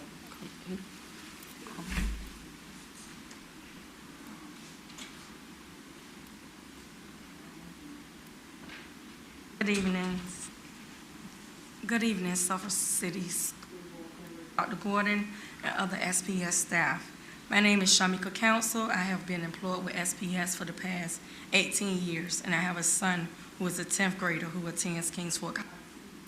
I do understand that social media is a platform for people to inform the citizens, but some things are posted should be private that relates to SPS. However, Ms. Story, I do recall your words. You said to me that you were running for Suffolk School Board and you were going to get rid of Darren Whitney. And now Ms. Story harassing Dr. Gordon, which is making it difficult for him to do his job, which you all voted for him to come and work here because of his qualifications. According to a recent Facebook post, Ms. Story asked should the board give him this power. When Dr. Gordon sent out a request for emergency authorization, however, according to the Virginia law, one of his duties is to establish and maintain an orderly plan for preserving and making accessible regulations, standards, guidelines, and policies adopted by the State Board of Education. My question to Ms. Story, why are you preventing him from doing his job? On Monday, December the 7th, I received a screenshot of your Facebook post about our interim chief of police, which read, I quote, very presumptuous. Why does the Suffolk interim police chief have a badge of chief on his official page when he is only an intern placement? Mr. Intern, take the badge down until such a time as you are given the job or have earned the job. Until then, it's a form of plagiarism. Bad example. In case you are not aware, the city of Suffolk has appointed several people in intern positions due to vacancies, but you did not mention their names on your Facebook page. However, you only posted the African-American intern chief of police, which in fact has made me question what are your motives of targeting African-American males in high positions in Suffolk. I hope you are aware that we have other concerns with the city that you could focus on that relates to Suffolk Public Schools. My concerns as a citizen and a parent and a worker, a staff worker for Suffolk Public Schools is, one, what are the board plans to work with the city of Suffolk about the school facilities assessment and attendance zone plan? Because according to the presentation at the city council meeting last Wednesday on December the 2nd, there is supposed to be a 600 student growth over the next 10 years and a decline in student growth at Lakeland High School and a growth in students at Nansemond River High School. Second, what solutions do the board have for students who may test positive while playing sports during the COVID-19 pandemic for Suffolk Public Schools? Third, what are the school board plans of working together as a board along with the superintendent for the second semester to make sure teachers are safe when they return back to school? Now I'm gonna get to the COVID-19 part. COVID-19 is a real death sentence to many people. Have you ever wondered if a child or staff member contracts COVID and spreads it to their family members at home? A parent or staff will have to stay home for 14 days, quarantine, without pay, because everyone in our community does not have a salary job. This family is now economically set back for 2 months, where this has happened to one of my family friends. She is home with 6 kids. One is a 10-month-old because one of her kids involved in Suffolk went home with COVID, and she would not get paid. Me, on the other hand, I was diagnosed on November the 10th with COVID. In my home, not at work. And it's not a joke. And y'all don't understand what I go through daily, every day. I'm not 100% better. I just tested on December the 1st, and I am negative. But when I go to work, I stay in my classroom. I don't go out for lunch. I don't go to nobody's office. I go to the restroom and I stay in my room until it's time for me to go home. So when you make decisions about COVID and returning back to school, I need you to think about the parents, the staff, and the students, mentally, physically, economically, and emotionally. Thank you for your time. Thank you, Ms. Council. Now, moving to any more. That's it. Now moving to business by board members. Ms. Jenkins? Thank you, Chairman Brown. I just want to thank everyone for all your participation and getting your reports to us, and especially the students that did their presentations for the Christmas, the Christmas performance. Suffolk has a lot of talent, and we should have our own Who's Got Talent show on TV, because our students are amazing. Just want you all to be safe. And I just want to say about our CIP plan, when we were at John F. Kennedy for the Legislative Day, our incoming mayor made a promise to us that he would support our budget with whatever we presented to him. So, I'm excited about that and what he's going to do. And I also want to thank Delegate Jenkins for his diligence when he goes to Richmond. He's not only sitting at the desk, but he's working also for Suffolk Public Schools, trying to bring things, better things here to expand our success with Suffolk Public Schools. I wish you all a happy holiday. Thank you, Ms. Jenkins. Ms. Mayo? Yes, thank you, Madam Chair, and I will be brief. It's been a long evening. As always, I thank all of the dedicated members of the Suffolk Public Schools family for all of your hard work and all that you do for our students.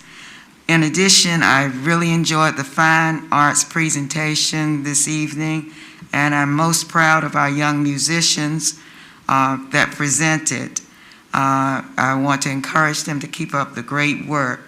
Also, thank you to Mrs. Whitley, the director of our special ed department, and her support specialist for the outstanding presentation and informational session that I participated in on yesterday, I believe it was.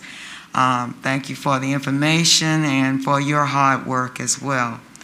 I would like to wish everyone a very blessed Christmas and much success in the coming year, and hopefully the coming year we can have a new normal, a better normal, may I say. Thank you so much. And as we build the best SPS, we, as a board, let's continue to work together to achieve that in 2021. Thank you. Thank you, Ms. Mayo. Mr. Mitnick? Thank you, Chairman Byron.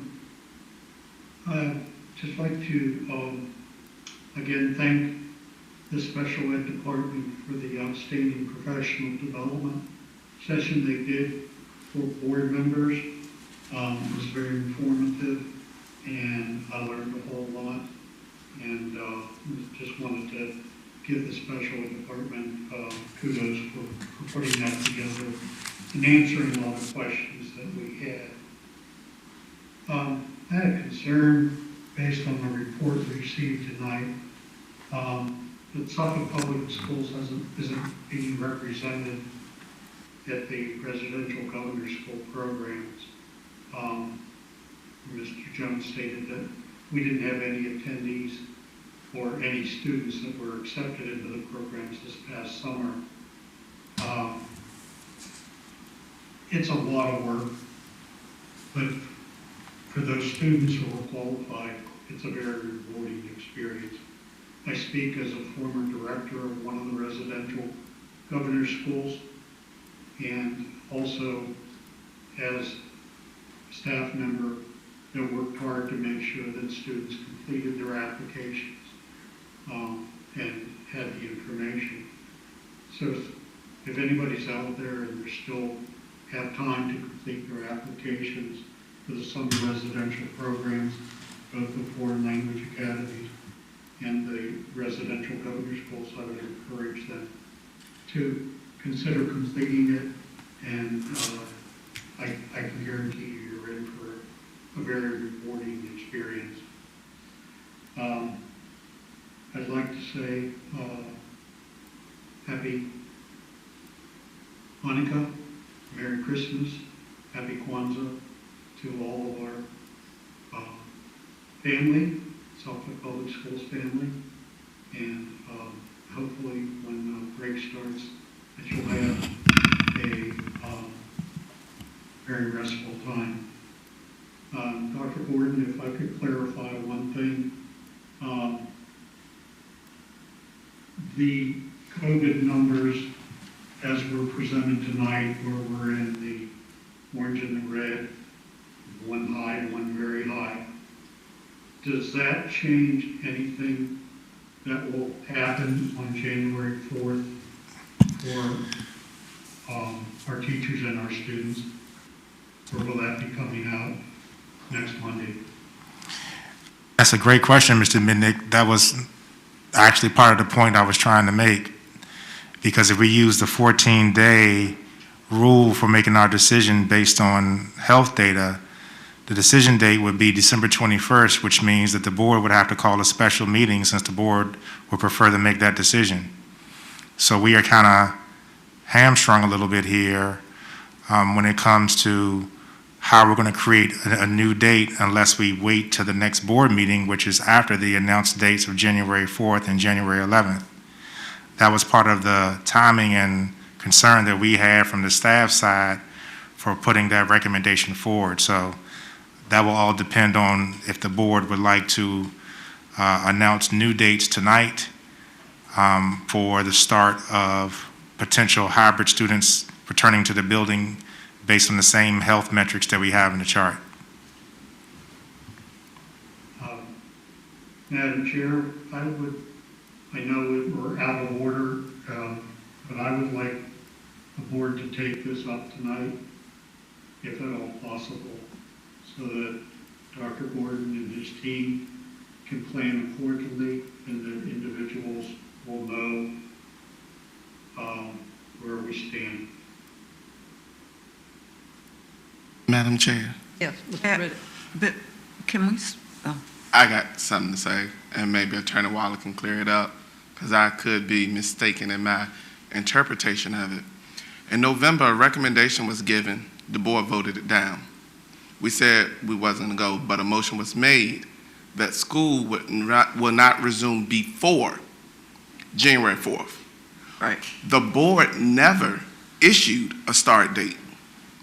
right. So January 4th was always, for the lack of better terms, a desire. So when we come back at our initial board member in January, we would have had to choose at that point a new start date. So me personally, I don't think this is an issue that we should be taking up tonight, because we never, as a board, we never stated a date. We did not. And I framed the motion to say it would start no earlier than January 4th. We're actually going to be here January 7th. Now, given the data on COVID, we're looking at a change of colors, and that's why I said what I said with regard to the red and the orange that used to be the red. We all know, if we've listened at all to any of the news, to any of the information, 3,000 people died yesterday. Chances are pretty good that we're not going to see a change in the next 14 days that looks better than what is going on now.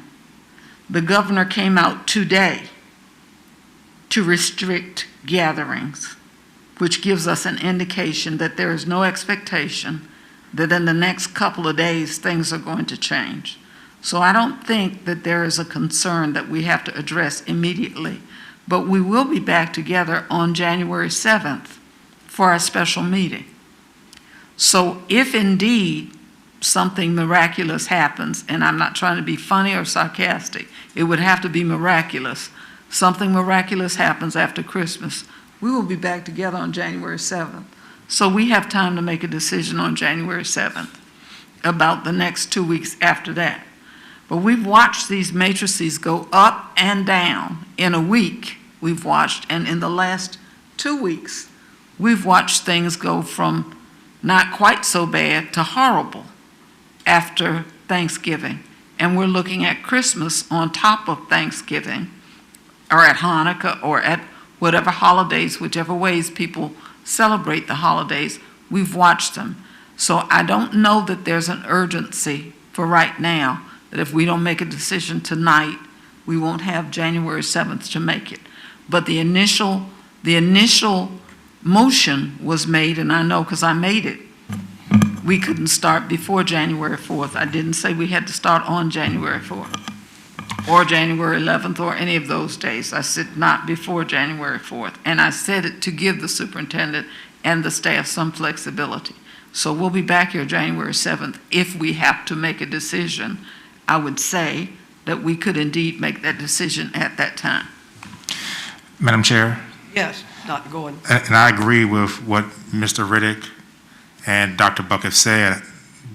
However, Ms. Mayo asked at a November meeting for a specific date, and that is when we set the dates of January 4th and January 11th. So if we want to move that date, I don't have a problem with moving the date at all, but that was the date that was shared with the public at that meeting. That's all I'm saying.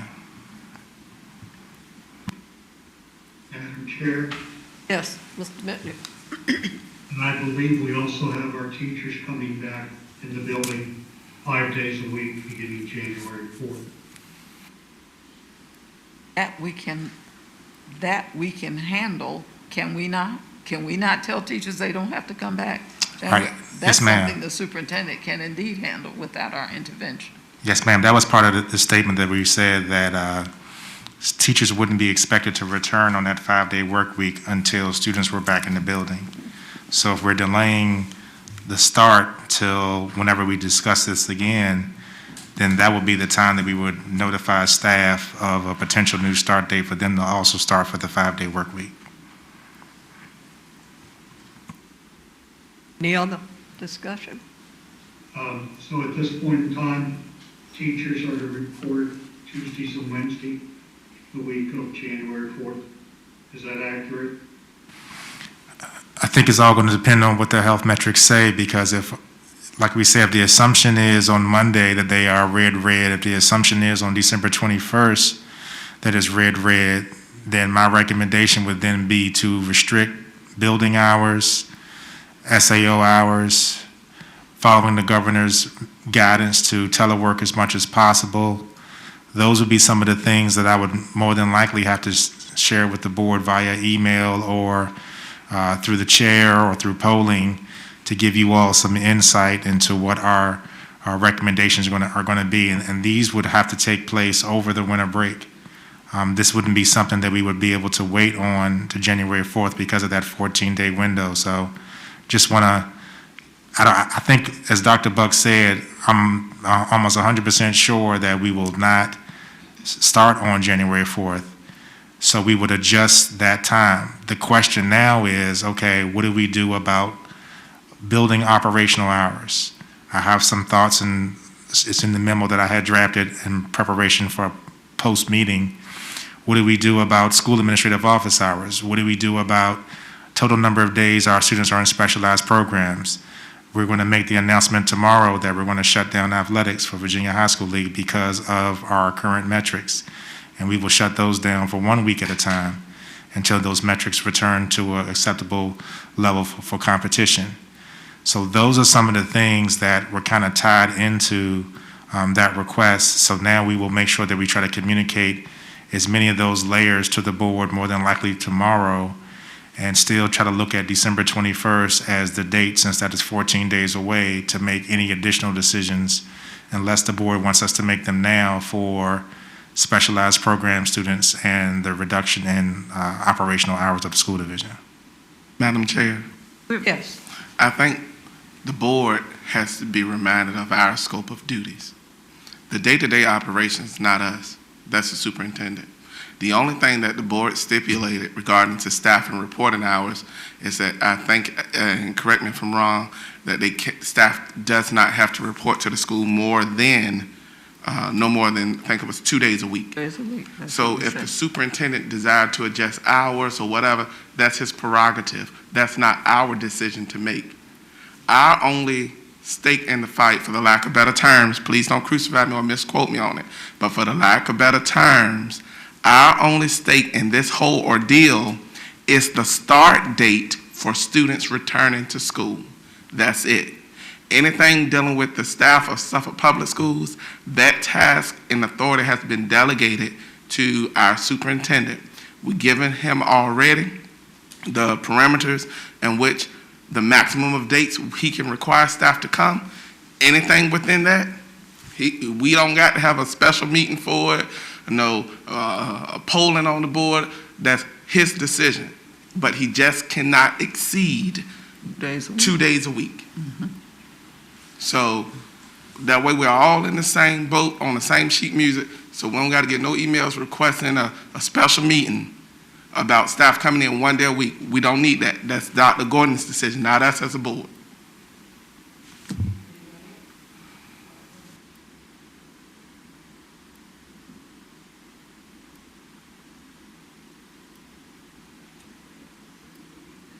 On the 15th.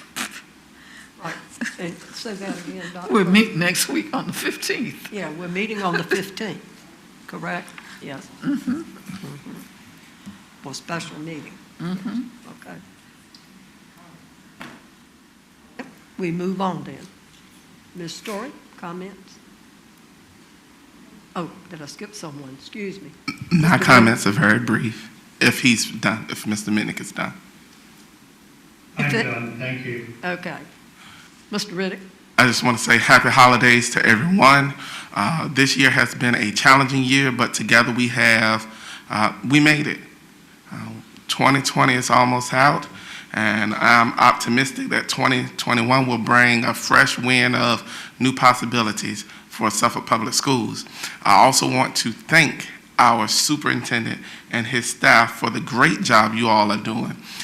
Don't be slighted by what it is right now, what just took place. You all are doing an excellent job navigating us through the process, and you have provided us with great insight to make informed decisions. And for that, we are grateful, and we do say thank you. With all the good news that's going on in our division, it's remarkable that it's not much people can say that's negative about our division. We are pioneers in the aspect of the program that Delegate Jenkins brought to us with the 1,000 aerospace program for 1,000 students. And that's what we like to hear. That's what we're about. We're trendsetters. We're not trend followers. Thank you. Sorry. Yes, wishing everyone a very good holiday season, and hopefully a good new year transition without, I don't wish COVID on anyone or sickness or anything. I think that we all really realize how valuable our health is, and that's a really good Christmas gift and blessing. So I know we've had people in our district who have gotten sick, and I just really hope that we can all stay very healthy and enjoy the Christmas and the bringing in of the new year in a good and positive way. I would love to see those numbers into green sooner rather than later, but I think that it's going to be a tough time. So Merry Christmas, everyone, and Happy New Year. I think I'll echo the comments from everybody. Merry Christmas, Happy New Year's. 2020 has been a year. And again, I'll echo these comments. Everybody has done a great job. I am disappointed when I hear people try to make an us against them kind of thing, because it's not. We have roles that each of us plays. We as the governance team do one thing as board members. The administrative team has a job that they do, a role that they play. We separate those roles as best we can, at least we hope we do. It does not indicate a lack of faith in either group. It really doesn't. I want to thank Ms. Whitley and the special ed staff, because they had a great in-service for us all on special ed in the process here in Suffolk. I want to thank the Title I advisory folks. I had a chance to attend their meeting for Mrs. Byram, and the CCAP folks had a chance to attend their meeting for Ms. Byram, and of course, I made a comment about gifted advisory. And again, happy holidays to all of you, the folks who celebrate the way I do with Christmas and Kwanzaa and Hanukkah and any other things that you celebrate. God bless you all, and please be safe. Thank you, Dr. Buck. A couple of special thank yous. I say ditto to most what's been said here. I want to thank our clerk, Ms. Gardner. Back in November, seems like a while ago now, we all attended the virtual VSBA. And Ms. Gardner is an excellent clerk, and she brought us packets of material. She furnished us with everything, even brought us little goodie bags. And, you know, that's most appreciated. I enjoyed that hot tea that was in mine. And it kept me going during some of those virtual meetings. But anyway, I want to thank you, Ms. Gardner, for the part you do. And also, Ms. Hicks, I want to thank you as deputy, because I know Ms. Gardner could not do her job without you. Both of you are an asset. Thank you so much. The legislative day was excellent at JFK. Of course, I want to thank Principal Woods. She was very hospitable. Assistant Principal Medlin and Ms. Bilby, all of those were very welcoming. The food and nutrition gave us a wonderful box of goodies, which I thoroughly enjoyed, and my husband. I want to thank Delegate Emily Brewer for showing up for that, taking such an interest. She's been every year lately that she's been representing our area. And I want to thank Delegate Clint Jenkins for being there. I believe Delegate Scott was there for a short period of time, spoke with him. I want to thank the mayor-elect for being there, Mr. Dooman. And we did listen carefully to what he said, correct, Ms. Jenkins? And we hope that we can work with the city to move forward on many projects in the coming years.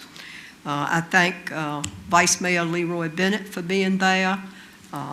Councilman Ward was present, and I believe I was there, Dr. Buck, Ms. Jenkins, Ms. Mayo, Mr. Riddick were present as board members. That's a wonderful day well spent, a wonderful morning.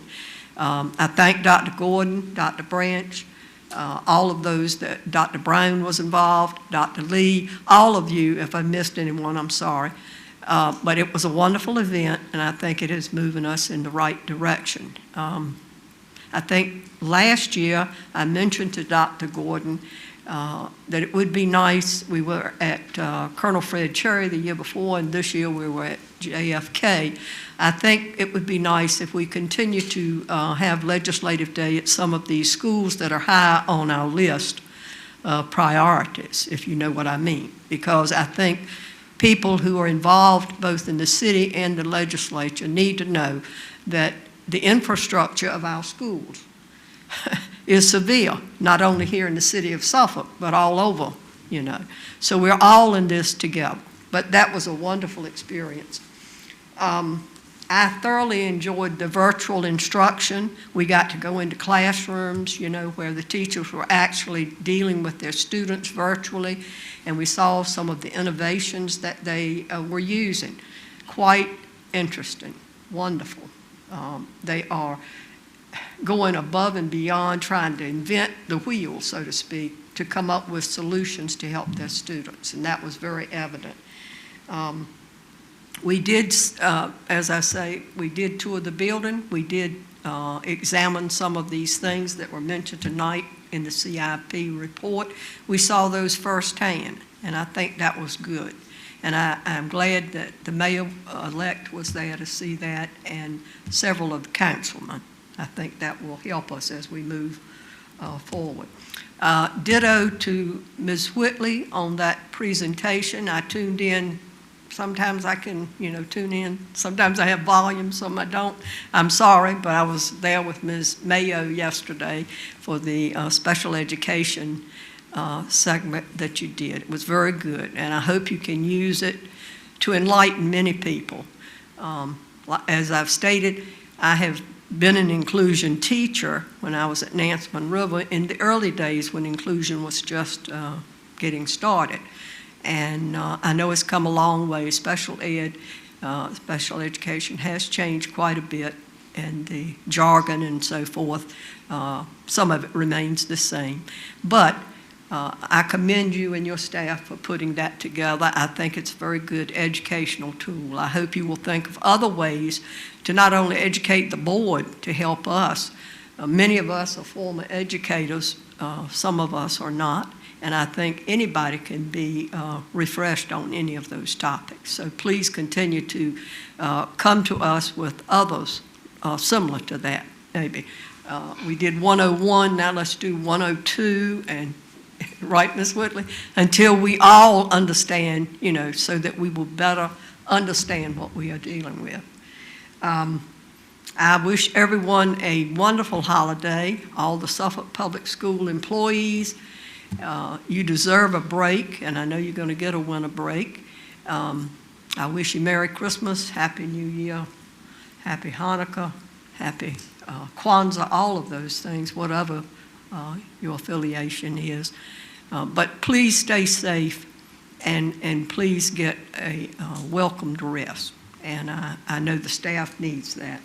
And we do appreciate you, and I look forward, as many people have said, I'm very optimistic that the future holds many great things. And, I like to look at things this way. I think that we go through these trying times to make us stronger. And God's not going to put off too much on us to bear. He's trying to teach us some lessons.